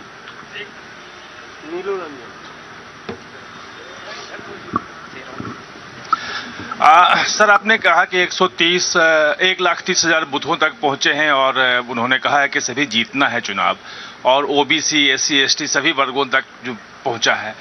पिछली बार की कार्यकारिणी में प्रधानमंत्री जी ने कुछ दिया था कि वो जो अल्पसंख्यक वर्ग तक भी हमें जाना चाहिए और खासतौर पर संबंध किया था. तो क्या अध्यक्ष जी ने आज अपने भाषण में कुछ दिशा में दिया संकेत की चर्चा होगी या कुछ होगा? सबका साथ सबका विकास का मतलब क्या होता है? पहली बात मैं ये कहना चाहूंगा. दूसरी बात हमें कहनी है कि आप देखिए बाई इलेक्शन में बीजेपी की जीत कितनी हुई है. हमारे अपने स्टेट बिहार में 2 बाई इलेक्शन हम जीते कि नहीं? गोपालगंज जीते, कुड़न्नी जीते और नीतीश बाबू तेजस्वी के साथ आने पर जीते. बाकी स्टेट्स में जो हम लोग जीते हैं बाई इलेक्शन, लोकसभा विधानसभा, तो ये अपने सामने दिखाता है कि हम सबका साथ सबके विकास की बात करते हैं. और इसका बड़ा सवाल ये है कि जो हमारे मुस्लिम समाज की बात आपने की, तो मैं हमेशा कहता हूं कि हमारी सरकार सबकी चिंता करती है. वोट किसी ने दिया या न दिया ये नहीं, क्योंकि हमारा संवैधानिक दायित्व है, वो हम करते हैं. ठाकुर रविंद्र सिंह जी ने ठाकुर रवि जी, आपने कहा कि जो अध्यक्ष जी ने कहा है, JP नड्डा जी ने, आप कि हिमाचल में रिवाज नहीं बदला, उसे बदलने की जरूरत है, आगे हम कोशिश करेंगे. 9 राज्यों में जीतना है, लोकसभा जीतना है, तो इस क्रम में विपक्ष भी आता है. आखिर जीत आपकी विपक्ष से होगी. राहुल गांधी भारत यात्रा पर निकले हुए हैं. त्रिपुरा में जहां चुनाव होने वाले हैं, जिसका जिक्र आपने किया, वहां पर कांग्रेस CPM एक हो गए हैं.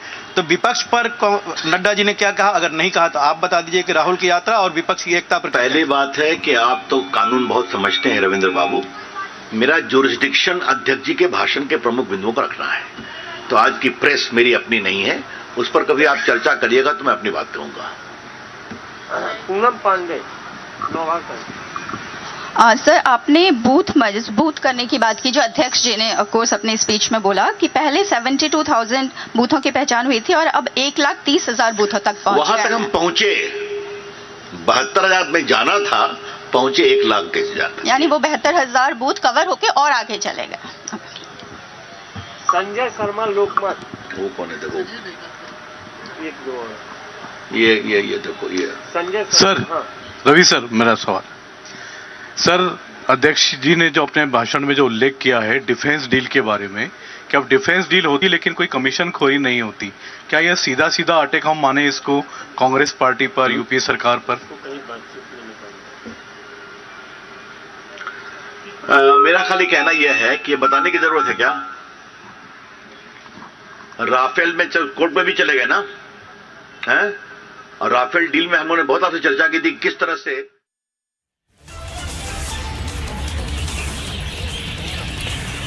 Former Union Minister Ravi Shankar Prasad laying the roadmap for the National Executive meeting, also giving us an idea as to what JP Nadda had to say with regards to the challenges that the party faces in the upcoming polls.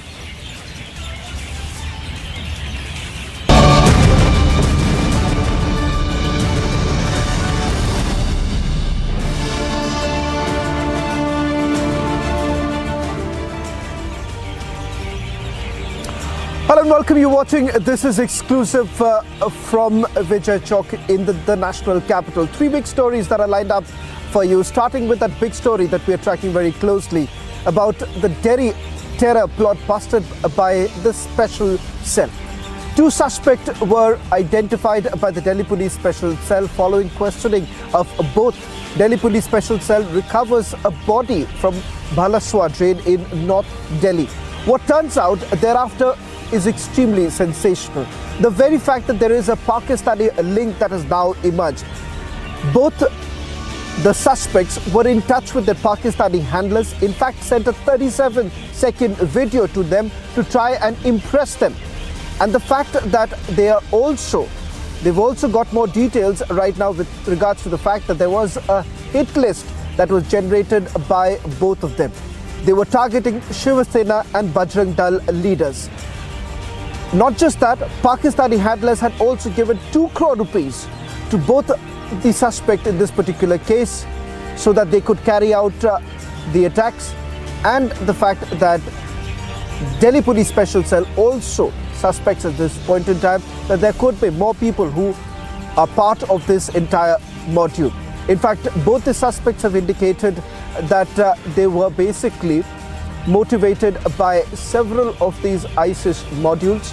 We'll try and go across to my colleagues Piyush Ore as well as Amandeep for getting us the latest details. But what turns out is that not just a hit list, but the fact that payment was also made to both the suspects in this particular case. Let me bring in my colleague Piyush Ore, who's getting us the latest details. Piyush, you've spoken to your sources within the Delhi Police Special Cell. There is a clear Pakistani link, and also money was given to them. Do we know that was the money really transferred to both the suspects? If it was, then what was the mode? And not just that, what was the plan like?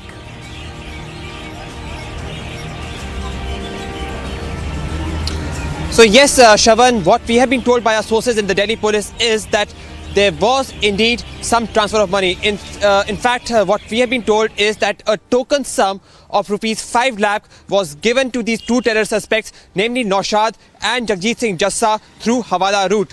And what was promised to them was that if they would finish their target of executing certain right-wing members in Delhi and Punjab, they would be given an amount of rupees 2 crore through the Hawala route. Now, what we were told about this Hawala route is that it would be channeled from Pakistan through a Middle East country to Gulf, probably Dubai, through and then to the areas in the country. But yes, this investigation of the Hawala route is still being carried out. Having said that, this is indeed been confirmed to us, at least by our sources, that there was some amount of money that was given to them, and there was an amount of over 1 crore that was promised to them through Hawala route. Again, as I said, it was not only Pakistani handlers that was in touch with them, but also the members that are present, the Khalistani gang members that are present in Canada and Australia. So yes, the channeling of money through Hawala route to these countries, especially Australia and Canada, is also being investigated. So yes, a thorough investigation is being done by the Delhi Police Special Cell along with the other agencies of how actually were these 2 terror suspects along with their associates were receiving money through Hawala route. Back to the studio. Well, in fact, let's also take the first breaking news that's coming out on the story that we're tracking. The big breaking news now coming in with regards to the 2 terror suspects that they were basically trying to target and eliminate Hindu leaders from Shiv Sena and Bajrang Dal from between 27th of January and 31st of January in the national capital as well as in Punjab. Let's try and go across to my colleague Amandeep, who's joining us on this broadcast. Amandeep, it turns out that both the states, not just in the national capital, but also it turns out that they were planning to carry out attacks in Punjab. Are you picking up more details with regards to whether at all they were associated with any other module operating in the state of Punjab? Because we've seen in the past how other Hindu leaders have been targeted, but there was a clear Khalistani link on those.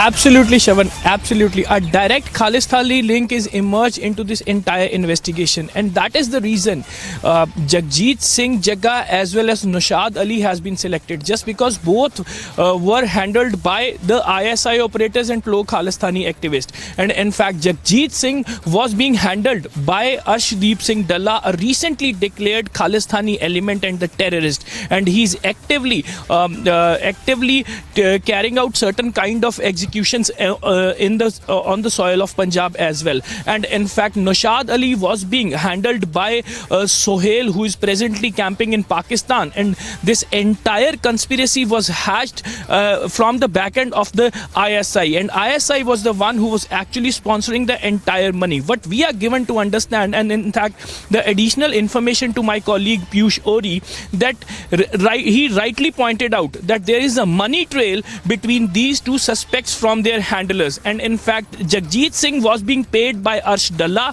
who is presently sitting in Canada, and in fact Nushad Ali was being paid by Sohail, who is presently camping in Pakistan. And even they have given the token amount of 5 lakh rupees, and they have asked to execute their plans, and even 50 lakh per killing.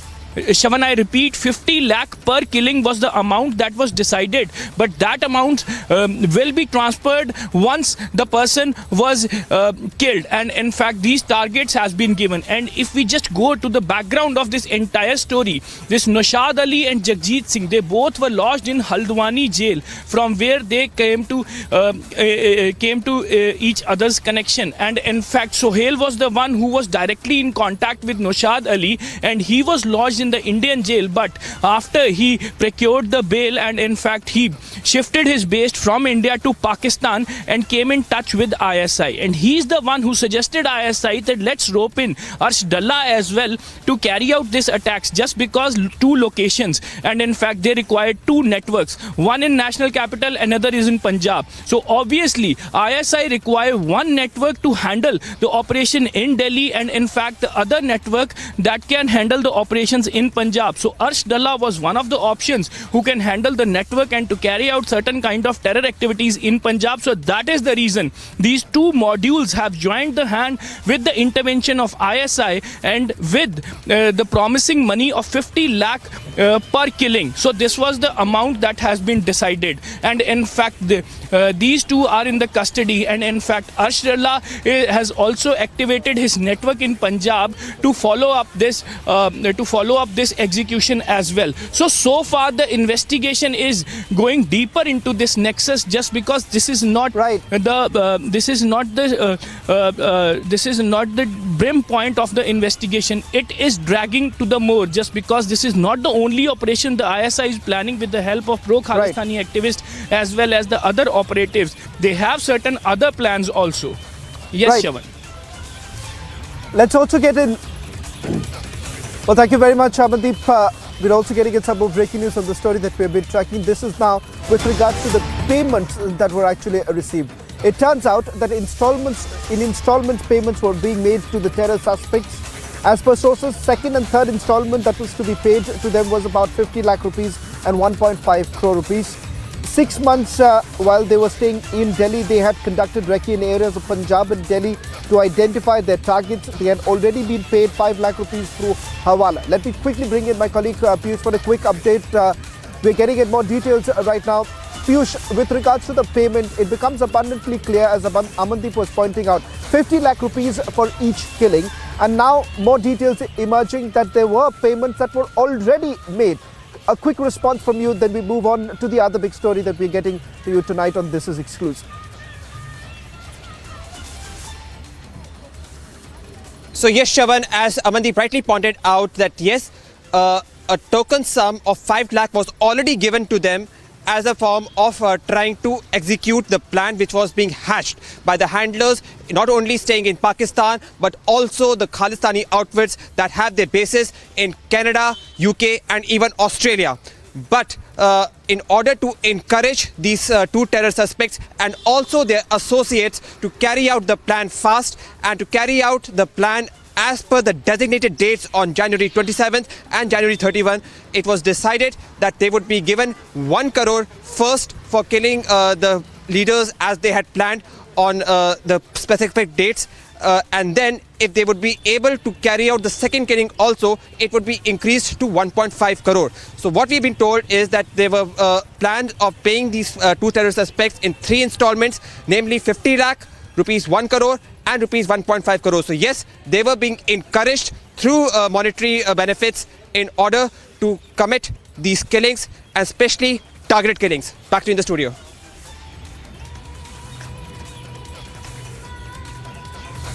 Thank you very much, Amandeep, as well as Piyush Rajouri, for getting us the latest details. The Delhi terror plot, which is only constantly unraveling. We'll get you more details in a short while from now. Slipping at a short break. On the other side, we'll get you the other big story on the BMC Commissioner. Enforcement Directorate questions BMC Commissioner Iqbal Chahal. Republic gets you inside details of the questioning on the other side.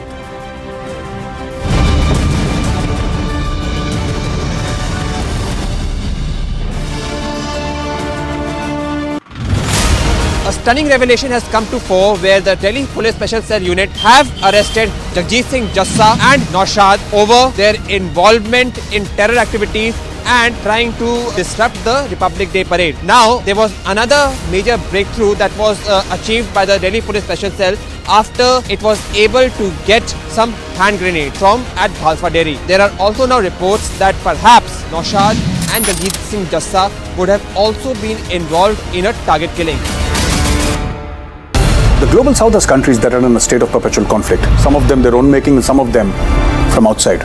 And India has said that India will use the G20 platform to speak for the global south, for the other marginalized countries of the world who have no voice, who deserve to be heard. It is India. This is India's, I think, one of the many steps that India has taken towards diplomatic superpower status.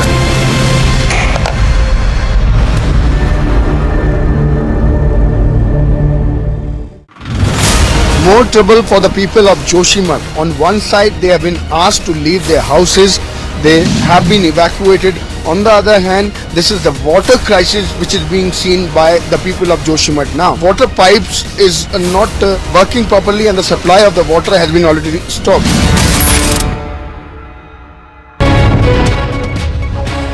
Rescue operations have been launched by police, army as well as the SDRF as far as the Sarbal Gandarbal is concerned, because 172 labourers who have been working on the Zojila tunnel today morning have been shifted to the safer location. Yesterday evening the place witnessed 2 avalanches, and because of the avalanche the minor damage was reported to one of the sheds located in this very area, although the administration has already issued an alert, and also the Met has said that the people living near the snowbound areas should move to the safer location. Met has predicted the dry weather till 18th of this month, and then from 19th onwards the fresh weather disturbances will affect the Jammu and Kashmir. We have been seeing the Jammu and Kashmir witnessing the fresh snowfall, and also because of which the train as well as the flight system got disturbed. We are seeing the rescue operation continuing as far as Sonmarg Gandarbal is concerned.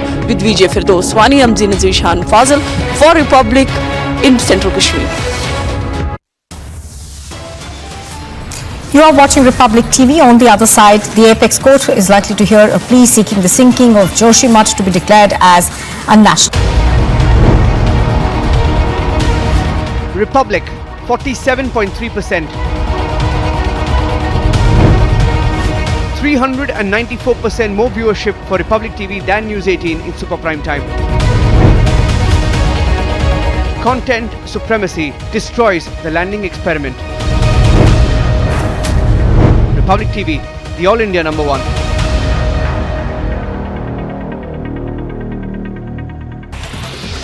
The BJP spokesperson Shehzad Poonawalla hit out at the Congress party for releasing the book which equates Savarkar and Jinnah.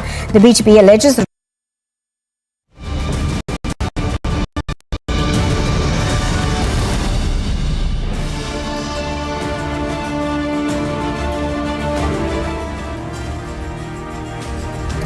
Getting in some more breaking news right now. This is with regards to the attack that took place in Rajouri. The latest coming in that the district police in Rajouri has already filed the charge sheet against two terror associates of the Lashkar-e-Toiba in the Kandli grenade case. We have now given to understand Altaf Hussain Shah. That's accused number one in this particular case, and the other accused happens to be Mohammad Qasim. Both of them have been named in the charge sheet that has been filed. Remember, in the Rajouri attack, there was a grenade that was thrown at Kandli Chowk, due to which one child, 3 years old, and several others were also injured. That's the latest that we are picking up on this story.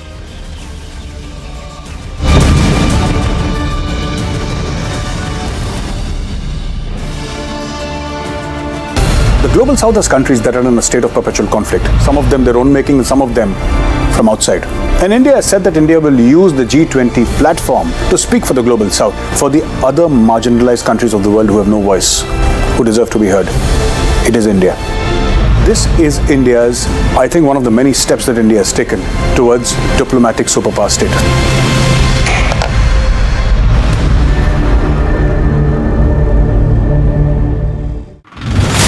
More trouble for the people of Joshimath. On one side, they have been asked to leave their houses. They have been evacuated. On the other hand, this is the water crisis which is being seen by the people of Joshimath now. Water pipes is not working properly, and the supply of the water has been already stopped.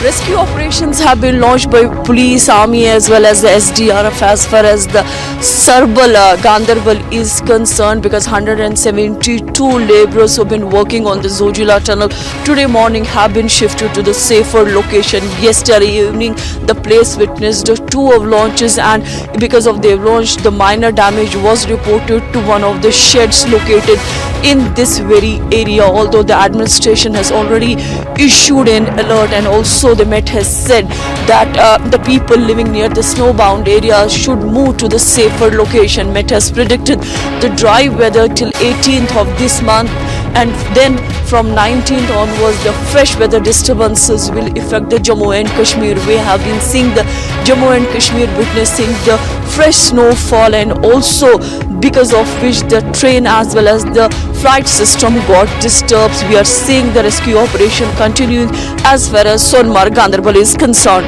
With Vijay Firdoswani, I'm Zinazir Shan Fazal for Republic in Central Kashmir.